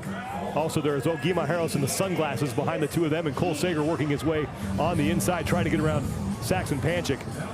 And don't be surprised if you see a little football swim move from Cole Sager at some point during this race. But it's Guy Harris right now who is out front, ahead of both Will Morad and Pat Vellner. The move doesn't have to be here, right? We have that near 300 to 350 meter straightaway right at the beginning. Vellner on the outside has pulled even with Guy Harris, Will Morad, and Andre Uday now. Uday making a move in the gray shirt. He has moved into 3rd place ahead of Morad. Hey, but I'm impressed with Vellner so far. I'm curious to see if he can hold on here in the last 100 to 200 meters. 117.07 seconds. That is the top time. Guy Harris is trying to hold out Pat Vellner. Vellner is in front. Will Morad starting to open things up. Guy Harris back in front of Vellner. Here comes Morad. Morad threatening to track down Pat Vellner. Maheros all by himself in first. Saxon Panchik on the outside trying to close the gap. It's Maheros followed by Morad and possibly Vellner. That was close. Andre Uday and Saxon Panchik were close behind them. There goes Cole Sager. Will Morad does win the race between himself and Pat Vellner, but Vellner right now in 3rd place in the event. Guy Harris, a new time to beat at 115.37 seconds. Morad is in 2nd place, 0.2 of a second behind him, and then it's Pat Vellner, another 0.2 of a second behind Will Morad. Someone's been working on their sprinting, Mr. Pat Vellner. Not surprised to see where Morad was, but Guilherme Maheros, an athlete making a name for himself. His name has been around. He's a new up-and-coming athlete, especially on the men's side, and the kid is strong. He is so absolutely strong and powerful, and this is what the test is. This is a max power, high-intensity, monostructural sprint, just pure go from start to finish. But look at Pat Vellner. He is not shying away whatsoever from the challenge that is laid before him after getting outside the top 30 in event number 1. And I was a little nervous for him starting at that speed, but clearly he's been working on one of those weaknesses. To make our way into the first turn, Guilherme still in the lead. And this is where you can make moves, right? If you don't know how to navigate turns on a track, this is as close as it's going to get for a road race. But you can make moves on those turns. And Vellner tried to make one early, but not able to hold on. So we come to this tight turn at the finish, and Vellner tries to move up just a little too soon as Guillaume pulls in front, but Will Morad on the left. Morad, that soccer background, is one of the faster athletes in the field, was able to eclipse Vellner just at the end. But as you said, a top 3 finish in this heat for Pat Vellner is great for him, moving up the leaderboard slowly as he's already moved himself up in the 12th overall after 2 events. Here's where we stand with 1 heat remaining. It's Guillermo Harros who has the time to beat at 1:15.37 seconds. Your top 3 times, all from that prior heat. Will Morad right behind him. Pat Vellner in 3rd, and then Saxon Panchik and Andre Houdet. So the fastest heat that we have seen so far in heat number 3, and now the men who are in the top spots in the overall leaderboard, including the man who's leading, number 30 in the red shorts, Jonakoski. 4th and final heat for them. Curious to see how Brent Fikowski handles this. You know, bigger athlete, not really known for his sprinting and speed, but more of his strategy and endurance. So be curious to see how he handles this, sitting in one of those top positions after 2 events. And then BKG on the right of Vellner. Again, just an all-around, well-rounded athlete. Again, sitting in the top 3 after 2 events. The issue is what's the speed of your heat? The 3rd heat doesn't really mean they had the fastest guys, but they all maybe just started with a faster pace. So you got to make sure is that you're not racing to the speed of your heat. You got to put all your chips in at the same time.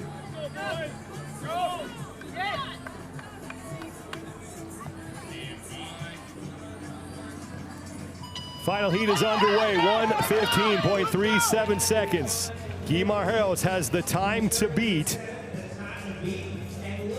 Sam Cornier looks like he's out front early. Brent Fikowski passing him. Alex Vigneault as the Canadians battling up front. Heinrich Happelainen is on the inside with no shirt on. Bjorgvin Karl Gudmundsson, number 28, black shorts, up towards the front as well. But it's Fikowski and Vigneault out front early, and now Sam Cornier working his way through the pack and trying to get towards the front. Vigneault out front, followed by Cormier and Fikowski. So an all-Canadian affair here in the top 3. Alex Vigneault, I mean, how many more surprises are we going to see from you in the first 3 events? Great swim to start the morning, and now leading the pack at the halfway point of this event. Vigneault is in 6th place overall, 24 points off the lead. Scott Panchik is way in the back. Don't know if he's cramped up a little bit. Now the final turn into the North Park. Vigneault's in front, followed by Brent Fikowski. Bjorgvin Karl Gudmundsson putting on a kick. And Gudmundsson saved his best for last, and Bjorgvin Karl Gudmundsson is going to take the heat. Fikowski and Koski were there close in 2nd place, but the top times all still coming from heat number 3, and that is big for Pat Vellner. That's exactly what I was saying beforehand. This was actually one of the slowest heats of the 4 that we've had so far, because Gudmundsson's time is just 1:17.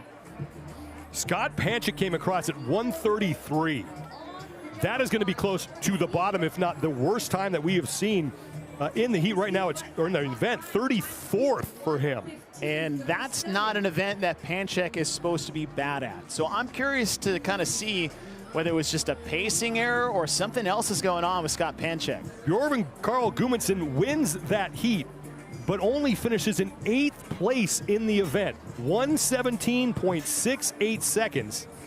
And I said that before the event started, is that you gotta make sure you're not racing to the pace of your heat, because what seems like a comfortable pace with the 10 athletes that you have could be a slow pace from the first 3. Now the problem is, how are you really supposed to know that? These aren't seasoned track athletes that could basically close their eyes and know exactly what speed they're trying to run. They don't know what they're doing. They're just trying to run as fast as they can. And you also don't know what the previous times were. There's not a clock on the track.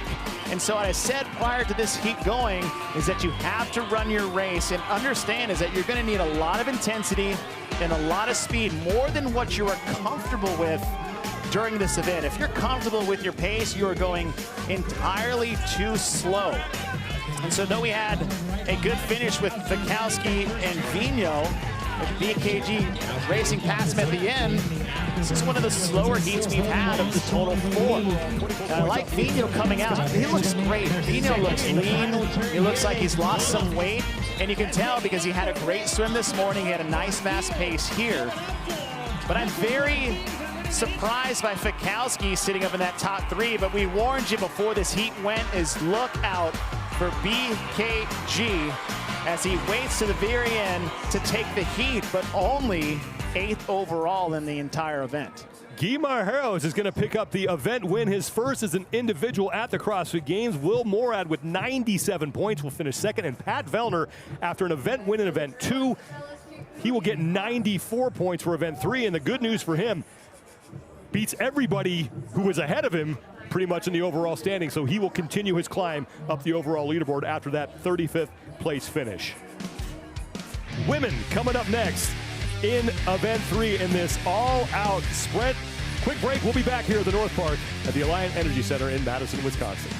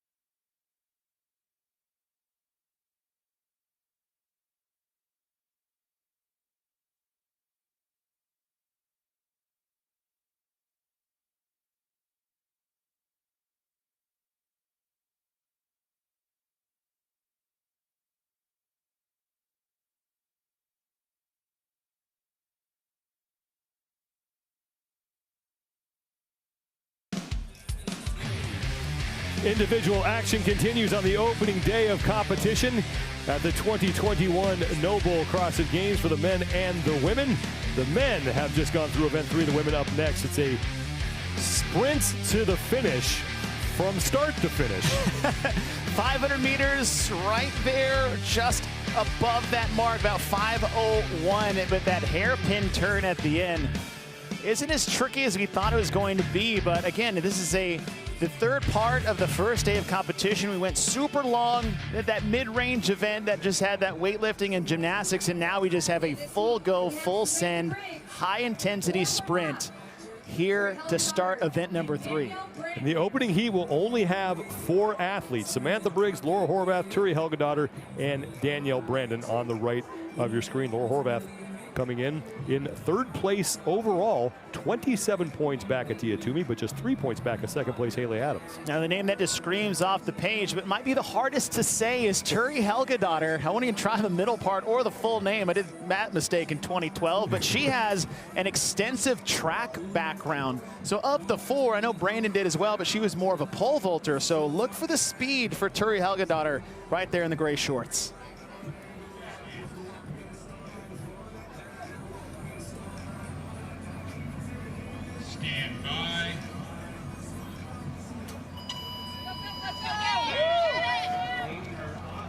Opening heat for the women is underway, and it's Danielle Brandon who is out front early. Turi Helgadottir right behind her, followed by Laura Horvath and Samantha Briggs. They start, it's a long straightaway. It starts with a slight decline.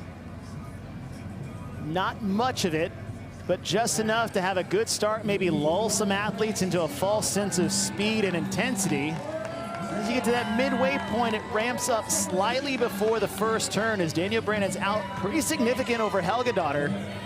But we've seen this happen a few times, as not many athletes who are in the front are leading at the end, but that's a significant distance that Danielle's put on Turi Helgadottir. Danielle Brandon trying to follow up a strong performance in event number 2 with another solid showing here. But as we saw in the men's competition, the competition around you in the heat makes a difference. Absolutely, we saw that no more apparent than in heat 4 of the men's. It was one of the slowest heats we've had of the 4, where the 3rd heat was the fastest. So what Brandon needs to do is really focus on keeping, almost pushing yourself to the red line. When you get to the end, it should be the last step you can take at a high intense speed. You can't play to the speed of your heat. But Danielle Brandon is blowing away the field, but behind her there's a race for second between Laura Horvath and Turi Helgadottir, and Helgadottir just separating herself from Horvath at the last second, and it's Samantha Briggs who will finish 4th. Brandon with a time of 1:27.20 seconds. What a race for Danielle Brandon.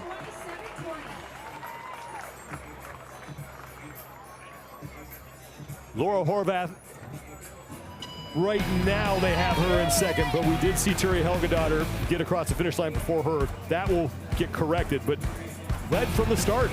Led from the start and extended her lead more and more as this first straightaway extended through. Like we said, the first part of this is just a straight shot, a slight decline into a slight incline. It's not much, but it's enough when you're operating at this high intensity for event number 3. But Danielle Brandon, and she looks very comfortable while she does it. She has a nice, tight upper body, and what I mean by that is keeping your elbows in tight. When you're sprinting, even whether it's short distance or you're running long distances, that you don't want to cross your body too much with your arms. You want to keep the elbows in tight, where it's more of a straight back and forth. I was very surprised to see how much distance Danielle Brandon put on Turi Helgadottir. And coming to this final turn, Sean, I think I'm 3 for 3 for saying I'm not sure if this athlete will do as good as we may think. And they go end up getting maybe the top spot. So the reverse announcer's curse, I'll take that. I've done it too much the other way over the years. But Danielle Brandon, again, she's competing without her 2 teammates. She's been put isolated on the edge just due to protocols, and she's making the best of the situation that she's worked with, taking heat number 1. The sun's starting to peek through here at the North Park in Madison, Wisconsin, as the fans continue to trickle in as the week progresses. Great crowd here on Wednesday, the first day of competition for the individuals. We had the first day of competition for the age group and the adaptive athletes yesterday.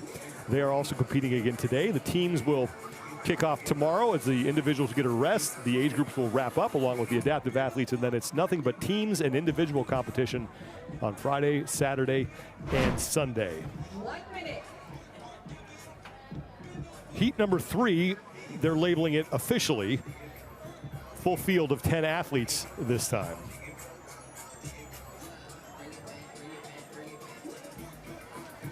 I got my eyes on Jessica Griffith in lane number 9. She's just one of those all-around good athletes. She has a good athletic background, but I wouldn't be surprised if you see Caroline Prevost and Reagan Huckabee up there.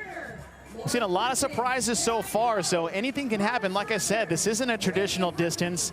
It's a closed course. It's a blind turn. And as we saw, heat after heat for the men and women, you got to run your race, but you got to make sure is that you are pushing yourself to the limits without crashing and burning to that final turn. You can't run to the pace of your heat.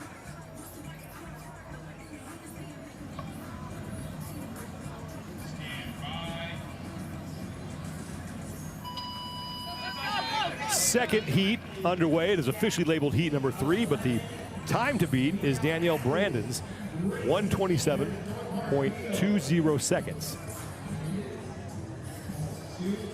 It's Ellie Turner in the blue pants towards the front. Sasha Nieves in the gray top. She has now moved into the lead. Cara Saunders behind her. Ellie Turner up there, as well as Reagan Huckabee and Alessandra Pacelli. Caroline Prevost on the inside, trying to work her way to the front as well. But it's Sasha Nieves leading early here in this second heat. Cara Saunders is moving up, banging around there in the middle as well. Jessica Griffith has now moved into second place behind Sasha Nieves. Ariel Lowen trying to gain ground on Alessandra Pacelli. Pacelli in third place. Now Pacelli moving to the outside of Griffith to maybe pass her, but Sasha Nieves is still your leader. Again, we get a little bit of a downhill on this first turn, and it's steady downhill slightly all the way until we run into the stadium.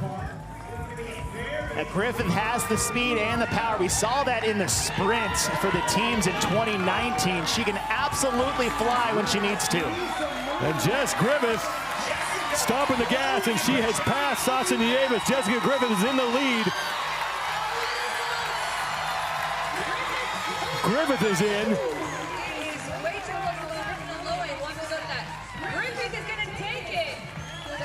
She will win the heat.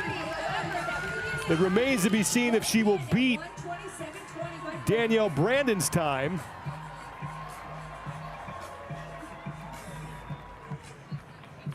As she will now be third in the event. So Jess Griffith does not catch Danielle Brandon. 1:30.18 seconds for Griffith. Yeah, but just 0.06, 6/100ths of a second between her and Ariel Lowen.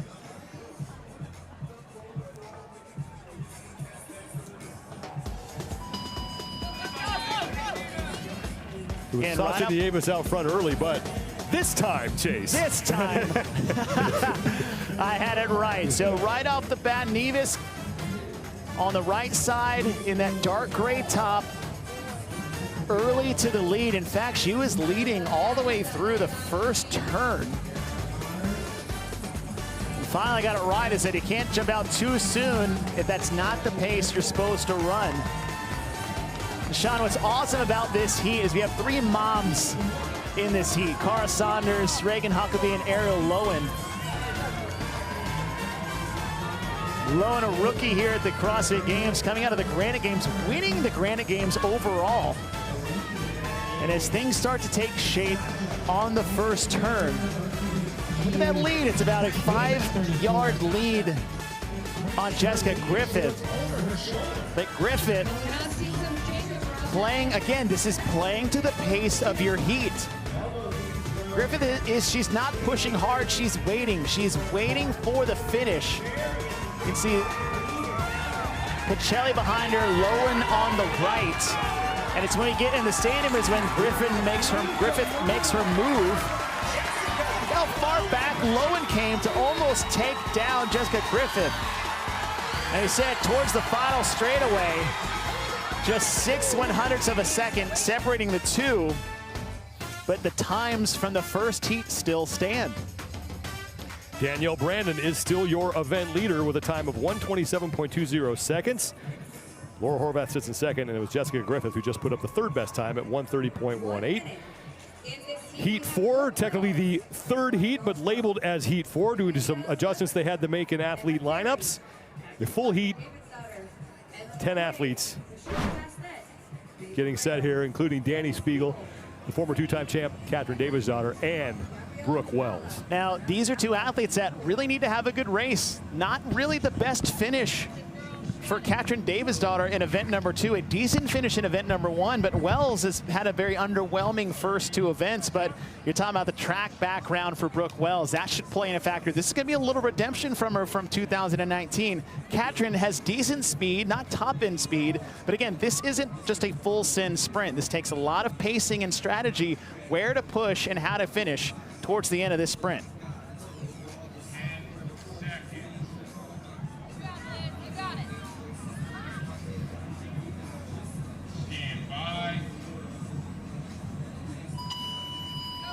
Third heat is underway. 1:27.20 seconds is the time to beat Katrin Davidsdottir.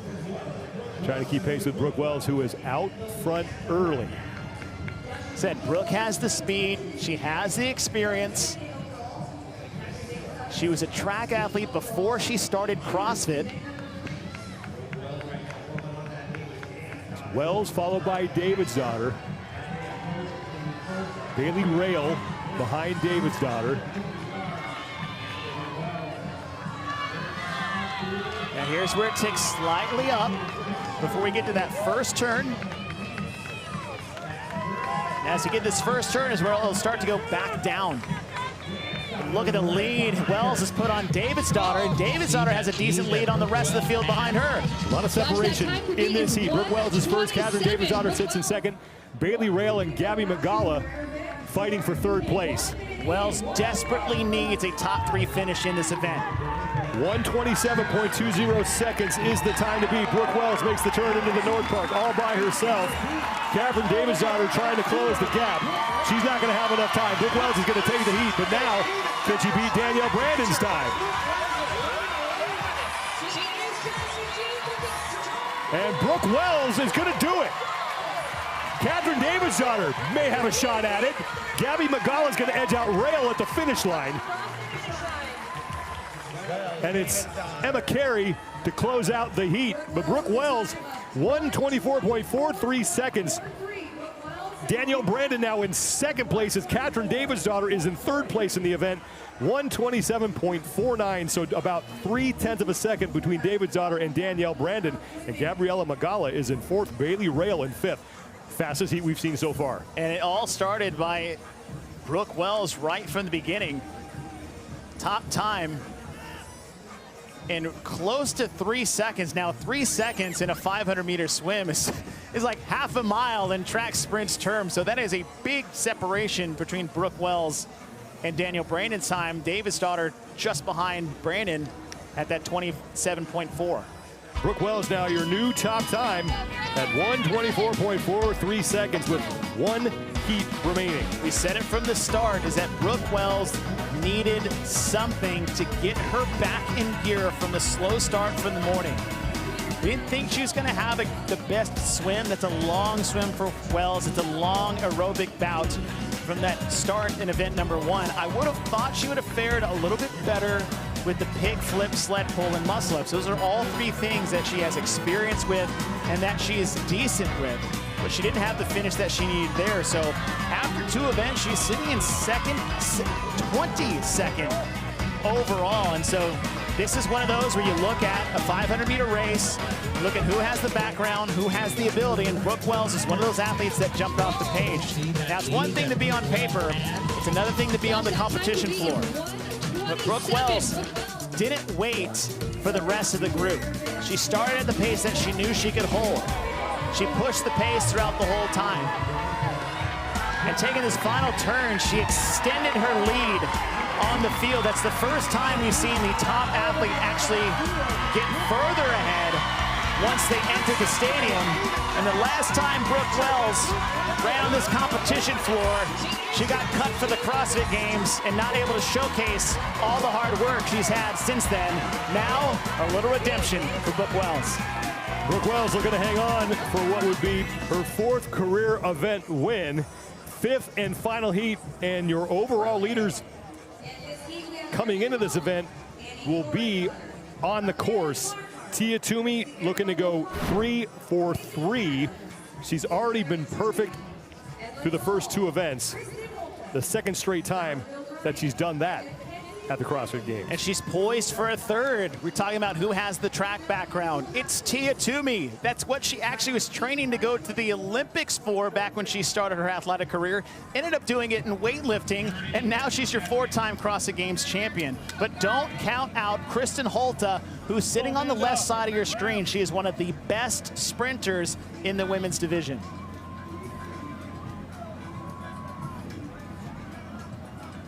Haley Adams on the right to Kristen Holta's left. She's already sitting in the top 3. She's a good runner, but I don't know how much speed she has for an event like this.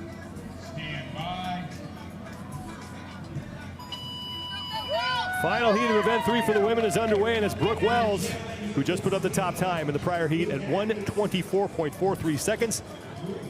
Tia Toomey and Haley Adams out front early. Here comes Kristen Holta making a move. You see the time to beat in the bottom left part of your screen. Chrissy Aramo O'Connell now moving up front. Now, how many times have we seen Chrissy Aramo O'Connell and Tia Toomey in a foot race? Especially in here in Madison on this course. Now they just happen to be running the opposite direction and a little bit shorter and a lot faster. Haley Adams still keeping pace with Tia Toomey. Keep your eye on Kristen Holta. Now Holta has always done well in multi-direction sprints. And so that is actually a skill when it's in itself, as so is this straight shot. But with Toomey's background, she is very familiar with races at this distance. Toomey leads Haley Adams. Adams ahead of Chrissy Aramo O'Connell, and Haley Adams trying to separate herself from everyone chasing her in the overall standings. Adams 2nd place overall, just 24 points back at Tia Toomey, but only a 3-point lead on Laura Horvath as Toomey makes the turn. 1:24.43 seconds. That's the time to beat. Tia Toomey looking for her 3rd straight event win. And Toomey may have done it. We're gonna have to go to the chip. Adams is 2nd. Holta is in. Thorasdotter and Barnhart are across. And Tia Toomey, 3 for 3. 1:24.17 seconds to edge out Brooke Wells. 300 points for Tia Toomey after 3 events. That is just absolutely ridiculous. We saw something similar last year, but that was in a field of 5. This is in a field of 35. Different skill sets, different strengths, women from all backgrounds, and she just went 1st, 2nd, and 3rd, back-to-back-to-back wins of those events in all different types of tests.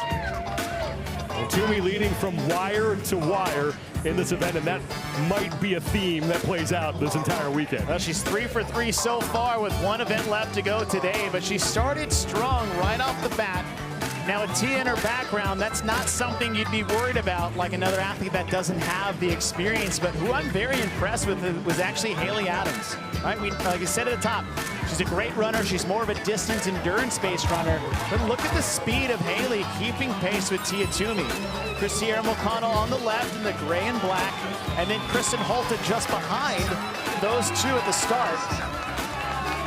And what you want to see is you want to see how athletes handle the turns. Do they decelerate or do they accelerate? And what Toomey did is that she never broke stride, she never broke cadence, and sped up into the turns and then got long again on this last straightaway before we hit the Coliseum. And she's chasing a time she doesn't know. That's the hardest part. She doesn't know what the clock is. She doesn't doesn't know 124.47 was the time to beat. She doesn't know where the clock is until she gets into the stadium, and that's as she's looking at it all. All she knows is that she is the best to ever do it, and she is coming here to try to win every event she possibly can. Not just get points where you can get them, is to take all the points from anybody else. Tia Toomey has now won 27 of 89 events in which she has competed at the CrossFit Games, just edging out Brooke Wells, but that is a great result for Brooke Wells. She'll get 97 points, and Haley Adams is going to increase her lead over Laura Horvath for second place. Haley Adams finishing third in the event. She'll get 94 points. She looks to stay inside the top 3, and Nikki Brazier is with Haley Adams. Haley, you were really giving Tia Toomey a run for her money there. When you saw that that gap was closing in, what did you have to do to kind of secure that second place in that heat? So I wasn't exactly sure how much was left. I wish I would have made a move a little bit closer, but she was really fast. I felt like I executed the best of my ability. So 500 meters, it seems like a little bit of a weird distance. It's not something that everyone practices often. How did it feel for you? That was my first time testing that event, so it hurt like it should. So yeah. Great first day for you so far here, but a lot still to come. I mean, what is your mentality after these first 3 events? Yeah, it's going to be a long weekend. I'm happy with how everything's gone so far, and just keep my head in the right place and execute to my best ability. Great job. Thank you. Thank you. Haley Adams putting on quite a show, but just getting upstaged by Tia Toomey. Adams with another top 5 event finish to stay inside the top 3. Danielle Brandon, set the early time to beat. Hung on till the last second to when the irresistible force known as Tia Toomey took over, and Toomey with her 3rd straight event win. We're going to head inside to the Coliseum for our next event. An unknown test awaits in event 4. Back in a little bit here at the 2021 Noble CrossFit Games.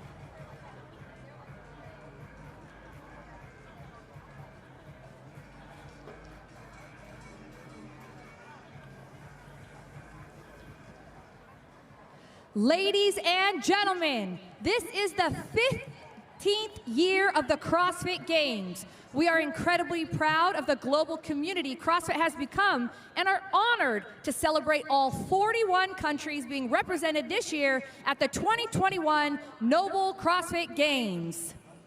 It is a tremendous accomplishment and a great honor for each athlete to represent their nation. Thank you for being here to celebrate them with us today. Ladies and gentlemen, Argentina flag bearer Agustin Richelme.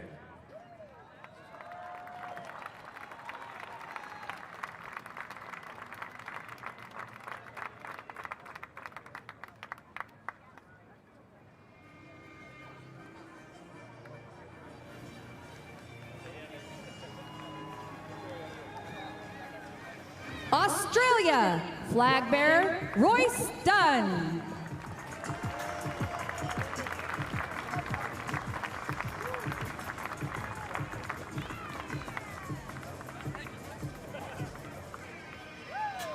Austria, flag bearer Elias Simberger.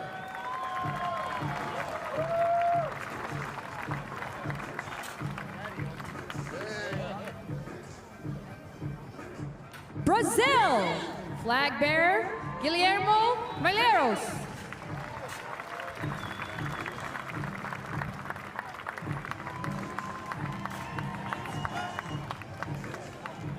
Canada, flag bearer Jeffrey Adler.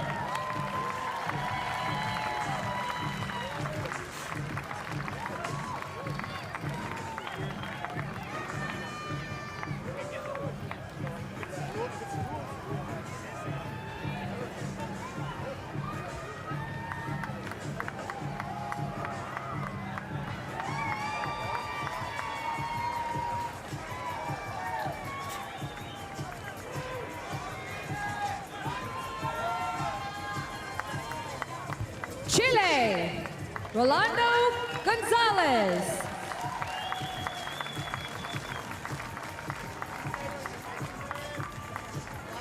Colombia, flag bearer Maria Jose Vargas. Qualified 16th in our girls 16 to 17-year-old division.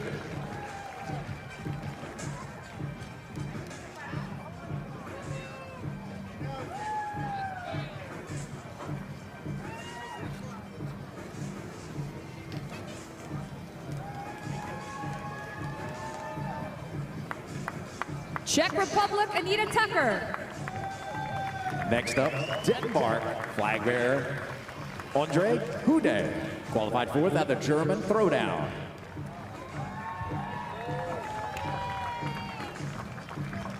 Ecuador, flag bearer Victor Castro, qualified 3rd in the men's upper extremity division.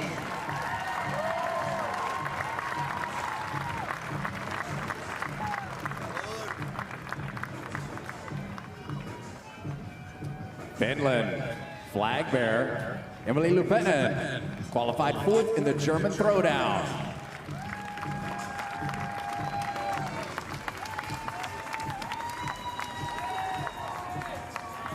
France, flag bearer Alexandra Jolivet, finished 3rd in an age group qualifier for Masters Men 40 to 44. This is his 4th year at the Games.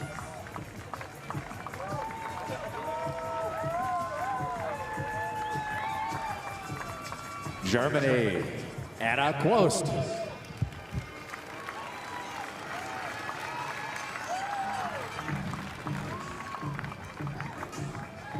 Next up, Greece, flag bearer Yorgos Karavas, qualified 5th out of the German throwdown.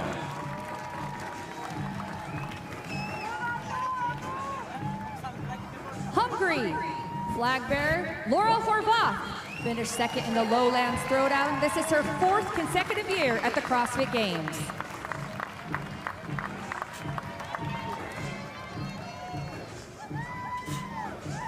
Iceland, flag bearer Jorgen Carl Goodmanson, winner of the Lowlands throwdown.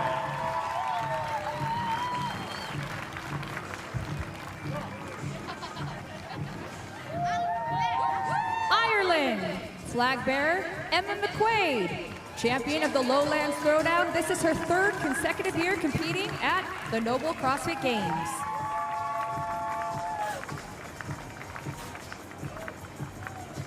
Israel, flag bearer, Omri Miller, qualified 3rd in the age group online qualifier, boys 16 to 17.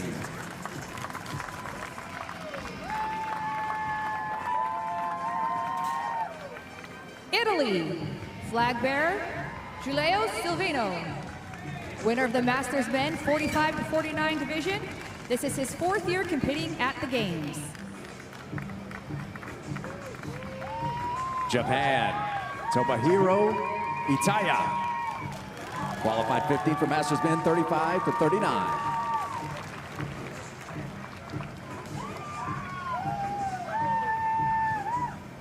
Republic of Korea, flag bearer Soo-yeon Choi, placed 2nd in the CrossFit Asia Invitational semifinal. This is her rookie year at the CrossFit Games. Latvia, flag bearer Udis Ubadix, finished 3rd at the Lowlands Throwdown, his 2nd year at the CrossFit Games.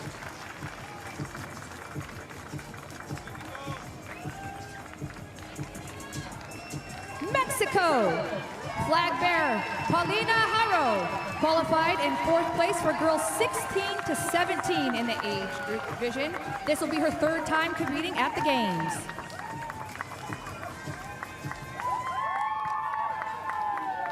Netherlands, flag bearer Nienke van Overveld, open champ this year from the Netherlands, 3rd year at the CrossFit Games. New Zealand, flag bearer Laura Clifton. She finished 2nd at the Torian Pro semifinal. This is her 2nd year competing at the CrossFit Games.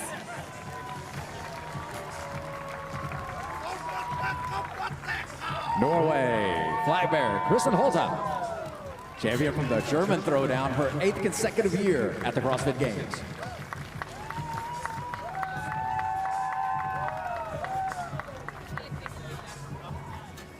Paraguay, flag bearer Harvey Rerig, placed 9th in the Teen Boys division 14 to 15. This is his 1st year competing at the Games.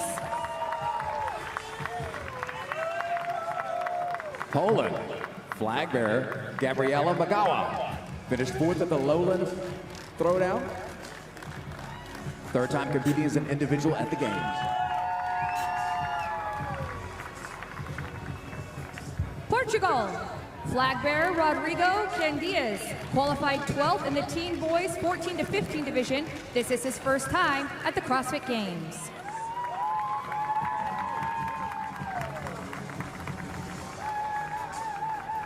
The Russian Federation, flag bearer Alexander Elin, finished 2nd at the CrossFit Asia Invitational.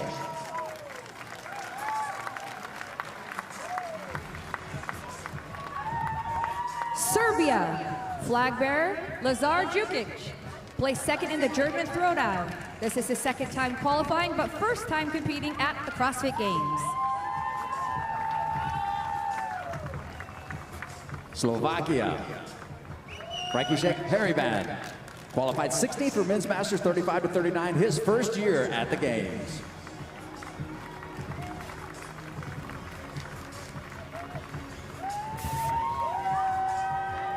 South Africa, flag bearer Michelle Bastet, winner of the Fittest in Cape Town semifinal. This is her rookie year here at the Games.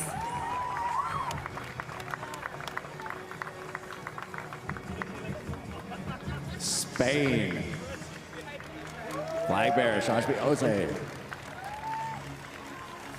qualifying 5th in the men's upper extremity division.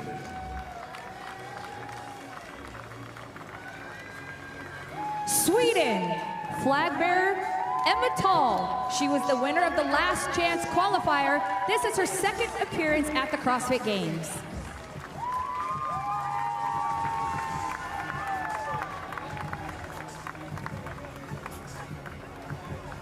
Switzerland, flag bearer Adrian Moonweiler, placed 2nd at the Lowlands Throwdown, his 4th time competing at the CrossFit Games. United Arab Emirates, flag bearer, Mahmoud Shalan. He's the Open champion for the UAE, and this is his second year competing at the Games. United Kingdom, flag bearer, Samantha Briggs. Qualified 5th for the German throwdown. She was the 2019 Spirit of the Games winner. This is her 9th time competing as an individual, 10th overall Games appearance.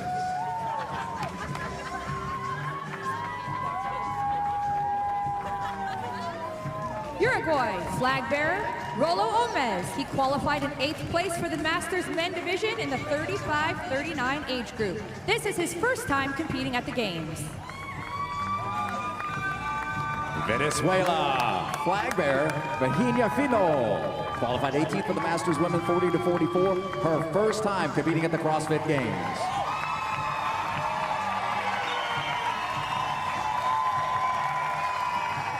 The United States of America. Flag bearer, Scott Panchik. He is the second place finisher at the Mid-Atlantic CrossFit Challenge. This is his 9th individual CrossFit Games appearance.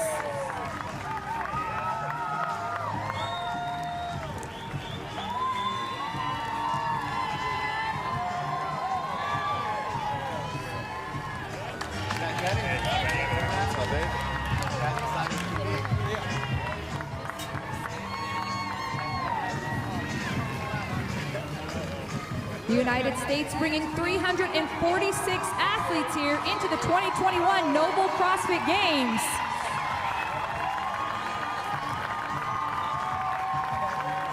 Let's welcome all 346 athletes onto the competition floor. Keep that applause going.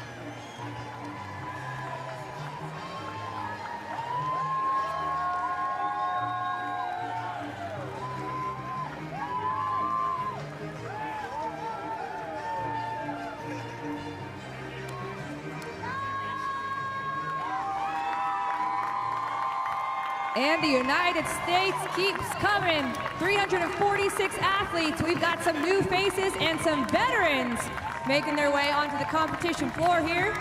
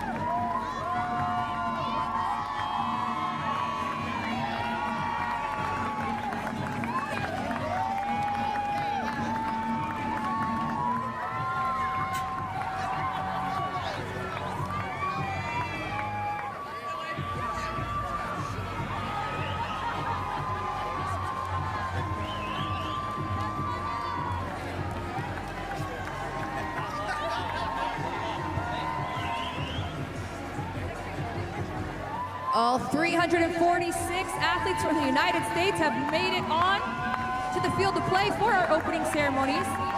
Let's hear it one more time for all of the athletes competing at the 2021 Noble CrossFit Games. Now, ladies and gentlemen, please rise for the presentation of colors by members of the U.S. Army Madison Recruiting Company Color Guard, led by Staff Sergeant Raymond Della Vea, followed by our national anthem as sung by Ashley Kent.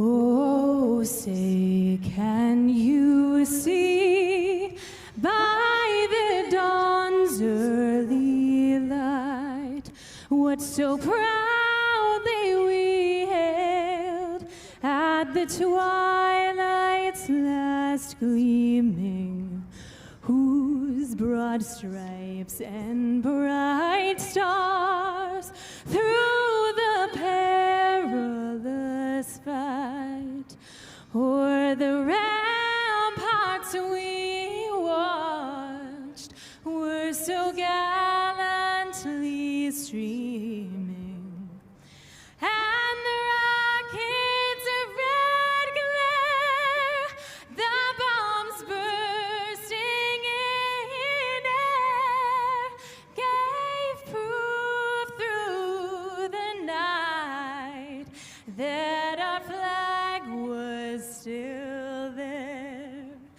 Oh, say does that star-spangled banner yet wave o'er the land of the free and the home of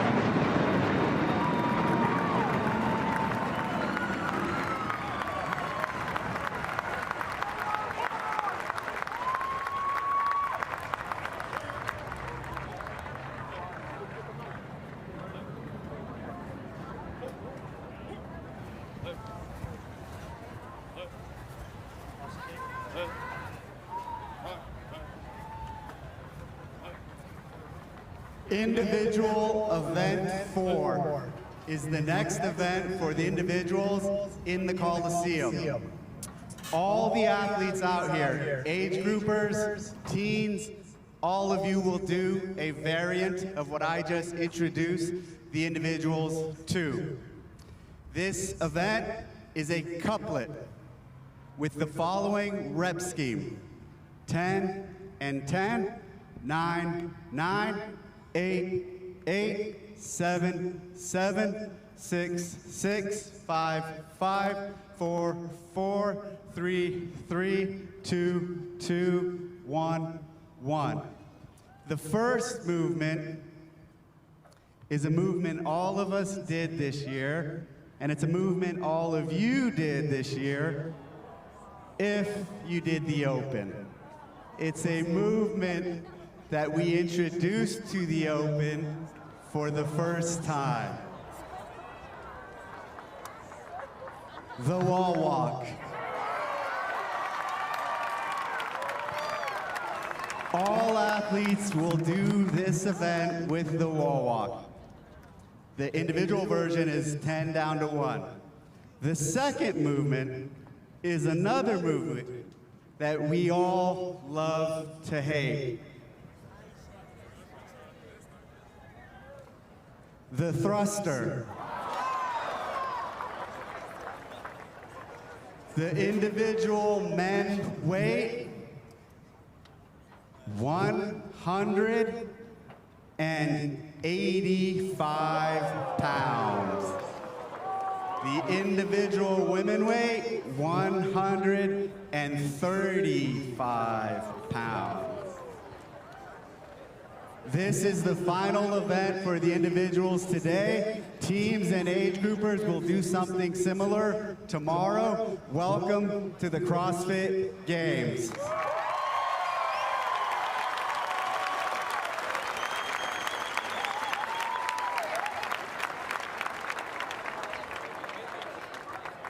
Thank you, Dave, for that announcement. That concludes our opening ceremony. And thank you to the 115th Fighter Wing from Madison, Wisconsin for that flyover. If you're looking to join us in the Coliseum, that is going to begin at 4:25 p.m. over in the Coliseum. We'll see you there. One more big round of applause for these athletes. Thank you for joining us for our opening ceremonies.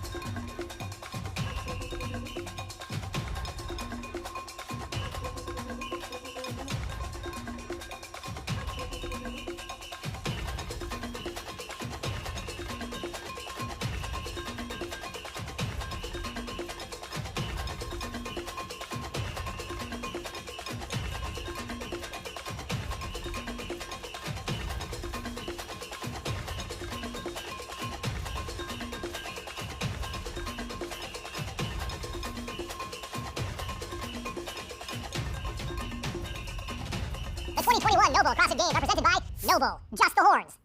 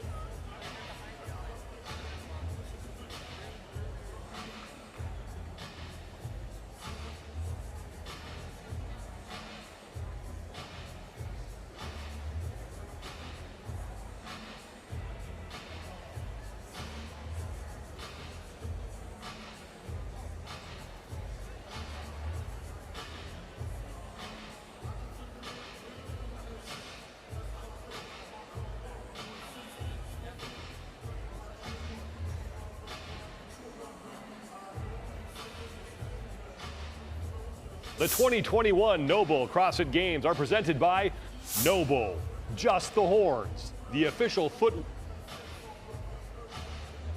and apparel brand of CrossFit. Ramwad, unleash your calm. CBD MD, the CBD you can trust.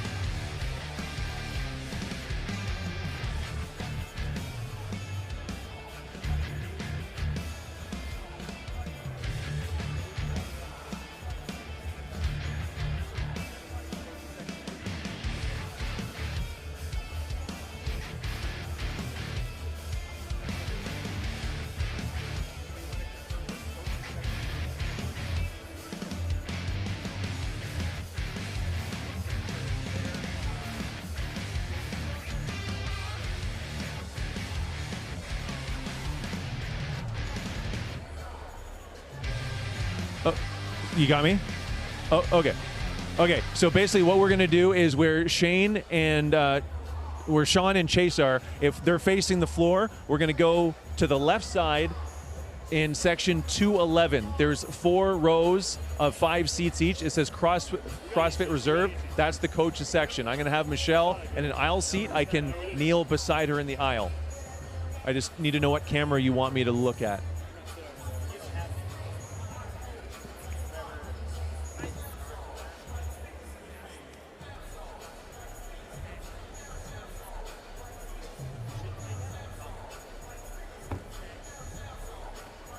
If you look right now, there's a guy in a white shirt with a woman in a white shirt. They're walking right past that section right now.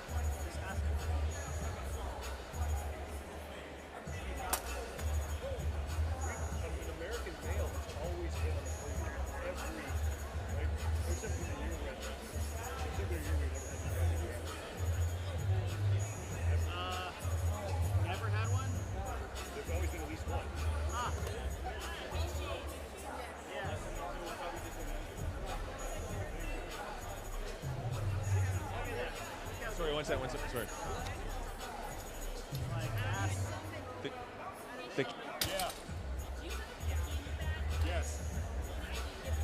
No, I know. So, okay, do you guys see me right now? Can you see me? I'm right in front of lane 3 and 4.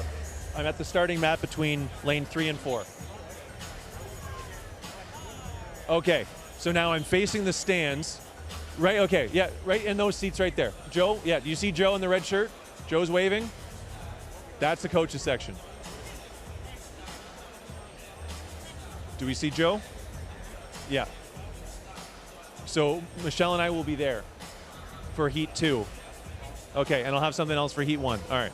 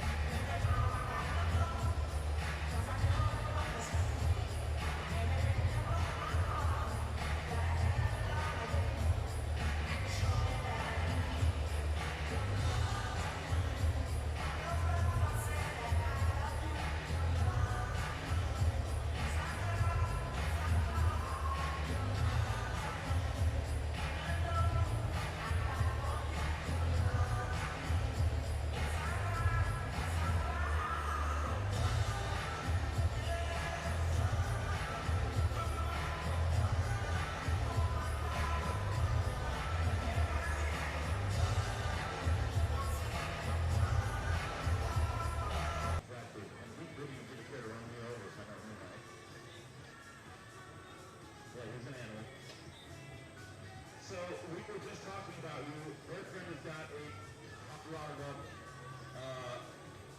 cut red eye. We told him they were the typical drivers. Okay, he's got a Hellcat that's all souped up. He just bought a red eye. But we're going to make sure that he picks up with you so you guys can talk shop on Friday. She wants to call you Ricky Bobby. I said he punched me in the face. I didn't say he punched you in the face. That's good. He's good. He's special. Thank you. Yeah, okay. See ya. Yeah, you're welcome. Bring your buddy over. Large t-shirts.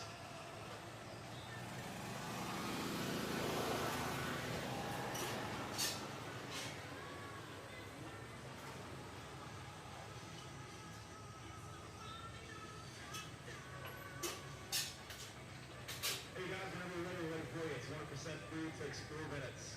We go off-road. We were just pointing at him like he's joining us, but you're not. Kids can do it too. Just hook up the kids to the hitch. And this thing flies. Yeah. Yeah, but if you're ready for you. We also, the parents swap out sometimes, so if you want to do it when he comes back, that's also too.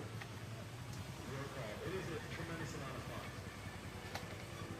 I've got to figure out how to get...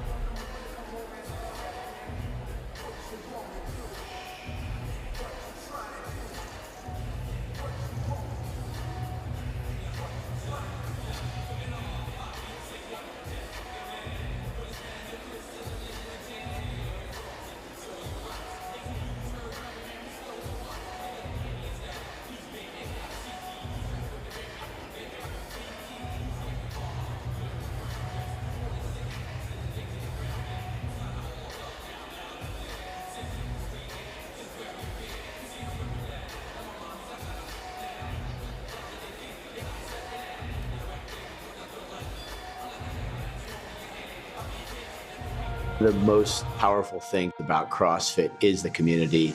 It's the diversity of the community. It's the inclusiveness of the community. It's the kind of welcome home nature.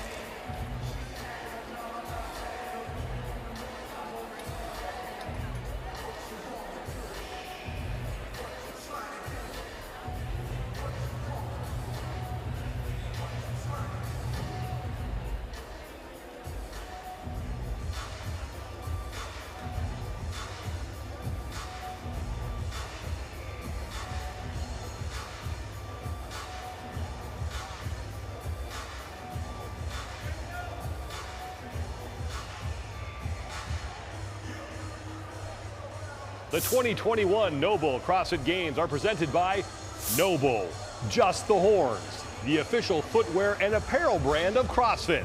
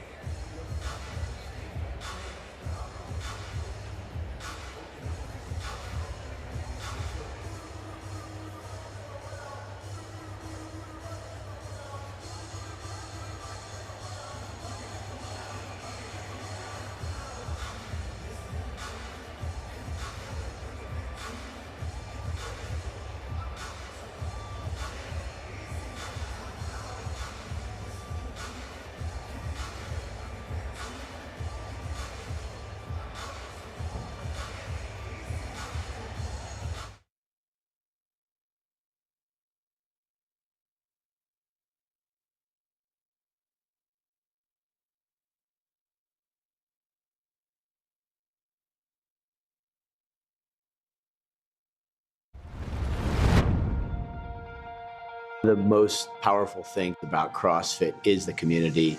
It's the diversity of the community. It's the inclusiveness of the community. It's the kind of welcome home nature of the community without judgment about what brought you here or what goes on outside these walls. It's really like nothing else I've experienced. When we look at our long-term vision here, we want 100 million people whose lives have been transformed by CrossFit. I'd like to see at least half of those come from underserved population. It's not got a financial or monetary relationship. It's just people who are getting the benefit and able to really kind of transform themselves. It's a daunting goal, and we need some key partners. Phoenix has a very clear vision that is differentiated from anyone else's to focus on people and help them with their recovery. Scott's vision was extremely ambitious, and so we had an immediate connection, and I just told Scott we're going to lean way into this relationship. I'm Scott Strode. I'm the executive director and the founder of The Phoenix. The Phoenix is a nonprofit that uses the inherent transformative power of activities and community to help people who are healing from substance use disorder. Our programs are free, and they're offered in CrossFit affiliates and yoga studios and spin studios across the country, including spaces like the one behind me that are now becoming CrossFit community centers. The CrossFit community centers are such a cool concept. We thought about what if we were able to put these facilities funded by donors in the midst of underserved populations in inner cities. We would get volunteer coaches to come in and ultimately get these communities to coach themselves, and they would become kind of a center of gravity for all kinds of different underserved populations. When I met Scott, he was basically espousing that same vision, and we had never talked to each other, and so these two visions just fit together perfectly. That's been the beauty of CrossFit affiliates. They open their doors to us across the country and make a space where volunteers who are often members of that very gym can start Phoenix programming there and help us reach hundreds of thousands of people struggling with substance use disorder. The power of CrossFit is in this incredibly diverse and inclusive community. And when you marshal the resources of this community, there's nothing you can't accomplish.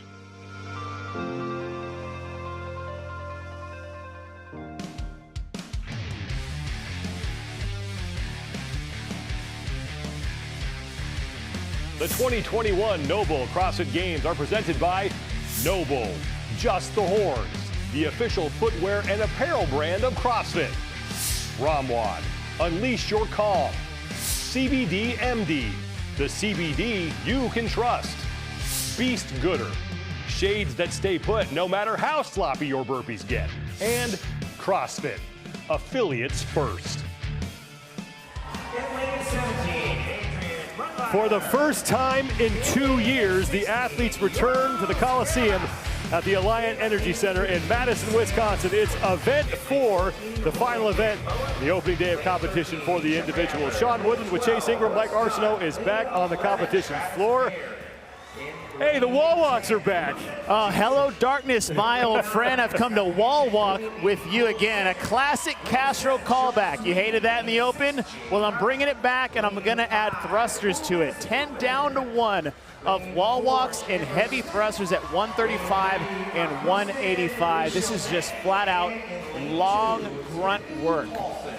Let's send it down on the competition floor to the third member of our broadcast crew, Mike Arsenault. Thank you very much, Sean. Chase, you're right. We're seeing a return of the wall walks. We saw them in 21.1 in the open. They're back here at the CrossFit Games. Here's what the men have to keep in mind.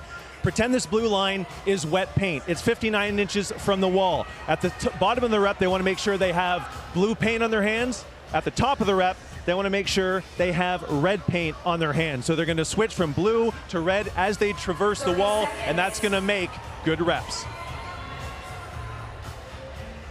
Thank you, Mike. 2 heats for the men. Scott Panchik will be in lane number 9.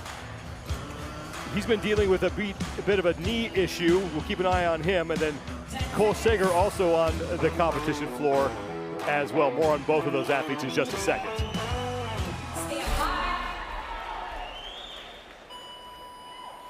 Event 4 underway. You take a look at Tim Paulson.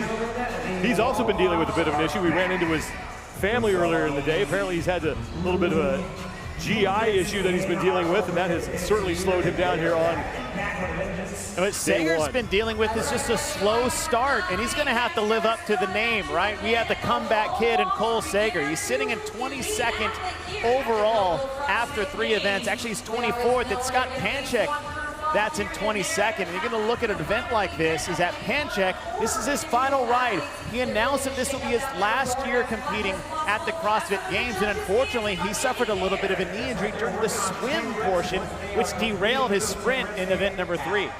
Panchik has been dealing with a bit of a meniscus issue already coming into this event. Apparently it was exacerbated during the swim portion of event number 1. That's why he was lagging towards the back in the 550-meter sprint. 10 wall walks to open up here, and then 10 thrusters at 185 pounds, 110 total scored repetitions, and Sager and Panchik are 2 of the first men to the barbell. Two of the best athletes in the field finding themselves in heat number 1 outside the top 20. And what we're looking at with these thrusters is it's 185 pounds. That is a heavy thruster for 55 total reps, but it's not just the weight itself, but it's the interference that's going to come with the wall walk. The wall walk is all shoulders and all core, and you need to have that dialed in for these heavy thrusters. Scott Panchik is done with his initial set of 10 thrusters. Back to the wall now for 9.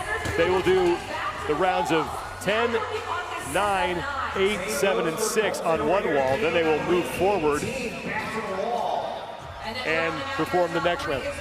Now, as we're working through this, Sean, is that you got to understand that it's going to come down to the wall walks. These are going to be a beating. It's 55 total. It's the same number we saw in the open, but we're pairing it with heavy thrusters, not a double under. It's going to be much more fatiguing on the upper body than it was during the open.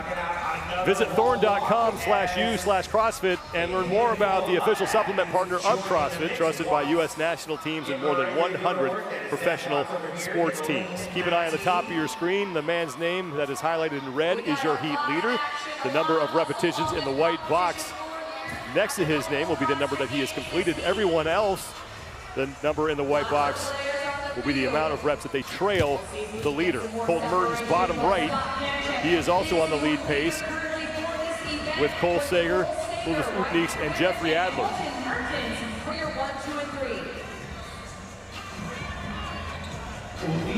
Now this is a standardized line. What we saw in the open, what it was is relative to your height, which was a massive advantage for the shorter athletes. Now that it's the same, that advantage is gone. In fact, I would say it makes it almost a little bit tougher for the shorter athletes. Colton Mertens on the right side of your screen. He's going to have to extend outside of his shoulders more than he did back in March. Scott Panchik back to the barbell, maintains his lead, 9 reps now at 185. And you're looking at a 10 down to 1. That's 55 reps of each, but when you think about where the halfway point is, it's not at the round of 5. It's actually almost halfway through the round of 7. So you're going to see a really big chunk of reps, over 30 to 40%, once you get through the 10, 9, and round of 8. Now Scott Panchik has gone unbroken on the 10 and the 9, where Cole Sager to his left is taking breaks. I think that's a very, very smart decision to make, because you actually don't want to get back to the wall too soon. The most taxing movement here is the actual wall walk, not the thruster. Travis Mayer is in lane number 11 right now, unofficially 21st overall, trying to work his way up the overall standings. It's important for Mayer to do well. He had a great open and quarterfinals, decently in the semifinals, but it's a different game when you get to the games. The tests are more robust. They're more outside the gyms. They're heavier. They're more high skilled. He's been here before, but he's got to make sure that, listen, that 20 cut line, that 30 cut line is looming in the next day. We got 4 scored events today. They got to take advantage of the events that they get while they're here. Sean Sweeney comes into this event in 26th place overall. Sweeney closing out his round of 9 thrusters. Sweeney making his third individual appearance. His best finish was in 2018 when he took 22nd place overall. Scott Panchik continuing to lead here through 46 of the 110 total repetitions. He is on his round of 8 thrusters at 185 pounds. Panchik coming in 22nd place. Just watch what that bar does to his body as he's racking it back to the shoulders. It's shaking him to his core, and you're trying to stay balanced through that. But Scott looking very good after the first 3 rounds of the 10, 9, and 8. He has yet to break the thrusters so far. That is Uldis Upnieks making his second career individual appearance. He was here in 2019 when he finished 31st overall. Upnieks coming in 30th place. He is now in 2nd place behind Scott Panchik, closing out his round of 8 thrusters. He's opting for that break in the mid part of that thruster, and that's a good decision to make if this weight is a little outside your comfort zone. It's not about how fast you get back to the wall. In fact, you want to give yourself a little break from the wall walks, but if you're good at that, you want to make sure that you're not going to make yourself worse by doing too big a sets on the thrusters. Scott Panchik is now in his round of 7. And for more on him, let's go down to Mike Arsenault. Thank you very much, Sean. We mentioned that this is Scott Panchik's swan song, and he doesn't want it to end on a sour note here at the 2021 Noble CrossFit Games. So the issue, as you mentioned earlier, he aggravated the knee during the swim, and it's gotten progressively worse as we move throughout this first day of competition. The knee that's bothering him, the meniscus, he's had it reconstructed 3 times. So 3 surgeries on that knee throughout his career. I asked him, is he going to be able to make it throughout the entirety of the weekend? He says he hopes so, but it is getting progressively worse. The good thing with the meniscus, the squatting movement doesn't impact it as much as the swimming and running. So if he has more events like this, he might be able to stay as high on the leaderboard as he can to potentially avoid the cuts as we move further into this weekend. And the question you ask yourself is like, how does a swim aggravate the knee? And what it really is, it's the addition of the fins, and what that does is it puts more lateral shear on the knee because you have a resistance at the base of your foot. So you're right, squatting actually doesn't mess with knees too much. It's actually that lateral, that back and forth, the ACL test you'll see some guys do. So it's actually surprising to see that be the case, but here's the deal. Scott has competed at the CrossFit Games injured before. In fact, he ruptured his, at the bottom of his foot a couple years ago in 2015. So he's definitely one that can handle the pressure and handle the pain throughout the weekend.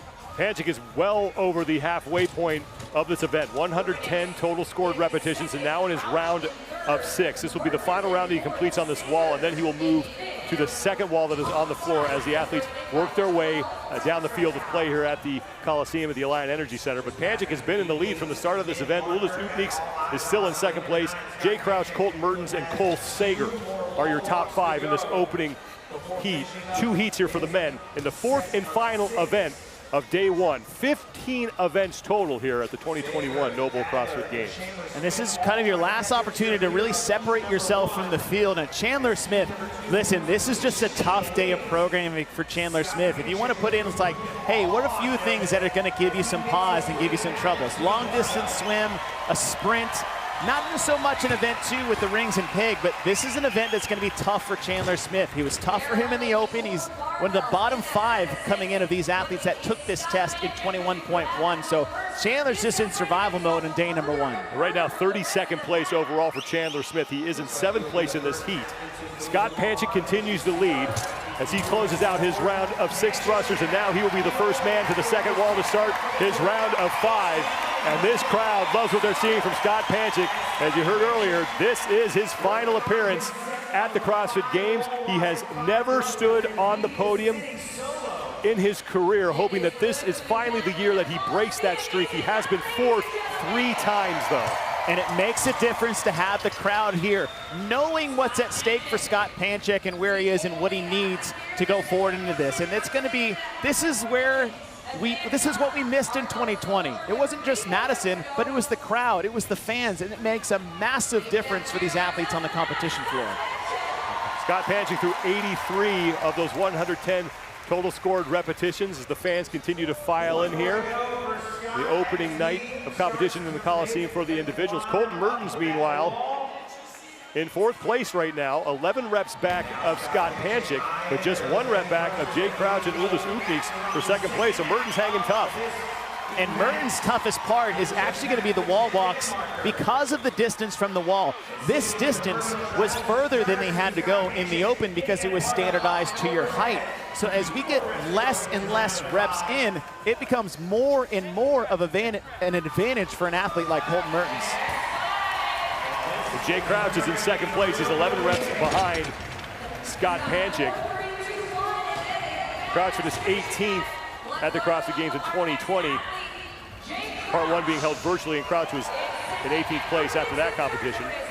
Top 5 again competing in person last year. And one thing we know about Crouch is he got 9th overall in the world in 21.1, so it shows that he has the capacity for the wall walks and the endurance in the shoulders. It's all a matter of how he handles those thrusters. Scott Panchik continues to lead, 110 total scored repetitions as he is reaching the tail end of this event. Closing out his round of 5. Pardon me, the round of 4. So Panchik will advance his barbell after this, and then he will get to work on his round of 3. He has 4 thrusters remaining, though, before he can do that. And this is the light at the end of the tunnel. When you get to the round of 4, there's only 10 total reps left of your thrusters and wall walks. That's what you started with in a bulk set. So now that you get to break that up, this is where you see athletes have a little bit of a second win because you're so close to the finish line. Panchik is through 4. Has advanced his barbell, now back to the wall. He has 12 reps remaining.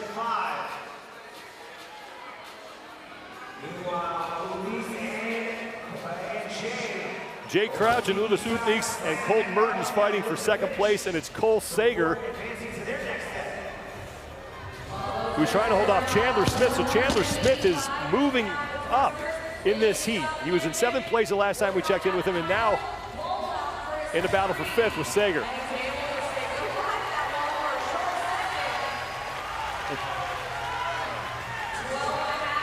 Three thrusters now for Scott Panchik.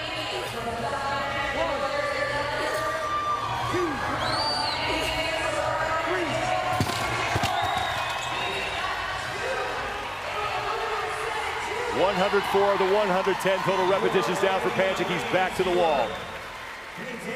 What's important for Scott is to keep the pedal down. Heat 1, 19 more men in the 2nd heat that'll be watching his strategy, knowing his time. So that's a major advantage for the Heat 2 athletes. So though Scott is ahead, well ahead of the field here, he needs to keep the pressure on in these last few reps. 22nd place overall coming into this event for Scott Panchik. And if he can get a top 5 result, that will absolutely improve his position on the leaderboard. 2 down, 1 to go for Scott Panchik on the wall, 1 left on the barbell. Scott looks phenomenal.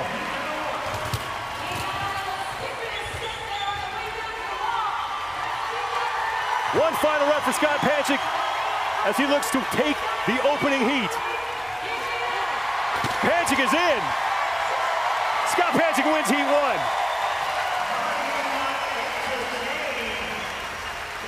.39.61 seconds for Scott Panchik in his final appearance at the CrossFit Games. He made 8 straight individual appearances from 2012 to 2019. And if Panchik's time hangs on here, this will only be the 2nd event win of his career. Man, and that just shows how consistent he is sitting in that top 10 range. But Scott's biggest thing of not being able to get on the podium is because he's never had those 1-2 finishes to vault himself into that top 3 after a long weekend. This is the fight for 2nd place. Now Colton Mertens on the bottom right and Jay Crouch and Uldis Uknieks on the top left. You got to go back to 2012. Fran, that was the last time Scott Panchik won an event at the Games. Right side of your screen, Mertens, he had just an awkward walk moving around. It almost looks like he's maybe cramping a little bit.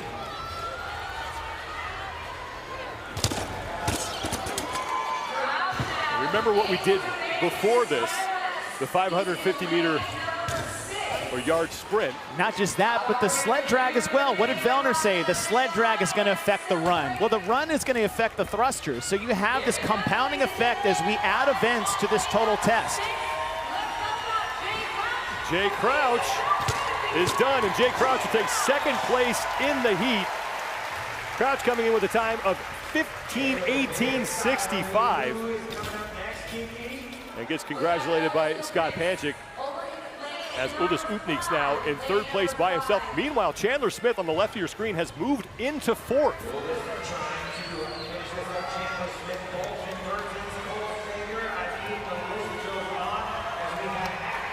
Upniks back for his final thruster.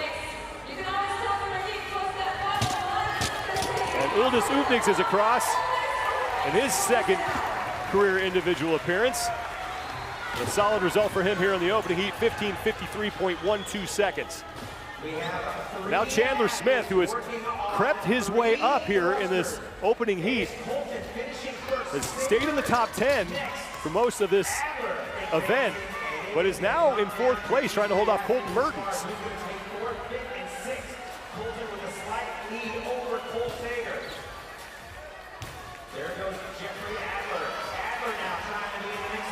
Chandler Smith back to the barbell to close out his round of 2.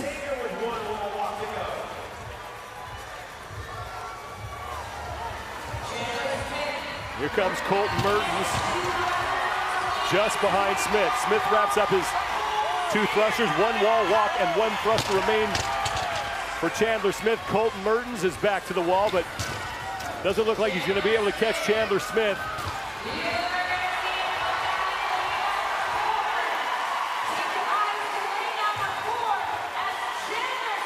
Chandler Smith, final rep is done, and Chandler Smith, fourth place in heat 1. 17:06.73 seconds. Mertens is now done, and Mertens is in. Cole Sager came across as well. So Sager may have beaten him. Jeff Adler was there also, so it was a 3-way race for that 5th place position in this heat, and it looks like unofficially Jeff Adler edges out Colton Mertens by 1/100th of a second. Cole Sager less than 0.4 of a second behind them. We talked to the demo team, and the times that they said they were getting is somewhere around the 18-minute mark, which is where we're just past. So looking at Scott Panchik's time of 13:39, that is a good time going into the second heat. And we said, what's the advantage of going second? You know how fast they're going to go. At the same time as you can put up a time so fast that it might mess up some game plans for those in the second heat. Augustin Riquelme is your leader on the floor. He is in his round of 2. Just closed out that. So 2 reps remain for Riquelme. Time cap is 20 minutes.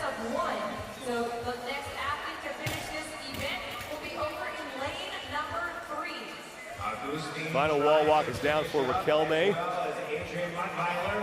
Riquelme also making his second career appearance here at the CrossFit Games. He was 50th back in 2019.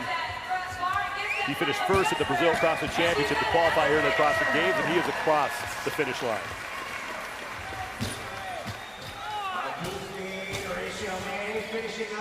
Tim Paulson is now the leader on the floor. Paulson trying to get in inside that 20-minute time cap. No problem for him. And the man who recently became a father, the baby Wes, closing out his event. Here's Travis Mayer, and this is surprising. It is surprising because these are 2 movements he's good at. He's used to heavy thrusters. He's got a great engine. But it's the totality of the day. You can't just isolate one event by itself and assume that someone's going to be good at it. You have to look at what's happened. And we had that long swim and paddle this morning.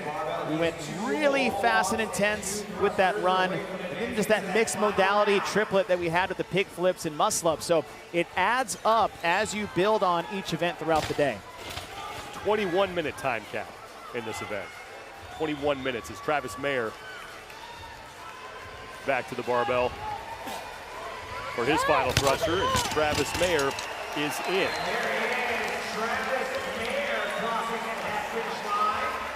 Royce Dunn is now your leader on the floor.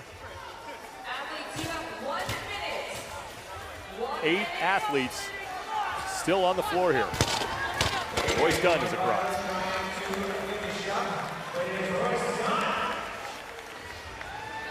That leaves Adrian Moonweiler as your leader. Moonweiler is towards the top middle of your screen. Just put down his barbell, closing out his round of 2, and he's back to the wall for his final wall walk. You have 30 seconds before we hit the time cap. Keep trying to motivate these athletes to finish Adrian Moonweiler with 20 seconds and 1 to go. Moonweiler back to the barbell for the final time, trying to get inside that 21-minute time cap. And Moonweiler will do it with a couple seconds to spare.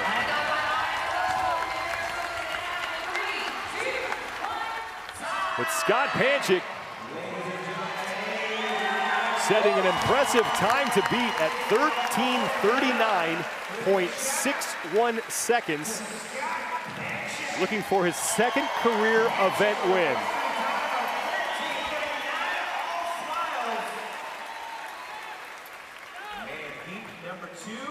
Right off the bat, we're trying to see how our 2 veterans would fare between Cole Sager on the left and Scott Panchik on the right. Cole breaking up his thrusters early, where Scott Panchik had been going unbroken from the start as Jay Crouch was trying to chase him down, but Scott Panchik under the lights again as an individual for the final time here in the Coliseum, sets the time to beat for heat number 2. Heat 1 results, it's Panchik, the only man in that heat to go sub 14, 13:39.61 seconds. Jay Crouch will finish in second. And look at the finish between Adler, Mertens, and Cole Sager, how close that was as Chandler Smith takes 4th place. The 4th and final event of the day for the men, and we started out earlier with Yonakoski putting on a dominant performance at Lake Monona to get an event win. And he's still riding that point lead that he started the day off with that long swim, hour, 15 minutes of effort. But then it was Pat Vellner who got nearly dead last in event 1, takes first in event 2, playing to his strengths. Easier said than done, of course, but that was a much needed event win for there. And then we move from this triplet on the field with some odd objects, some heavy weights, and some high volume skill, and we move to coming to the Coliseum, where this is a robust test. It's 110 reps. That's actually a pretty moderate volume when you think about total repetitions, but it is heavy, and you have to work for every rep you get here. Right? These are big kid reps. And as we mentioned at the start of this event, the wall walk is back. A classic. You hated it? Do it again. Yeah, that's right. A classic Castro callback. When the world says this sucks, he's like, oh yeah, well, let's do it again. But we're going to make it worse because we're going to throw in some redundancy with these heavy thrusters. What I love about this event is that it fits within the scheme that we're working with all day. We went super long, couplet with monostructural movements, and then we went a couplet of 2 odd objects and some gymnastics work, and then we went fast, single modality. Now we're filled in another hole, and that's that 18 to 20 minute time frame, heavy barbell weights for high reps, and a very tough, not necessarily high skill, but high effort skill with a wall walk. Second and final heat, and the top men in the overall standings will be on the floor. Yonakoski will be in lane 10. He is your overall leader, and it's Justin Medeiros, who has quietly put himself in 5th place unofficially overall right now. Guy Majeros is coming off an event win. The Brazilian will be in lane number 12. He took 1st place in event 3. Here's the thing with Justin Medeiros, he's in 5th overall. The top 4 above him, he's the lone American outside Will Morad in the top 10. In the last 10 years, the person standing on the podium has been an American. So Medeiros, if he wants to at least keep the podium alive for the United States, he has to make some moves here to put himself back in. But Yonakoski, we said he was dominant with the swim event. If you look at 21.1, he had the top time in the world in 21.1 that had these wall walks in it. Did not have a heavy barbell, though. Pat Vellner has been making a charge up the overall standings after finishing 35th in event 1.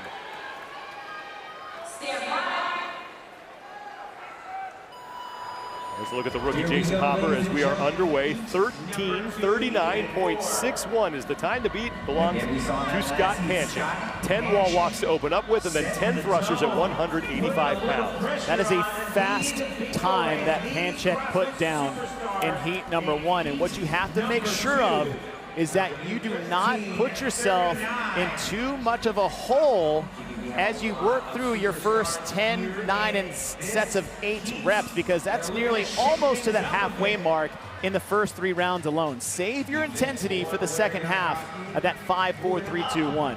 Brent Fikowski, Noah Olson, Justin Medeiros, Yona Koski, and Brandon Luckett are your leaders early on here. Brent Fikowski coming in unofficially 3rd place overall. Fikowski is one of those athletes who, in the Open, he kind of bucked the trend of this is a small guy event in 21.1, and he had himself actually, he had 15th best of time in the world in 21.1. That was basically just a wall walk event. Now you throw in a heavy barbell. His efficiency on the wall walk is second to none of any athlete in this field. Justin Medeiros on the left of your screen was the first man to get to work on his 10 thrusters at 185 pounds, and he's going to break. Brent Fikowski continues to work. Noah Olson has now taken the lead at the 20 rep mark. That is when they will move back to the wall for their round of 9. And what that break is doing is it's relieving some tension. Time under tension, sitting in a rack position, smokes the shoulders. Having to press it overhead, smokes the shoulders. And all wall walks do is smoke the shoulders. So these are very concerted efforts to make sure that they give them shoulders a little bit of a reprieve so that they can keep a decent, steady pace on the wall walks. Now watch Brent Fikowski. Brent Fikowski does about 2 or 3 steps. Look how high he gets up on the wall and then moves his hand. 1, 2, 1, 2. No one in the field moves that easily through this like Brent Fikowski does. And you mentioned his performance in the Open, and if you watch that video, his movement is nearly perfect. And you think about this, is what do we see about the best of the best, the Rich Fronings and the Matt Frasers and the Tia Tumis, is that they move so efficiently, never out of control, just good, efficient movement. And what does that do? It allows you to be stronger later in the event. How often did you see some of these athletes have a slow start, wondering if they're going to finish well, and then just race by the field in the last round of the event? That comes with efficient, smooth, steady, controlled movement in the beginning part of these events. I always said one of the easiest jobs at the CrossFit Games was Rich Froning to judge. Exactly. Just count. Justin Medeiros continues to lead, 27 reps down out of the 110 scored repetitions in this event. Brent Fikowski, Noah Olson, Saxon Panchik, and Pat Vellner has crept up into 5th place in this heat, but still a lot of work to do here. 13:39.61. That is the time to beat. Belongs to Scott Panchik. He did that in heat number 1. See Noah Olson keeping pace with Fikowski and Medeiros. Olson, great overhead, great upside down, good quality gymnastics. For him, it's just making sure he picks the right pace early in the events. Noah Olson trying to catch Brent Fikowski and Justin Medeiros. And we mentioned Pat Vellner. He has some great people in his corner. One of them is his coach, Michelle Letendre, and she is with Mike Arsenault. Thank you very much, Sean. Michelle, once again, a very tough rough start for Pat. 35th place in event number 1, but great performances in event 2 and 3. What was the message to him after leaving the lake? Well, I didn't get to see him, but we knew that the swim was going to be a tough battle. It's like that every year. We work on it, but Pat is so good at moving on and just letting things go behind him and focusing on the next thing. I wasn't worried for him mentally at all. He's just extremely adaptable. So his focus is always on the next event. Let's talk physically, because we've had a very shoulder-intensive day 1 here at the 2021 Noble CrossFit Games. What was the strategy with this event? Because the shoulder work continues with the wall walks and the thrusters. Obviously, the strategy is to be careful on those thrusters. The sticking point of this workout, where people will either fall back or move forward, is in the 7th, like 8th or 7th round. So really, it's about managing shoulders until then and seeing how you feel, and then making sure transitions aren't rushed. Tomorrow's a rest day for the individual competitors. What type of recovery will Pat have tomorrow? Is it a complete no movement day, or will there be light physical activity? Tomorrow will base on him, but it will be my guess that he will not want to move. Most likely he'll do a little bit of body work, maybe a few minutes of stretching. But we're gonna do what we can so that he eats and he sleeps and he just kind of stays horizontal for as long as he can. Thanks for your time, Michelle. We'll let you get back to the action. Thank you. Thank you, Mike. Pat Vellner in 5th place right now on the seat. Justin Medeiros, he and Brent Fikowski and Saxon Panchik have been trading the lead here. And Medeiros is now looking to close out his round of 8. He is right next to the man he's battling with here in this heat. Brent Fikowski on the right of your screen. Fikowski still opting for those short breaks, short sets, and as long as you can stay on a pace and have the discipline to stay on that pace, that's going to bode well for Fikowski. I wouldn't be surprised once we get to the round of 5, that's when he's going to start hanging on to the barbell. Brent Fikowski with 1 to go here in this round of 8. Justin Medeiros with 1 to go. Medeiros is done first, and he and Saxon Panchik will move back to the wall together for their rounds of 7. Noah Olson, bottom right of your screen, currently sits in 4th place. I want to thank Rogue, the official equipment supplier of the NOBULL CrossFit Games and the official air bike of CrossFit. You shouldn't be surprised to see Saxon Panchik up here. In this field, Saxon Panchik has the 2nd best time from 21.1, 5th best overall in the world, and that came from Saxon, not Scott. Saxon. So when you talk about wall walks, Saxon has equal strength to Scott Panchik, right? Scott has the experience, but Saxon is right on par with him, but he has a better conditioned wall walk if you're looking at the 21.1 results for Saxon Panchik. Brent Fikowski and Medeiros and Panchik, who's on your screen right now, they are your leaders. Noah Olson in that fight as well, and Pat Vellner is only a couple reps behind them. It is a logjam at the front of this heat. The time to beat still belongs to Scott Panchik, 13:39.61 seconds. Now the time is like, where's the halfway point? And it's about mid-round of this round, round number 7. So we're right past that 7-minute mark. These athletes are on pace because you don't have big bulk sets, but what you do have is you have more transitions. So as we get closer to the end, it's actually your transitions that are going to need to speed up if you want to keep pace with Scott Panchik's time of 13:39. Brent Fikowski is done with his 7 wall walks and now back to the barbell for 7 more thrusters at 185 pounds. And here comes Justin Medeiros right behind him. Fikowski goes right to work. Brent Fikowski coming into this event unofficially 3rd place overall. Fikowski's been doing 3-rep sets every single time with a couple 2s in there based off the numbers that he's working with. He's your top 3 in this 2nd and final heat. Bottom right is Noah Olson. He sits in 4th place right now. Now 3rd as he is neck and neck with Saxon Panchik. Panchik continuing to work on his thrusters, and he is now in the lead. It's Medeiros and Fikowski who have been out front for the entirety of this 2nd heat. And on the left. And on that set of 7, Fikowski went 3, 2, 2 to get to a set of 7. So he's trying to put most of his sets in about 3 or 4 sets. So when we move to the round of 6, don't be surprised if you see 2 sets of 3 from Brent Fikowski. Saxon Panchik through 68 of the 110 total repetitions. He is on his round of 6. This will be the final round that they complete on this wall. Then they will move to the 2nd wall and do rounds 5 through 1. Brent Fikowski back in front as the lead continues to get traded around here. Fikowski with 2 wall walks, 3 make that wall walks remaining, it looks like, according to his judge. What Fikowski's trying to do is he's trying to walk his feet up. He's on the right side of your screen as high as he can and get piked as early as possible. And what that does is that the more vertical you can get with your torso, the less stress you're actually going to have on the front part of the shoulders. Now you're just stacking skeletal structure. Now you're basically handstand walking instead of doing pressing with your shoulders. So when you can pike like that and move as efficiently as Fikowski, it's saving his shoulders for what he's going to need for these heavy thrusters. Fikowski back to the barbell as he is now fighting with Saxon Panchik on the bottom left of your screen for 1st place. Justin Medeiros is coming back to the barbell as well. Noah Olson is also through his round of 6 wall walks. Saxon Panchik trying to chase down his older brother, who has the time to beat in the bottom left-hand part of your screen.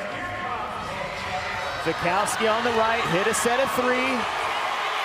Saxon on the left is hanging on to the bar, and Medeiros had a shorter break on that set of 6. Justin Medeiros is now in the lead, and he will begin his round of 5 wall walks. Medeiros has been breaking it up the same as Fikowski has, but what would we say coming into this? Once you get to the round of 5, the breaks have to stop. You're gonna have to hang on to that bar because now you don't have enough reps to separate yourself. Now it's gonna come down to the intensity that you keep in these last 15 reps for the wall walks and the heavy thrusters. Brent Fikowski keeping even with Medeiros. Medeiros just 1 rep ahead of Fikowski. Saxon Panchik 2 reps behind the 2 of them, and Noah Olson is still creeping. Now, meanwhile, the far right of your screen in the red shorts, that is overall leader Yonakoski. He is falling off the lead pacer, and remember, some of the times from the first heat may factor in. So Koski might watch the overall lead slip through his fingers here if he can't make up some ground in this event. And it's the barbell, it's the weight of the thruster that's the crux for Koski. We know he has the capacity of the wall walk, but Medeiros looks like he's found a second win. He's going unbroken on this set of 5. Now I want to see what Fikowski does. He's been breaking every time since, and now he's holding on to the bar. That's what I wanted to see from Brent Fikowski. Medeiros and Fikowski go 5 unbroken, now into the round of 4. Scott Panchik's time of 13:39.61 seconds is quickly approaching. Pat Vellner is in 5th place in this heat right now, and Vellner getting to work on his set of 5 thrusters. For Vellner, he has great thrusters. He's got a nice upright position that's going to allow the bar to rest more on the shoulders so he doesn't have to hold it more with the shoulders. Vellner through his round of 5. Justin Medeiros closing out his round of 4 wall walks. He is 1 rep ahead of Brent Fikowski. Saxon Panchik stays in 3rd, and it's Noah Olson in 4th. Medeiros back to the barbell. 4 thrusters at 185. And he is starting to put some distance between himself and Brent Fikowski. And Medeiros rifles through those. He's got to advance his barbell. The judge calling him back. Medeiros will do that. Fikowski has now just begun his round of 4. So Justin Medeiros separating himself late here from Brent Fikowski. And what are we seeing? We're seeing more aggressive pace, more intensity, attack mode from Medeiros. We talked to Michelle Atandra, the coach for Pat Vellner. How about Adam Neiffer, one of the most seasoned CrossFit veterans ever in the sport? Oh, guess who he did a training camp with twice in the offseason? Matt Fraser. Where do you think he got this tenacity from the end? Medeiros may not be able to beat Scott Panchik's time, so Panchik is looking at his 2nd career event win here. Now the question is, who is going to win this heat? This is the round of 3 for Justin Medeiros. So Scott Panchik's time is going to stand.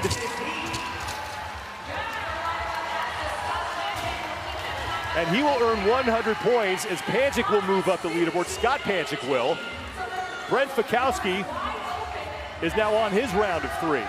Medeiros back to the wall for 2 wall walks. Saxon Panchik, bottom left of your screen, is in 3rd place in this heat. The 2nd best time behind Panchik is Jay Crouch at 15:18.65. Here comes Medeiros back to the barbell. 2 reps for him. That's a time Fikowski needs to be aware of. Final round for Justin Medeiros. Fikowski back to the barbell. 97 points will go to 2nd place.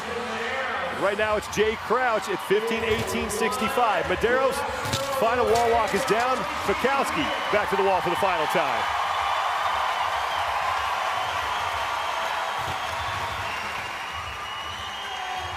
Justin Medeiros is in, and Medeiros will take 1st place in the heat. second place in the event at 97 points.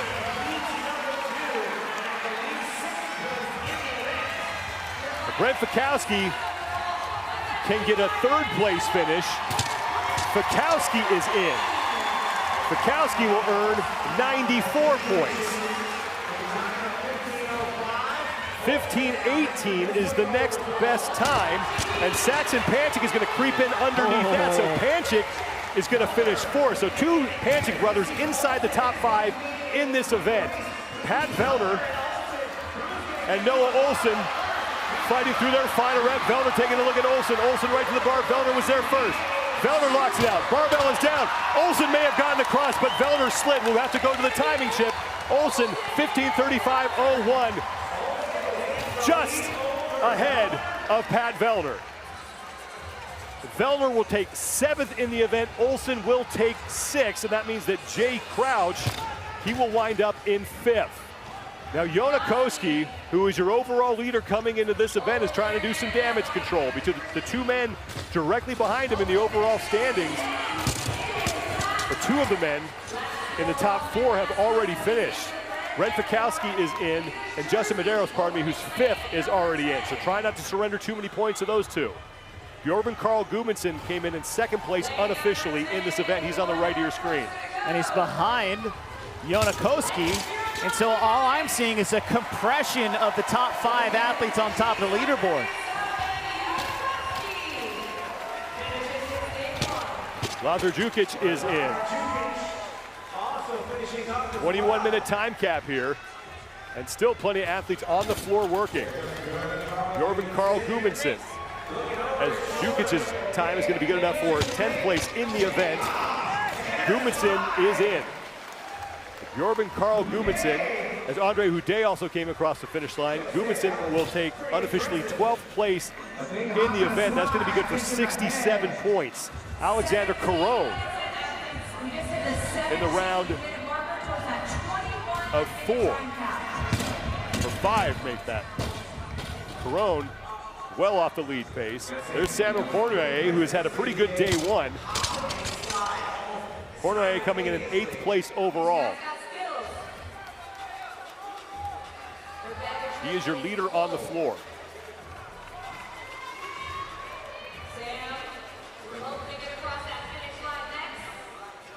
The faces of these athletes as they chip away on these wall walks is one for the record books. A grueling test. Final wall walk for Cornuaye in this round. And he's heading back to the barbell for his round of 2. And all this is great for Scott Panchik. He's sitting outside, it was what, 22nd or 24th coming in. And look at all these athletes that were sitting in the top 10, top 15 that are not, or possibly not gonna finish this event, and the ones before that. So Scott, who we're like, you know, almost left for dead after 3 events, he might see himself in the top 15, approaching the top 10 just after this event 4 win. Yeah, don't get attached to any leaderboards, because for the first time in a long time, the men's leaderboard is quite volatile at this point. We can see the men's leaderboard kind of like Game of Thrones, right? You can't have a favorite character because they're going to get killed off in the next episode. Cornuaye is in 18:36.67, and now Jason Hopper is still on the competition floor. Hopper coming in 15th place overall.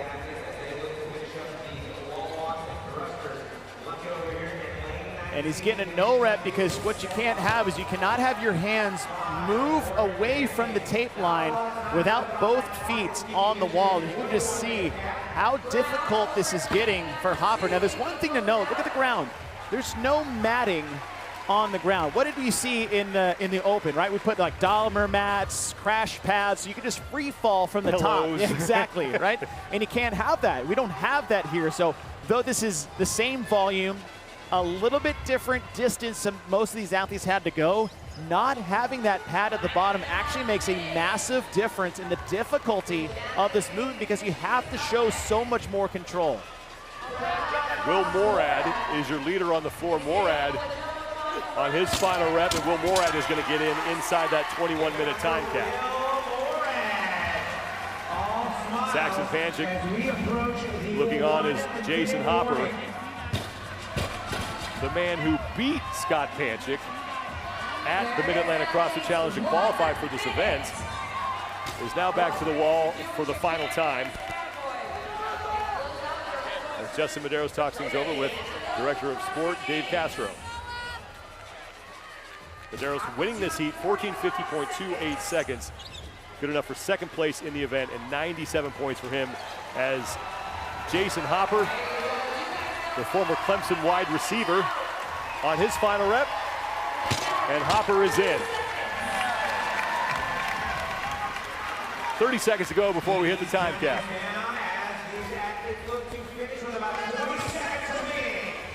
Jason Smith out of South Africa. He is the leader on the floor right now. Smith, the oldest competitor in the men's field, 37 years old.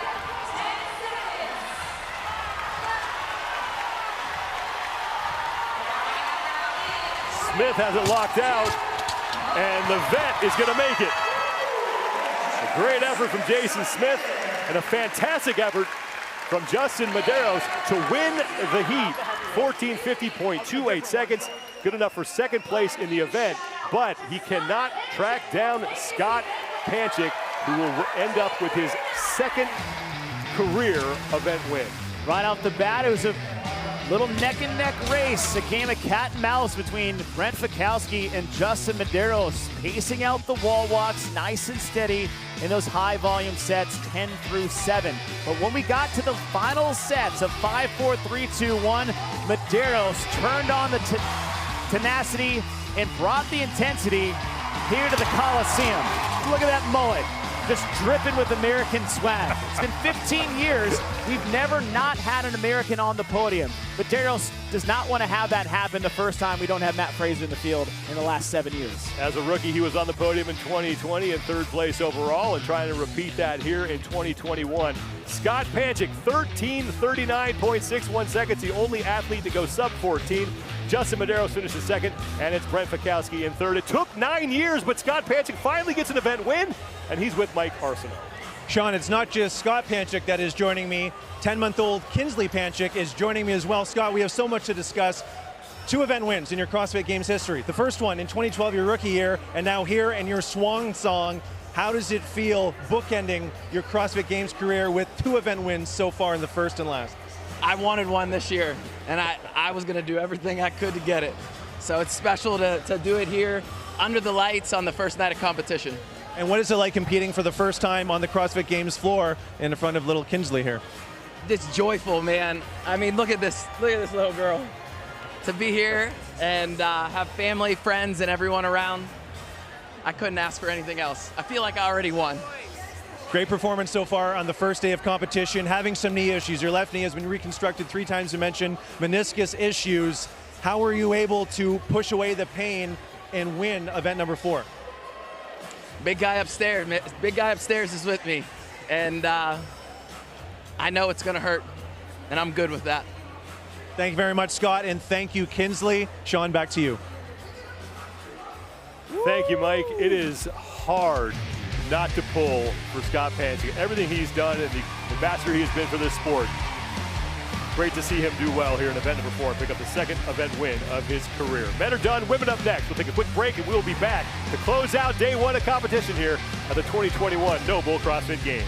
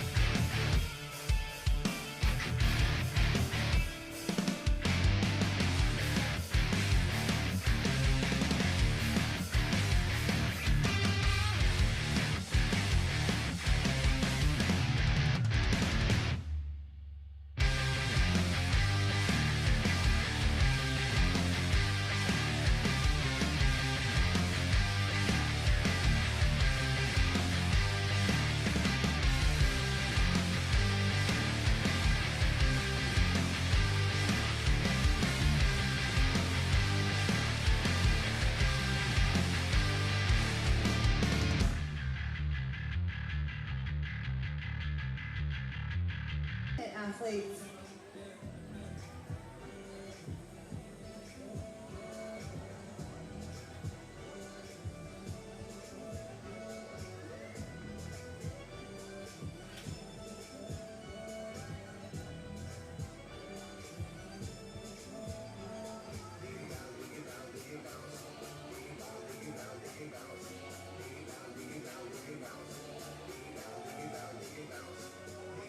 Seconds. Judges, please reset your monitors.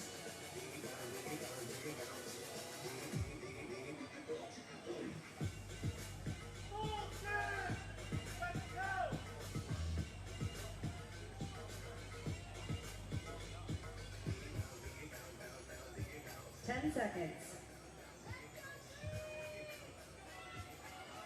Stand by.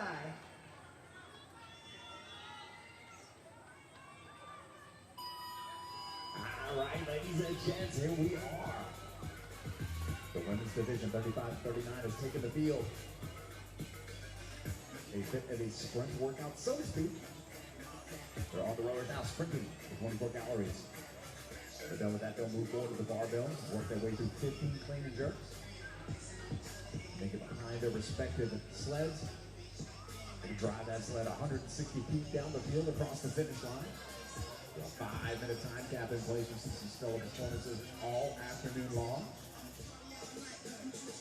No doubt we're going to see the same out of this division of high quality athletes that are on the field right now.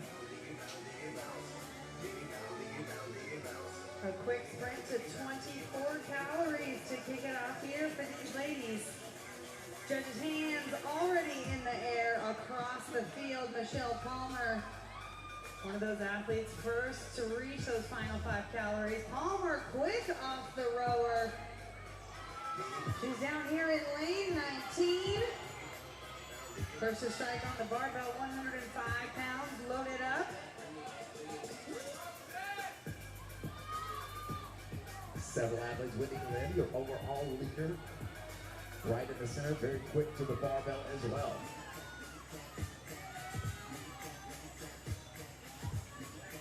Palmer yet to put that barbell down.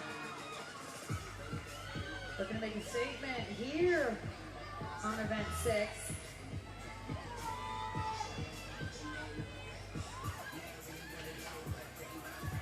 Less than 2 minutes into the heat and judges' hands already in the air, indicating these athletes wrapping up their 15 reps of the clean jerk. Whitney Glenn on her final 5 reps, Lauren Gravatt also on her final 5. Michelle Palmer first to strike on the sled. She's down there in lane 19, white tank. Army shorts, but Whitney Glenn wasted no time looking to make up ground on Palmer. Gravatt and the result along with Jackson and Tucker. They're all the way on the outside. It's going to be Glenn and Palmer. The race to the finish.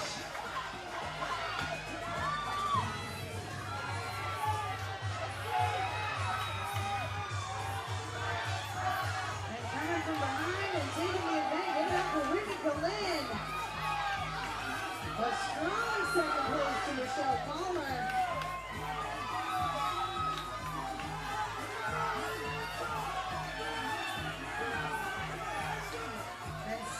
Under the 3-minute mark, these ladies flying into the end zone.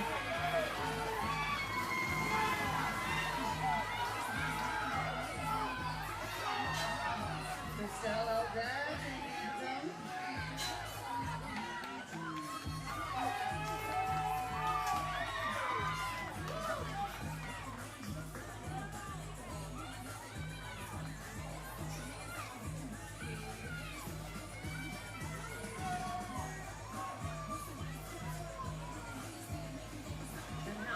Ladies giving it their all.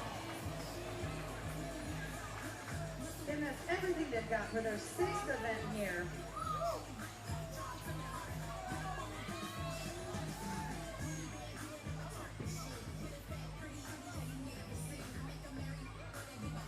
Colleen Lehane in her final few feet of the sled push.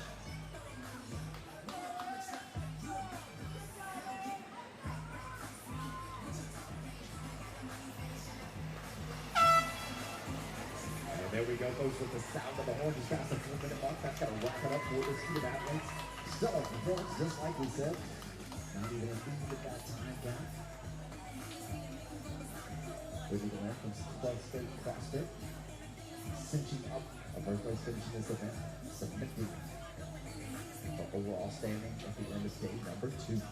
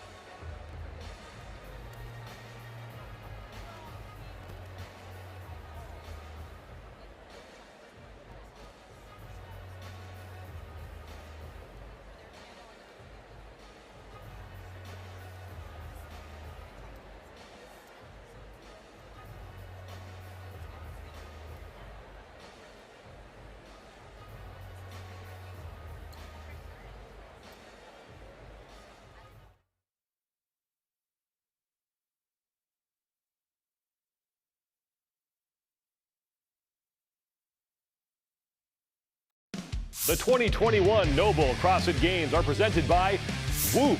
Unlock yourself with 24/7 recovery, sleep, and strain insights from Whoop. Thorne, personalized scientific wellness. Trifecta.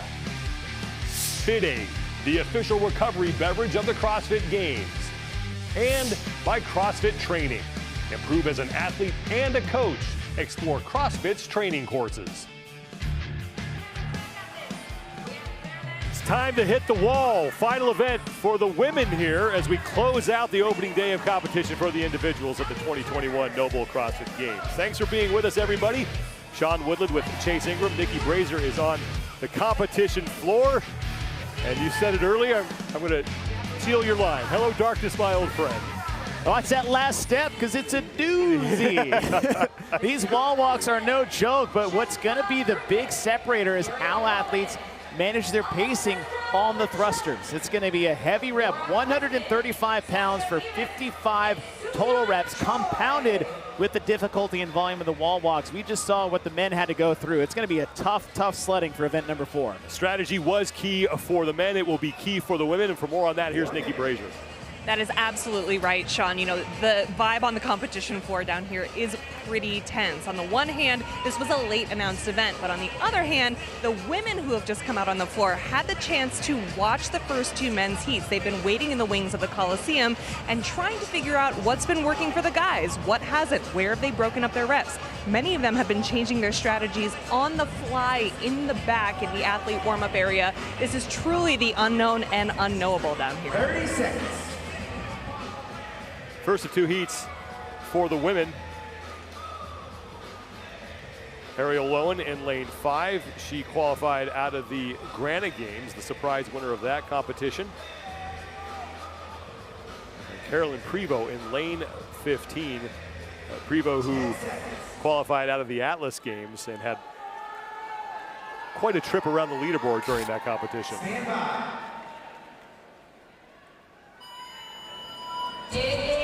We open open with a round of 10 wall walks, 110 total scored repetitions, and 135 pounds on the barbell for the women with those thrusters. Cara Saunders is also in this heat. Saunders coming in 33rd place overall. And that's tough to see, right? She had a great offseason leading up to the CrossFit Games. In fact, the last time she was here with the heavy thruster, she ended up winning that event. So I hope she has a bit of a bounce back with these heavier thrusters and wall walks. Emma Carey is one of the youngest competitors in the field. She is in lane number 12. She is 21st place overall after 3 events. Now, Emma Carey had a great finish worldwide in the Open in 21.1 and 14th overall, but the event that derailed her at the Granite Games were heavy dumbbell thrusters. Now that's a drastic different movement and modality than a barbell thruster, but I'm curious to see how she handles the weight, because we know the wall walks are not an issue for her, and she's the first one off the wall. Emma Carey and Turi Helgadottir, your leaders early on. 135 pounds on the barbell, 10 thrusters the women need to complete in this opening round.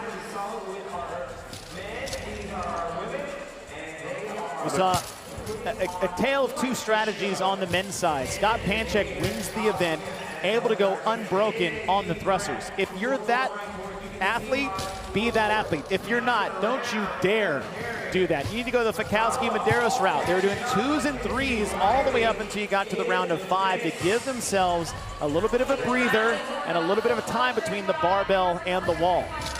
Emma Carey is through her opening round, and she will return to the wall for now her round of 9 wall walks. Tell you what, regardless of where they're on the leaderboard, it's just so fun to watch these young athletes, 16, 17 years old, competing like you've been at the CrossFit Games for 6 or 7 years. It's unheard of. She does have experience here at this venue. She was first in 2019 in the 14 to 15-year-old division. This is her first individual appearance, though, and it is a whole different level. Oh, absolutely, right? Them deep waters where the big sharks are is what we're doing when we're swimming with the individuals here at the CrossFit Games. And one thing to note for Emma Carey, it's like, yes, she's young, but you're right, Sean, she's not inexperienced, and not just on the competitive side. She started CrossFit when she was 10. She's been doing this for 7 years, and we saw a lot of athletes, our CrossFit kids, come into play. You know, the Lauren Fishers early on in the early years when we're in Carson, California. So I'm really excited to see these young girls taking on these advanced veterans here at the sport. Emma Carey is through her round of 9 and now returns to the barbell. Head to nobullproject.com/CrossFit to shop the latest in training, footwear, apparel, and accessories, featuring the NOBULL Trainer, a performance shoe with more than 10,000 5-star reviews from CrossFitters all over the world. Emma Carey doing 3 sets. What's unique about this is look at the grip Emma Carey is using. This is a very wide grip for a thruster or anything shouldered overhead. There's a couple reasons there. Now he comes off, and there's a little detriment. If your hands go wide, your elbows can't get as high. You can't get in a better rack position. But what this is allowing her to do is, 1, it shortens the range of motion. You don't have to press it as high if you're a little wider. 2, it changes the muscle groups you're pressing with. So if you're going a little bit wider on the thrusters and more narrow on a wall walk, that's just mixing up your modalities and your muscle patterns just a little bit to give yourself a break between the 2 movements. Emma Carey is watching her lead slowly disappear as Gabby Magala and Ariel Lowen, as well as Sasha Nieves, are breathing down her neck. Emma Carey on the right side of your screen. It's not the wall walks, it's the weight of the thruster. And I thought she did her first round of thrust. I think she did her round of 10 pretty fast. That's a pretty fast pace for a set of 10. We said in the men's heat, you're not even past halfway until you get to the midway point of the round of 7. There's so much volume early on in this event that you really do need to slow down your pace as if you're doing, say, 55 wall walks in a row. Right? You're not going to come screaming out of the gates in your first 10 if you look at it like that. You got to look at the totality of the volume of the event when you're approaching a 10 down to 1 rep scheme. 110 total scored repetitions in this event.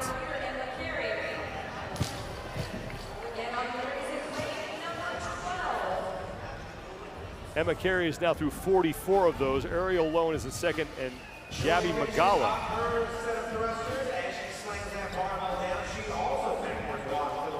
See Lowen resting with her arms out to the side, and all that does is it takes the tension off the shoulders.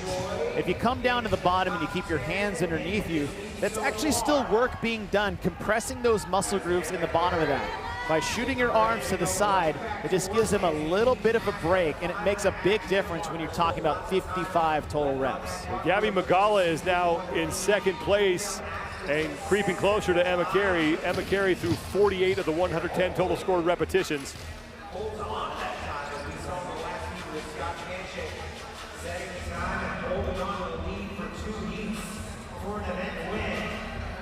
There is Ariel Lowen, who is in second place. Lowen qualified again out of the Granite Games and said she just showed up to that competition because she wanted her nameplate to hang in her new house and wound up winning the entire thing. Well, now you got a whole bag of Noble gear and a better nameplate to go along with us after this, but she's hanging in there, right? She's making some moves. We said her name a few times. She had a great sprint event in event number 3.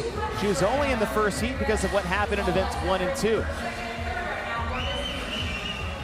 Lowen came into this event in 28th place overall. Emma Carey, who continues to lead. She is through her round of 8. And Carey had a much better set of thrusters on the round of 8. She had to struggle a bit on the round of 9, where she came out a little too hot, I think, in the round of 10. Seems like she's reeled in her pace, maybe got her composure back. She had that one failed rep on the thruster in the round of 9 that kind of derailed her game plan a little bit. That round of 8 was a much better pacing, and that is just a lot of competitive maturity that you don't see with veteran athletes. You don't see that at all. One thing goes wrong and they crumble like a house of cards. So I'm very impressed to see how Emma Carey carries herself on the competition floor. Emma Carey now with 1 rep remaining on the set of 7 wall walks. Ariel Lowen with 2 reps remaining on her set of 7. 27-year-old rookie here at the CrossFit Games. I like the positioning she's in on the wall walk. Look how narrow her hands are. It stacks right underneath the shoulders. That allows for less muscles to be doing the work and just more positioning to do the work. So that's a good position that Lowen's keeping on the wall walks. Lowen to the barbell now for her round of 7. Emma Carey, bottom right. She is your leader in this first of 2 heats. Final event for the individuals, an event that was announced just a couple hours ago here. It was unknown for most of the day. The athletes knew that they had 1 event remaining, and this is it. But they weren't picking wall walks, though, to be back here at the CrossFit Games. But this is not a surprise. We've seen in the past, Dave Castro likes to have a callback to the open and then ramp that up for this level of athletes. And we saw that specifically in 17.5, right? 17.5 was 10 rounds of 9 thrusters and double unders, 35 double unders. We saw it repeated at the Games where they bumped the weights up to 135 and 95. So this is not something that is necessarily new. In fact, this is kind of a theme, a thread we see over the years. So you got to pay attention to your history to kind of pick what might be coming up here in the future. Emma Carey now in her round of 6 wall walks along with Ariel Lowen. Gabriela Magala, she is in 3rd place right now. 4 reps off the lead pace. Turi Helgadottir is in 4th, and it's Sasha Nieves in 5th. Now 4 reps doesn't seem like a lot, but it is when you're talking wall walks. A wall walk taking anywhere between 10 to 15 seconds a rep, right? These are very high-priced reps for this event.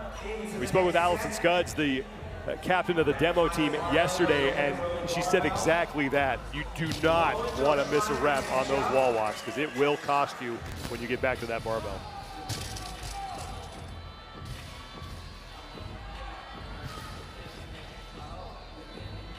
Emma Carey is closing out her round of 6 thrusters.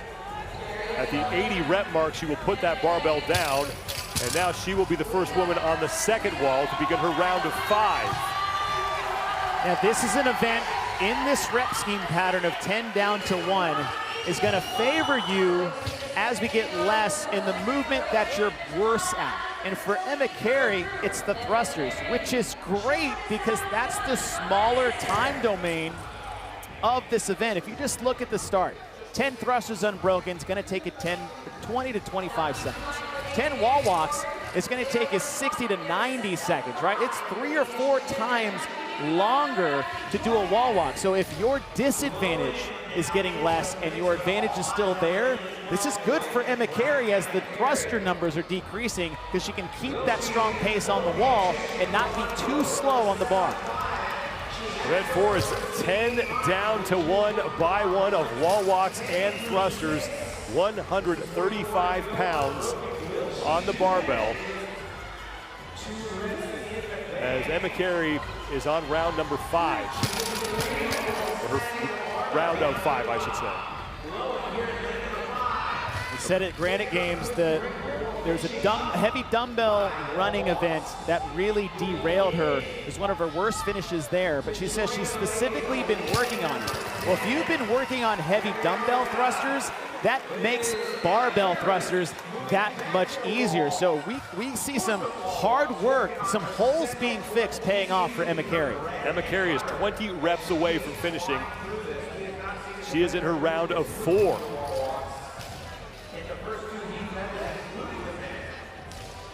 The women cannot move their hands off of that tape line until both feet are on the wall, and they cannot start the descent until both hands are on that red line closest to the wall. She's picked up the pace. She's already been fast on the wall walks, but now it's feet to the ground, feet back on the wall. Round of 4 wall walks done for Emma Carey, and the measurements that they use are universal for every line here. So unlike the Open where it was based on your height, the measurement here is based on the average height of all the athletes. And I like that. I like the standard there. We see the same thing with pull-up bars. We see the same thing with rings, with boxes, and all these other movements that are standardized. I like that they did that here for the CrossFit Games. Emma Carey done with a round of 4. Returning to the wall to start her round of 3. 110 total scored repetitions, and she has 12 to go. And now the brakes are gone. She doesn't need to break the thrusters up anymore. So there's a good 15 to 20 seconds that she's saving on the back half of this event that others were banking on earlier on in this event.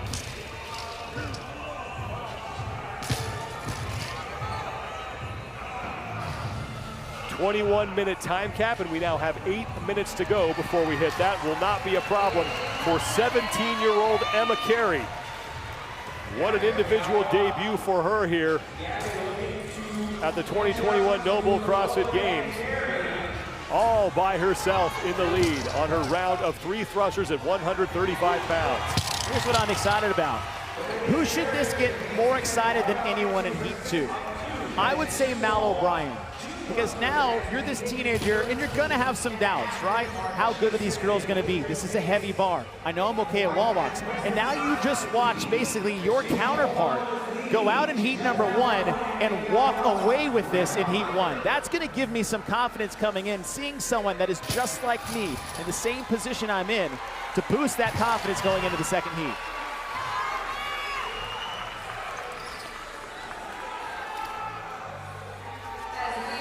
Two thrusters for Emma Carey. Now just 2 final reps remain for her as she looks to take the opening heat.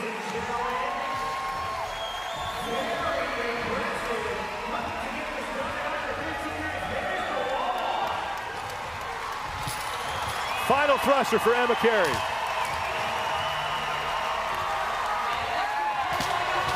And Emma Carey picks up her first heat win as an individual, and we're probably going to say that a lot coming up because she clearly has a bright future here. I say put it to rest. Put the questions to rest. How are they going to handle the pressure? Just fine. That's the answer. Now let's see how good they can be, not just see if they can hang with these veteran athletes. Ariel Lowen is looking to lock up second place on her final thruster, so Lowen is in. The 2 athletes who qualified out of the Granite Games, first and second here in this heat. There's some great times. These are some great times for these athletes. Gabriela Magala, she is your leader on the floor, but she right now is in a round of 3 thrusters.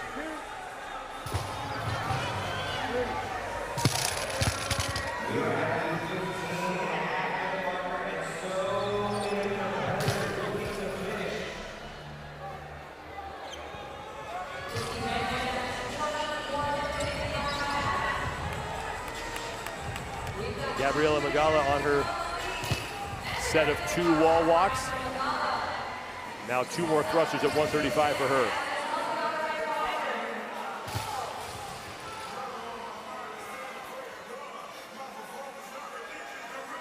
It's been 2 years since we've been on the competition floor here at the Alliant Energy Center in Madison, Wisconsin, inside the Coliseum, and it has been a fun return to watch a callback to an open event that managed to get worse. Right? How can you make wall walks worse in an event? I don't know. Throw extremely heavy thrusters at it instead of the double unders that I gave you back in March. Final up for Magala as she is across the finish line. Gabby Magala, 16:26.44 seconds.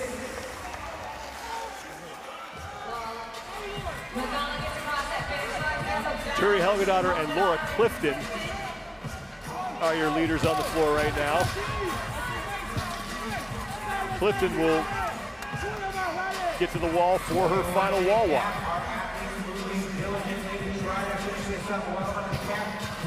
Clifton was in the virtual portion of the CrossFit Games last year, finished 20th overall. She and Helgadottir done at the same time. 1 rep for each athlete. Clifton has it locked out first. She is in. Helgadottir right behind her. Clifton, 17:08.93. Turi Helgadottir, 17:09.18. Less than 4 minutes to go before we hit the 21-minute time cap.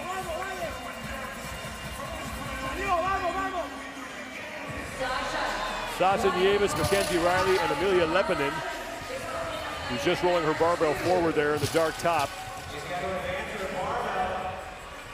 Looking to lock up 6th place in this heat. Nieves had to advance her barbell. That's going to cost her some precious seconds here in this race.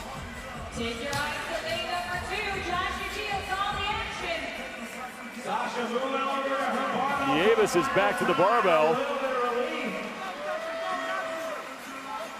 And Sasha Nieves is across. Cara Saunders, meanwhile, is struggling here. She's Saunders second to last. 16th place right now in the heat. That's shocking.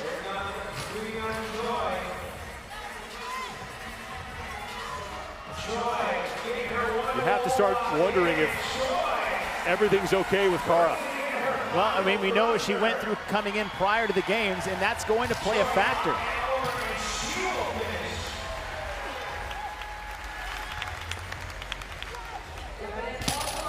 Amelia Lepinen and Sung-Young Choi and Mackenzie Riley have all finished.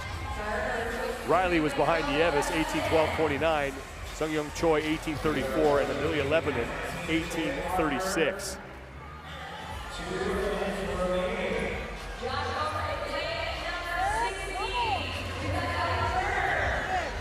Jess Griffith just finishing up her round of 4. I mean, you know an event is getting brutal when you're breaking up your 4 thrusters to 2 and 2. Just to show how tough of a test that this is. It's not just 110 reps of thrusters and wall walks. This is a brutal, brutal test at the end of a 4-event day after everything they've done so far leading up to this. Carolyn Prevost came across the finish line, 19:18.65 for her. She'll take 11th in the heat. And Carolyn Connors just came across. She'll take 12th in the heat.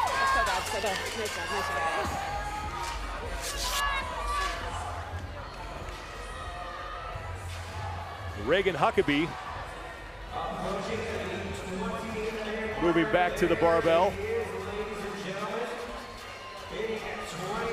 Huckabee with 1 rep to go. And she will make it in with time to spare. So less than a minute to go before we hit the 21-minute time cap here in the opening event. Alessandra Pacelli into her final round. 2 reps remain.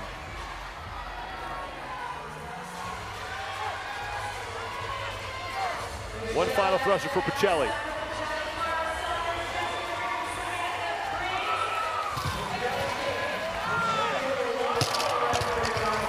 Pacelli came across. Michelle Basnet got in just ahead of her.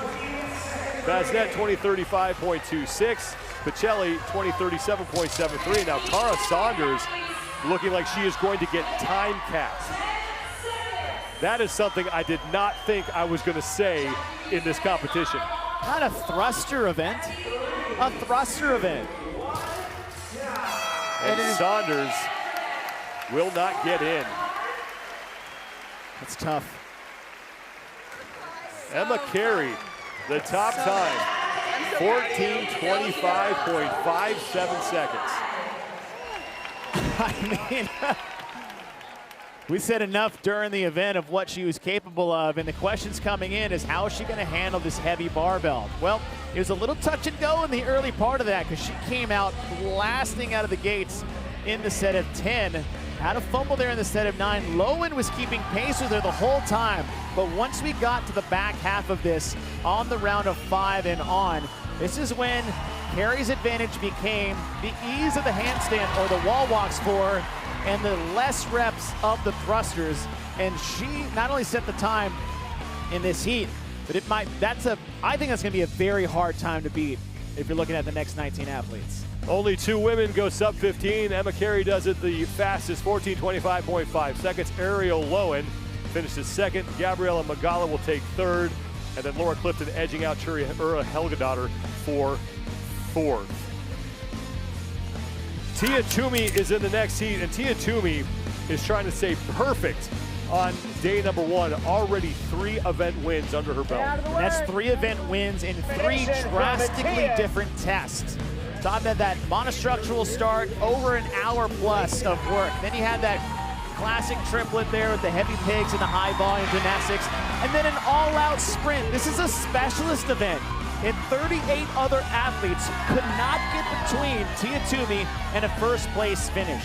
In a full field, it's unprecedented what we're seeing at the moment, what she's doing to these athletes so far. She leads Haley Adams by 30 points. Kristen Holta sits in third, but she is only 6 points up on Christy Aramo O'Connell. Laura Horvath and Danielle Brandon tied with 231 points, 15 points back of Aramo O'Connell. And listen, let's not discredit what Haley Adams is doing. After all of Tia's dominance, she's only 30 points behind. That's 1 slip up in 1 event only to 10th place, right? Just to 10th place, and you can make up those 30 points if you have an event win. So nothing is certain, even though Tia Toomey is blowing the doors off everybody at the moment. Event 4 is a callback to the opening workout of the 2021 Open. That movement that we never wanted to see again. Well, here it is. Here it is, and we have it in the same number of rep schemes, 55 total reps, whereas in the Open, it was an exponential increase from 1 all the way up to 21. Now we're going 10 down the 1, so at least we're going the right direction in difficulty of rest. But when you pair that with a heavy thruster, the interference between the pressing overhead on the wall walk and the pressing overhead on the thruster, that's going to be the difficult part in this event. The second and final heat, the overall leaders will be right in the middle of the floor. Tia Toomey will be in lane 13. She's looking to win her 4th straight event. Nobody has ever won the opening 4 events of the CrossFit Games. Haley Adams, who's in second place overall, will be in lane 14, and then Mal O'Brien will be in lane 19. Well, we just saw what one 17-year-old was capable of. How about the athlete who was better than Emma Carey in the Open, which was Mal O'Brien, and she is one of the stronger female athletes, period, in the field. So I love this event from Mal O'Brien. Danielle Brandon, what more can you say of everything that she's had to deal with so far coming into this event? Has had a wonderful start to the first 3 events. She's the best wall walker in the field for these women. And Danielle Brandon is separated from the field. She is in the COVID protocol because 2 people she's been in close contact with have tested positive and have had to withdraw from the competition. That's Bethany Shadburn and Carrie Pierce. Danielle is getting tested daily. She has come back negative every time. That's why they are still allowing her to compete, but they are keeping her separate from the rest of the competitors. We've seen the same thing happen in the Olympics. Right? They have athletes who have been in contact, separated from the rest of the athletes, but still allowed to compete. Brandon's had 2 negative tests today. So the games are doing everything they can to keep it a safe but fair competition field for these athletes. Mal O'Brien right now is your leader through 7 of those 10 reps. Tia Toomey once again trying to become the first person to ever win the opening 4 events at the CrossFit Games. Now, if you think of one thing in Tia Toomey's game where she's not the best at, I won't even say bad at, but not the best at, would be a handstand walk. This is not quite the same thing. This is less skill and more strength. I'm only trying to figure out a way to make her more human, right? I'm running out of things to try to compare herself to, but when you talk about a heavy thruster, major advantage for Tia Toomey. Mal O'Brien is more on the wall. So you have 2 athletes that have very similar skill sets and strengths, flip-flop between the wall walk and thruster. I'm curious to see how this shakes out once we get to the mid part of this event. Tia Toomey has pried the lead away from both Danielle Brandon and the woman on the right, Mal O'Brien. Now, what Mal O'Brien needs to do is you need to take a break. You do not need to be sitting there holding that bar above your head that long. It's not necessary. All right, so I'm hoping that maybe your coach can get in there, get close, and say, listen, instead of hold a bar over your head for 5 seconds, just put it down on the ground and save your shoulders a little fatigue. Brooke Wells comes into this event in 12th place overall. She had that 2nd place finish by less than a second to Tia Toomey in event 3. And for more on her, let's go down to Nikki Brazier. I had a chance to catch up with Brooke's coach just before this event started, and he said that it was going to be difficult to determine exactly when and where to break up all of these movements, especially on the thrusters. Now, you'd think she's a stronger athlete, so potentially larger sets could be in the plan, and they'd originally planned on breaking it up into 2 or 3 sets up until the set of 6. But honestly, as they tried and tested things in the back, the unknown was just too strong. They said they're going to have to just go off a feel, which is pretty scary for these elite athletes who haven't been able to prepare for this event. Brooke Wells currently in the top 3 in this heat. Laura Horvath comes into this event in 5th place overall. She is just 21 points back of Kristen Holta for 3rd. Now we know her biggest hole in her game is a handstand push-up. This is, I would say, more difficult in terms of effort and intensity, more so like a handstand push-up than a handstand walk. So what I'm curious to see is how she navigates the volume of these wall walks. She's not going to have an inability to do it. I think it just might be tough enough to slow her down and open the door for more athletes behind her. Haley Adams, the woman in 2nd place overall, right next to Tia Toomey. She's 30 points back of Toomey for the overall lead, 18 points up on Kristen Holta. And as you said, if it wasn't for Tia Toomey, this is the story on day 1. She's only 30 points back. Tia has won every event in dominating fashion, from a long swim to a moderate distance, 8 to 10 minutes of classic games CrossFit, and then a sprint. She's only 30 points back. If you look at 21.1 as a guide, Adams was 8th overall in the world, Tia Toomey was 6th. So they're very, very similar. Tia's advantage, though, her strength on the barbell. Haley is good, though. Haley is actually better at those 80% weights for multiple reps than she is at a 1-rep max. Arasti has been a proud part of the CrossFit community for years. They recently expanded their remote recovery program to over 40 states. Schedule your virtual consultation today at arasti.com/CrossFit Recovery. That's AIRROSTI.com/CrossFit Recovery. Mal O'Brien continuing to lead here. She has been faster on the wall walks, but Toomey has been able to make up ground on the barbell. Mal O'Brien in the dark top and dark shorts on the right of your screen. She's next to Brooke Wells, through 45 of the 110 total score repetitions. 14:25.5 seconds is the time to beat, and that belongs to another 17-year-old, Emma Carey. I think a touch-and-go wall walk. We just saw that from Mal O'Brien on the right side of your screen where she just got her chest to the ground. It was like burpees inverted on the wall. That's basically the pace at which she was going on those wall walks. Now, what I want to see is how does she look on the thruster? What is her body positioning? How's that lockout? Is it shaky or is it solid? Mal O'Brien on her round of 8.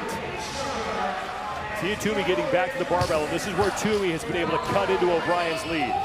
And it's the pause overhead that's going to hurt her. That is going to add up. So Tia Toomey on the left took a break. Now Mal O'Brien her goal right now is it's apparent that she's trying to go unbroken on everything and touch and go on the wall walks. The question is, can she sustain them?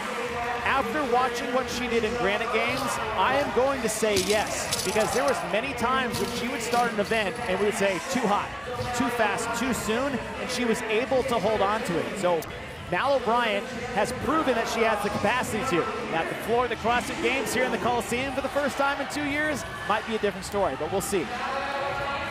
Mal O'Brien through 56 of the 110 total scored repetitions, currently in her round of 7 wall walks. Amanda Barnhart just moving her barbell on the left of your screen. She sits in 4th place, fighting with Brooke Wells. Catherine Davidsdottir, who just dropped her barbell on the right of your screen, is in 5th. Barnhart 9th overall after 3 events, looking to stay inside the top 10 and maybe move inside the top 5 after this event. She's strong athlete, good conditioning, has that swimming background, had a good event too. Little off the pace in events 2 and 3, finding herself in the position she is now. But this barbell shouldn't really be an issue, but it's the compounding effect. It's not just the wall walk itself. It's not just the thruster, but that give and take between the two of them, it adds up. There's a lot of redundancy. That just means the same movement pattern and muscle groups being used in back-to-back movements for this couplet. Both Barnhart, Davidsdottir are locked with Brooke Wells for that 3rd place spot in this heat. Mal O'Brien continuing to hold off Tia Toomey as Mal O'Brien is closing out her round of 7. 1 rep to go there. Tia Toomey, is 7 reps back. Mal O'Brien back to the wall for her round of 6. We saw the same thing that happened to Emma Carey. Now, Emma Carey was breaking up her thrusters. But what's the harder part of the movement? That no rep. So we got to make sure is that your hand cannot move off of that tape line until both feet are touching the wall. That's where she got called back on, and that's just a product of trying to move fast, right? And she's moving extremely fast. Here's the scary part for Tia Toomey if she wants to win 4 in a row to start the day, is that she's gonna have to make a move now.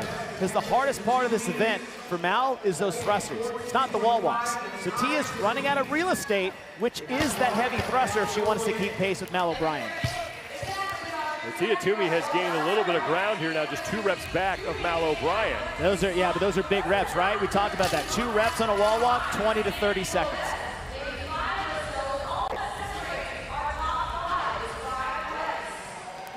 Mal O'Brien is through her 6 wall walks.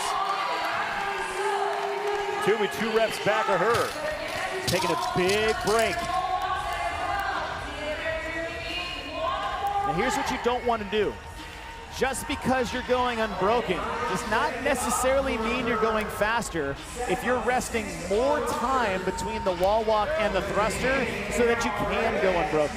It's almost better to run to the bar, hit a set, maybe half the reps, rest another 10 seconds and go. You'll save more time and actually more energy that way by getting to the bar first. So I hope Mal is not resting more because she thinks going unbroken is faster. Mal O'Brien, the first woman to advance to the 2nd wall and start her round of 5. She got another callback, and that's just the first rep of every set. She's trying to go fast. She gets her rhythm afterwards. But she needs to get rid of those, right? If your advantage is the wall walk, you cannot give it back to Tia Toomey, who's running you down in the middle of the competition floor. Tia Toomey still in 2nd place. She's on the time to beat as it's the kids who are taking over here at event 4. Emma Carey, the 17-year-old, along with Mal O'Brien, 14:25.57 is your time to beat.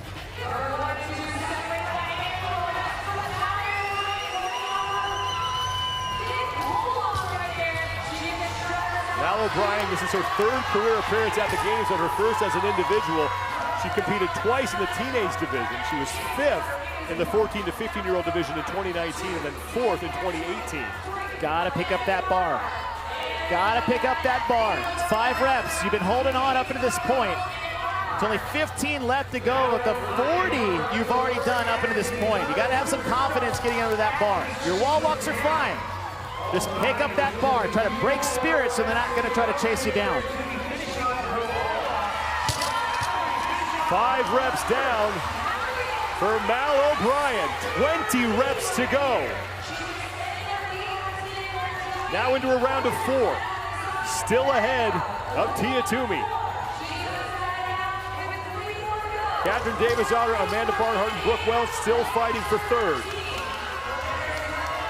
I think this could be the round where Mal can separate herself just off, not breaking spirits is what for Tia Toomey, but just deterring her from wanting to chase her down. If you can get off this wall right before she starts, that might be enough to not want or not have Tia want to run you down. But she's got to get here. She's got to pick up the bar now. If she's moving back to the wall before Tia's done, I think Tia won't run her down at the end. 4 thrusters now for Mal O'Brien. She's hung on for every set at 135 pounds. That's it. That's what I wanted to see. It's almost like being on a foot race, but there's a blind corner. Sprint to the corner as fast as you can, and then you can start slowing down. As long as they don't see you, they're not going to run you down. Mal O'Brien, 12 reps to go. She is ahead of Tia Toomey, who has won every event so far here at the CrossFit Games. Mal O'Brien looking for her first career event win as an individual.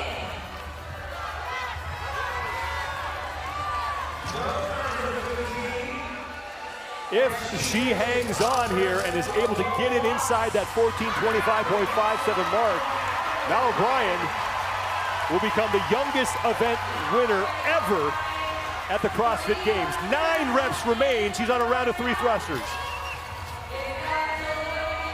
Crowd knows it. Everyone's getting on their feet. They know it. Mal O'Brien took a look at where Tia Toomey was,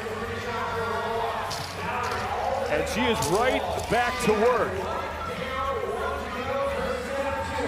Set of 2 here for O'Brien. About a minute and a half, less than a minute and a half before we hit Emma Carey's top time.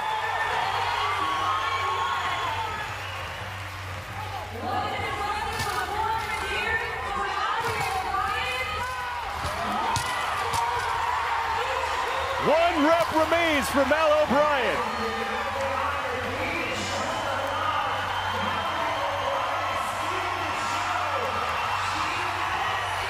And as Han Solo once said, "You're all clear, kid. Let's blow this thing and go home."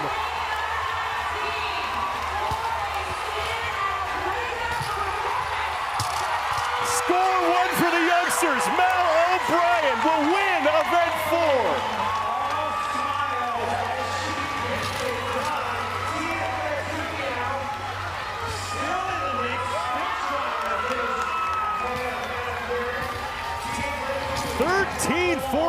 .22 seconds for Mal O'Brien.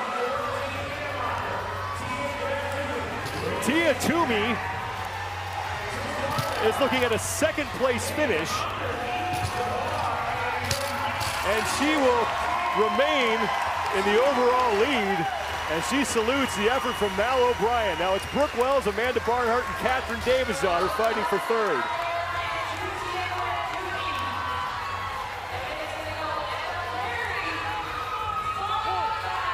Brooke Wells is in, but she will not get in ahead of Emma Carey. Amanda Barnhart is across.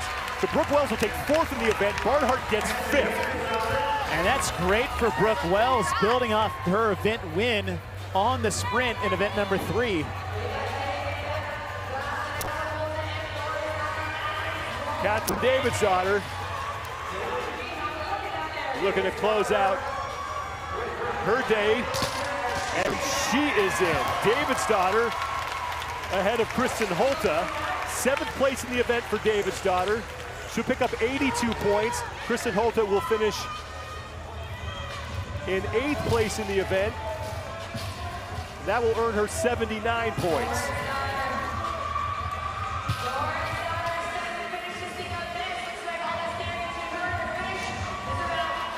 There's Annie Thorisdottir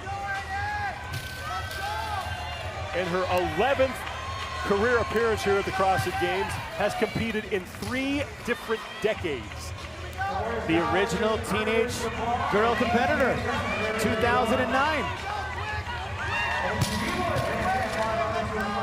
She is into the final round. 21-minute time cap shouldn't be a problem for a lot of the athletes still on the floor here.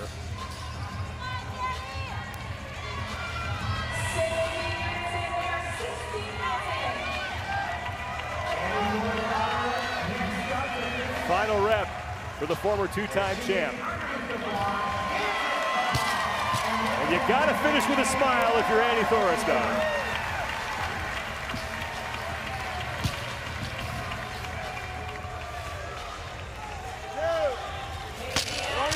Haley Adams, who came in 2nd place overall, she was only 18 points up on Kristen Holta. Kristen Holta is already in. Holta finished in 8th place in this event. That's good for 79 points. And it's just that barbell. That's a heavy bar for 55 reps mixed with that challenging wall walk. Haley Adams will come across the finish line, and she will take 11th place in this event. That's good for 70 points. So Kristen Holta unofficially is able to shave 9 points off of that 18-point deficit. She cuts it in half. Emily Rolfe is now across. Danielle Brandon in a race with Danny Spiegel at the other end of the floor. It was too close to call. And it's going to be Brandon with 17-16. Don't know what Brandon got. Who loses out to Spiegel by 0.2 of a second, less than 0.2 of a second. Spiegel's going to take 15th in the event. Brandon will take 16th. Now Emma McQuaid and Christy Aramo O'Connell have also come across.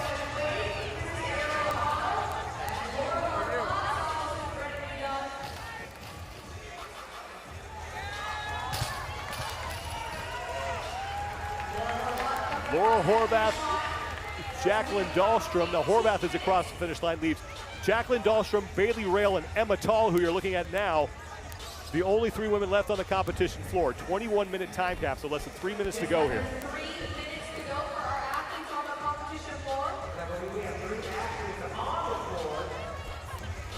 Laura Horvath coming in 5th place overall. Tied with Danielle Brandon for that spot. Brandon's going to leapfrog Horvath in the overall standings. And Christy Aramo O'Connell, who came in 4th place overall, she's taken 18th place in this event. So we could see a shakeup here in the top 6 or 7 spots, other than the top 3.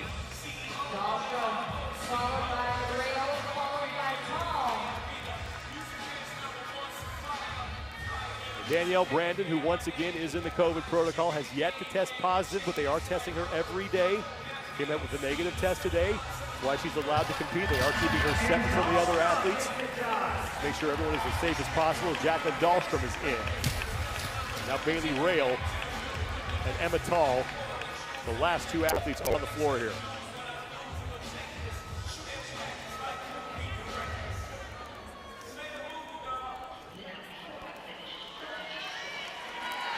That is Emma Tall, the woman who qualified in the last chance qualifier, her 2nd career appearance. Took the 31st place in 2019. And Bailey Rail is across. Emma Tall with just 2 reps remaining. Plenty of time.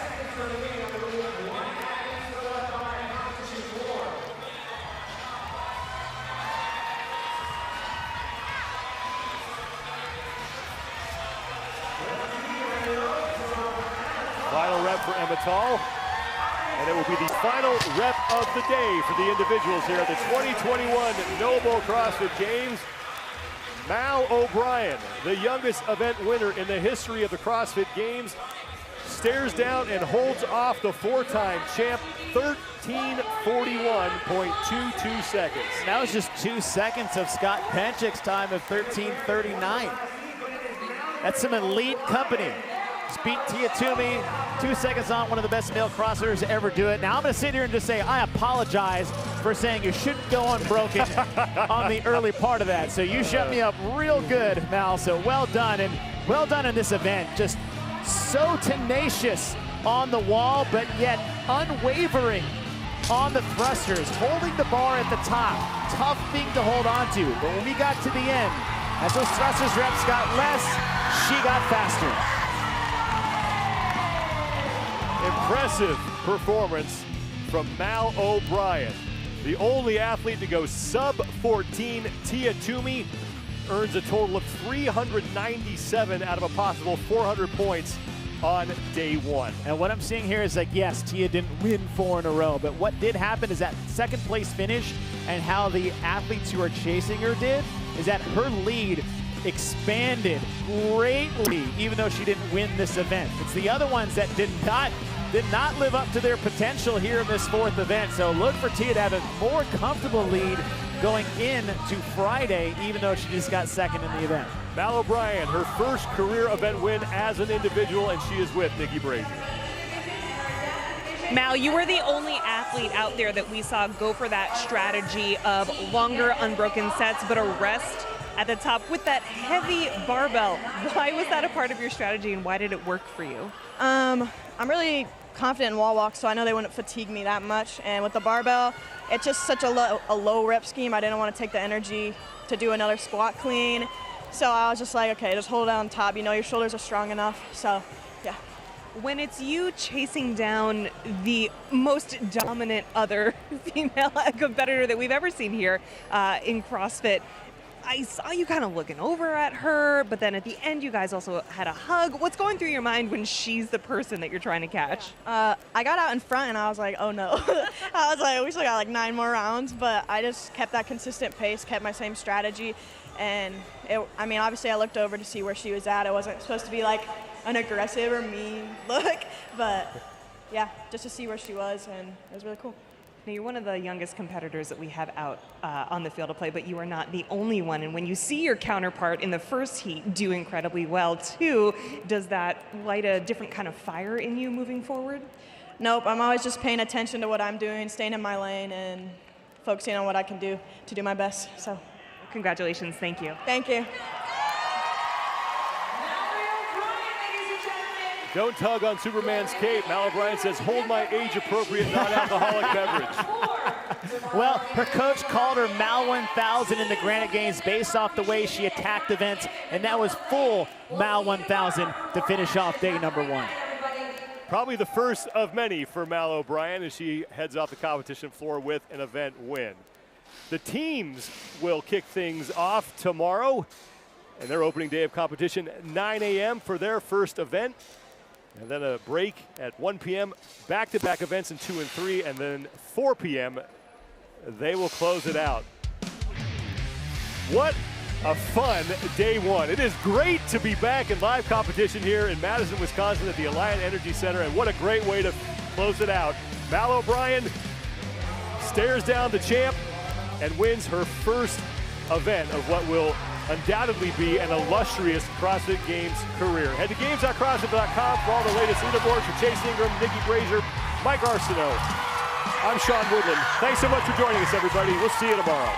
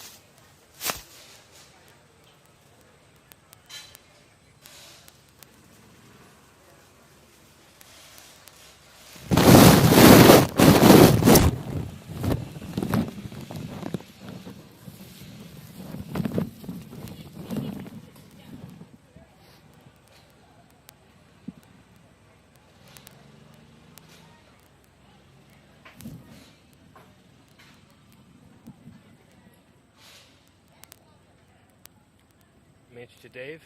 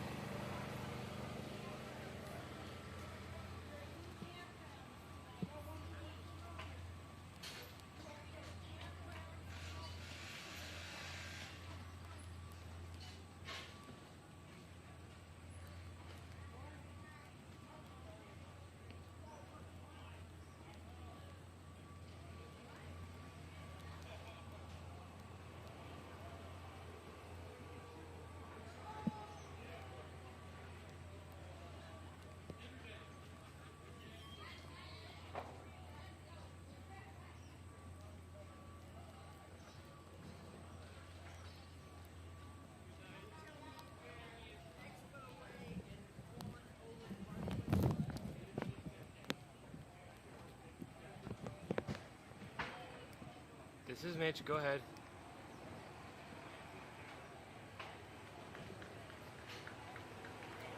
No, I do not.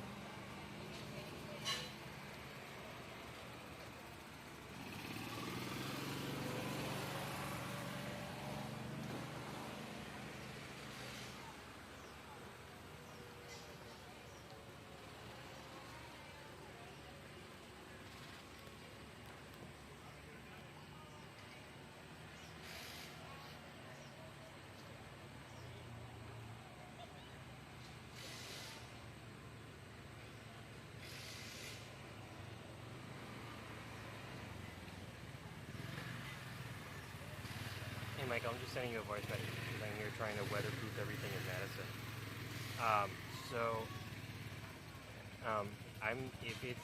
I know I'm not the only person. However, what I'm trying to say is that if me needing accommodation is part of the issue, I'm willing to work with you guys on that.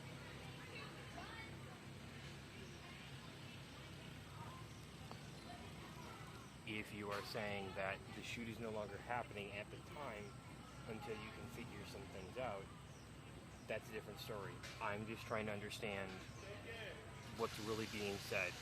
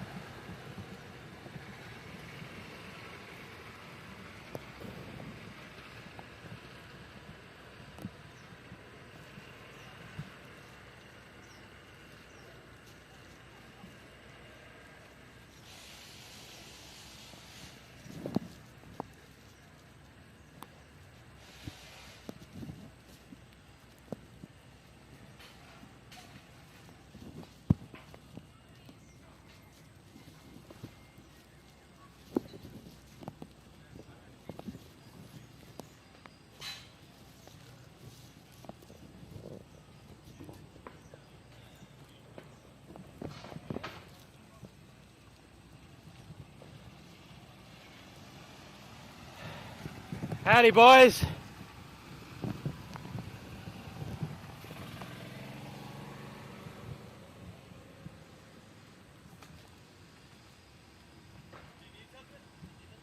No. Just those guys.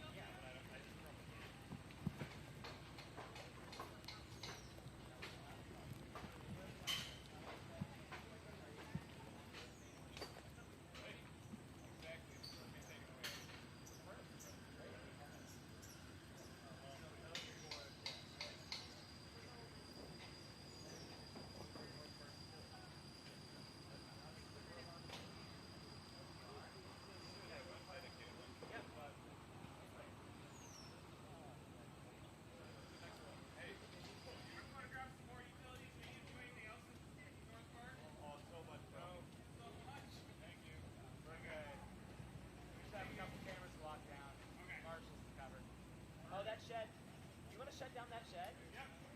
If you get that one, because I don't know where it is. Okay. But we'll get all the ones up here. Perfect, we'll do. Somebody else should figure out where that is though, because you're gone after tomorrow, right? Yeah, we'll walk over there tomorrow at some point. Okay. Yeah. Teach us your ways. Okay.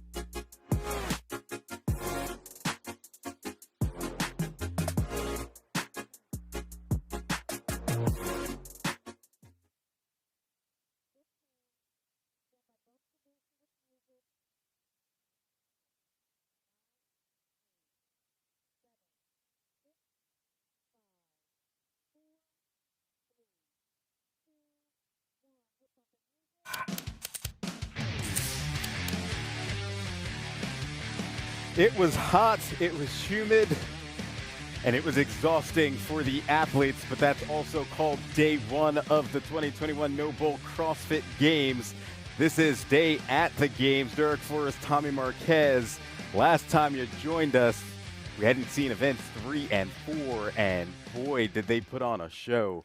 We had event 3, which was the 550-yard sprint. Tommy, your thoughts? Yeah, we had quite the breadth of tests today. You know, we started out in the lake, then we came and played around at the North Park a little bit, then we had an exciting race to finish in the Coliseum, but we started the back half of the day with that foot race, the 550-meter sprint. Pretty simple, right? Just a good old-fashioned foot race. You're going to make a couple of turns, running out on the blacktop a little bit, and turn into the stadium and sprint to finish. Yeah, Gimal Harris takes the win in that one. But then we move on to event 4. And that... Well, I love what Guy did here, right? He didn't have a problem getting past towards the middle section, right? He came out and set the pace early, but as you saw that turning of the corner to get into the North Park, that's when he put on the jets. He was neck and neck with Morad and Vellner, but he saved a little bit left in the tank for that final push. We call that a kick in track, and it gets you the event win. 1:15, just a few tenths of a second ahead of second place. You know, this is his second Games appearance. He got cut last time, but he gets his first career event win. He's one of those young athletes that we can expect to see, you know, at the sport, at the Games for the next decade or so, and an impressive performance in event 3. And you saw Patrick Vellner trailing him there, another top performance for him to kind of get him back into the top 10. Event 4 we saw right here at the Alliant Energy Center. And boy, did Scott Panchik put on a show. Yeah, it's just a bummer that Scott wasn't in that final heat because he came out firing. You know, he didn't have a great finish just before that in the sprint in the bottom 10. But you know what? A little sense of urgency does a body good sometimes because Scott came out. It's been almost a decade since the last time he won an event at the CrossFit Games. He won one in his rookie season. Well, he gets another one here, a second career event win from an earlier heat, just absolutely sets the event on fire. And in his final season, as he announced this will be his final year, you see the event standings after event 4. Scott Panchik, Justin Medeiros, Brent Fikowski, Saxon Panchik put up one heck of a time as well. And Jay Couch rounds out the top 5. In terms of overall standings on the men's side of things, you see Brent Fikowski on top, Justin Medeiros second, Yonakoski drops from that top spot to third, BKG in fourth, Patrick Vellner in fifth. Real quick, your thoughts on the top 5. Patrick Vellner opened the day in 35th place after the first event, already in the top 5. His fellow compatriot from the north up in Canada, Brent Fikowski, overall leader after day 1. This is what we've been waiting for from Brent. We know he's great in live competition. We finally have it, and he's your day 1 leader. And on the women's side of things, event 3, no surprise, Tia-Clair Toomey takes her 3rd straight victory of the day. Yeah, well, Tia had a pretty solid mark to beat. Brooke Wells set the time to beat. She was a collegiate sprinter if she wanted to be. She was offered a scholarship, turned it down, but Tia came out blazing from the final heat, knowing what Brooke's time was. Tia also a university level sprinter. They use a little different terminology down in Australia, but from the get-go she had built herself a pretty sizable lead over Haley Adams, and then she just cruised her way to the finish line. Beautiful sprint technique. Get to a little bit of the roar of the crowd as you turn the final corner into home, and that makes it 3 for 3 for Toomey to start day number 1. Never takes the white leader jersey off.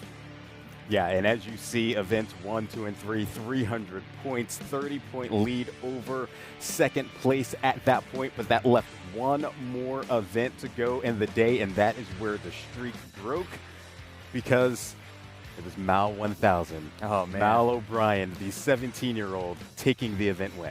Yeah, Mal O'Brien showcasing why so many people are excited about the future of the women's division, because in an earlier heat, Emma Carey set the time to beat, and Mal O'Brien came out and went toe-to-toe with Tia-Clair Toomey the entire way. You saw her peeking just over her shoulder to give a little look-see to see where Tia is. Anytime you got the champ on your heels, you got to make sure you know exactly where she stands. Mal said in her post-game interview she was just running her own race. I'm not going to call her a fibber, but she definitely made sure she knew exactly where Tia was as she marched her way to an event win, the first of her career in her rookie season, and it moves her up into a very, very impressive day one performance. And honestly, that's the move of a veteran, knowing what your competitors are doing around you, and Mal doing just that. You see she took the top spot. Tia-Clair Toomey finished second. Emma Carey won the first heat. She finishes third. Brooke Wells in fourth, and Amanda Barnhart finished fifth after 4. And then here are your events, or here's your standings after 4 events. Tia-Clair Toomey still atop the leaderboard there, a pretty substantial lead, but no surprise that Haley Adams is right behind her, because at the MAC, Haley was right on her butt too. Yeah, I mean, Tia-Clair Toomey already has a 57-point lead over Haley Adams. I would expect that to probably grow. But Haley and Holta in the second and third spots, they have a little bit of a cushion over fourth place as well. So even though they're ways behind Tia, they still have put together a strong day one performance to put themselves in a great spot to, you know, maybe move up a little bit more on Friday and secure a podium spot by the time the weekend's over. Yeah, and Tia takes 3 straight event victories to start the day, so no surprise she's doing well. She's looking for her 5th straight title, and it's no surprise because she trains with one of the best, Matt Fraser. The perfect end to a nearly perfect competition. The 2 greatest of all time stand alone. They are the fittest on earth and the fittest in history. I'm even just getting chills like thinking about it, but we're going to literally cross the line together. That's going to be really special and something that we will remember for the rest of our lives. Now, going into 2021 season without Matt, it's a new challenge for me. Having that ghost of Matt in the back of my mind, constantly pushing me every single workout, that's actually more punishing, essentially. You're just visualizing, right, Matt's there. What would Matt do? Right, this is the benchmark. Maybe Matt would be resting in real life, but in my mind, he's going and he's that one step ahead of me. In order to stay on top of the mountain, you can't be satisfied. You can't get complacent and you can't be content. My focus going into the 2021 season is turning that 4 into a 5. One thing's getting to the top, another thing's staying up. I think my biggest strength is accepting nothing but the absolute best of myself. And I think that that's definitely something that has allowed me to be able to do and go out after the dreams and goals that I've set myself.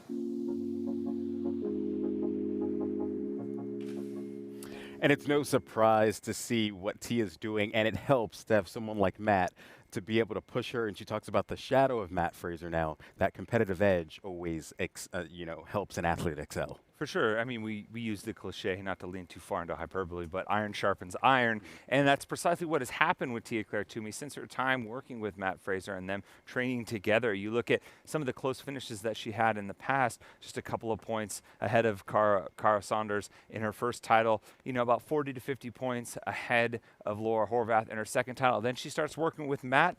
195-point victory, 360-point victory. Clearly there was a difference and she made that leap, and now she is by far the heavy favorite. Yeah, now we're at the end of the day. The individuals will get the day off, and then they will come back on Thursday Friday, in terms of surprises after day one. Do you have any? Yeah, I hate to be, the bearer of bad news, but there were 2 surprises for me. One being Cara Saunders being outside of the top 30. She's in 34th right now. She's in the bottom 3 on the women's side. She just didn't look like herself. We know Cara to be one of those perennial podium contenders, one of those athletes always inside the top 10. Something just looked off. I hope she's able to rest and recover and maybe get back to herself and build some momentum. And then Chandler Smith, same thing, outside of the top 20. A fan favorite. Everyone wants to see him finish the weekend, so hopefully he can start to climb. All right. Thank you, Tommy. Ram Truck, again, the 2021 Motor Trend Truck of the Year. Visit ram.com to learn more. But that will do it for Day at the Games on day one. For Tommy Marquez, I'm Derek Forrest. See you guys tomorrow.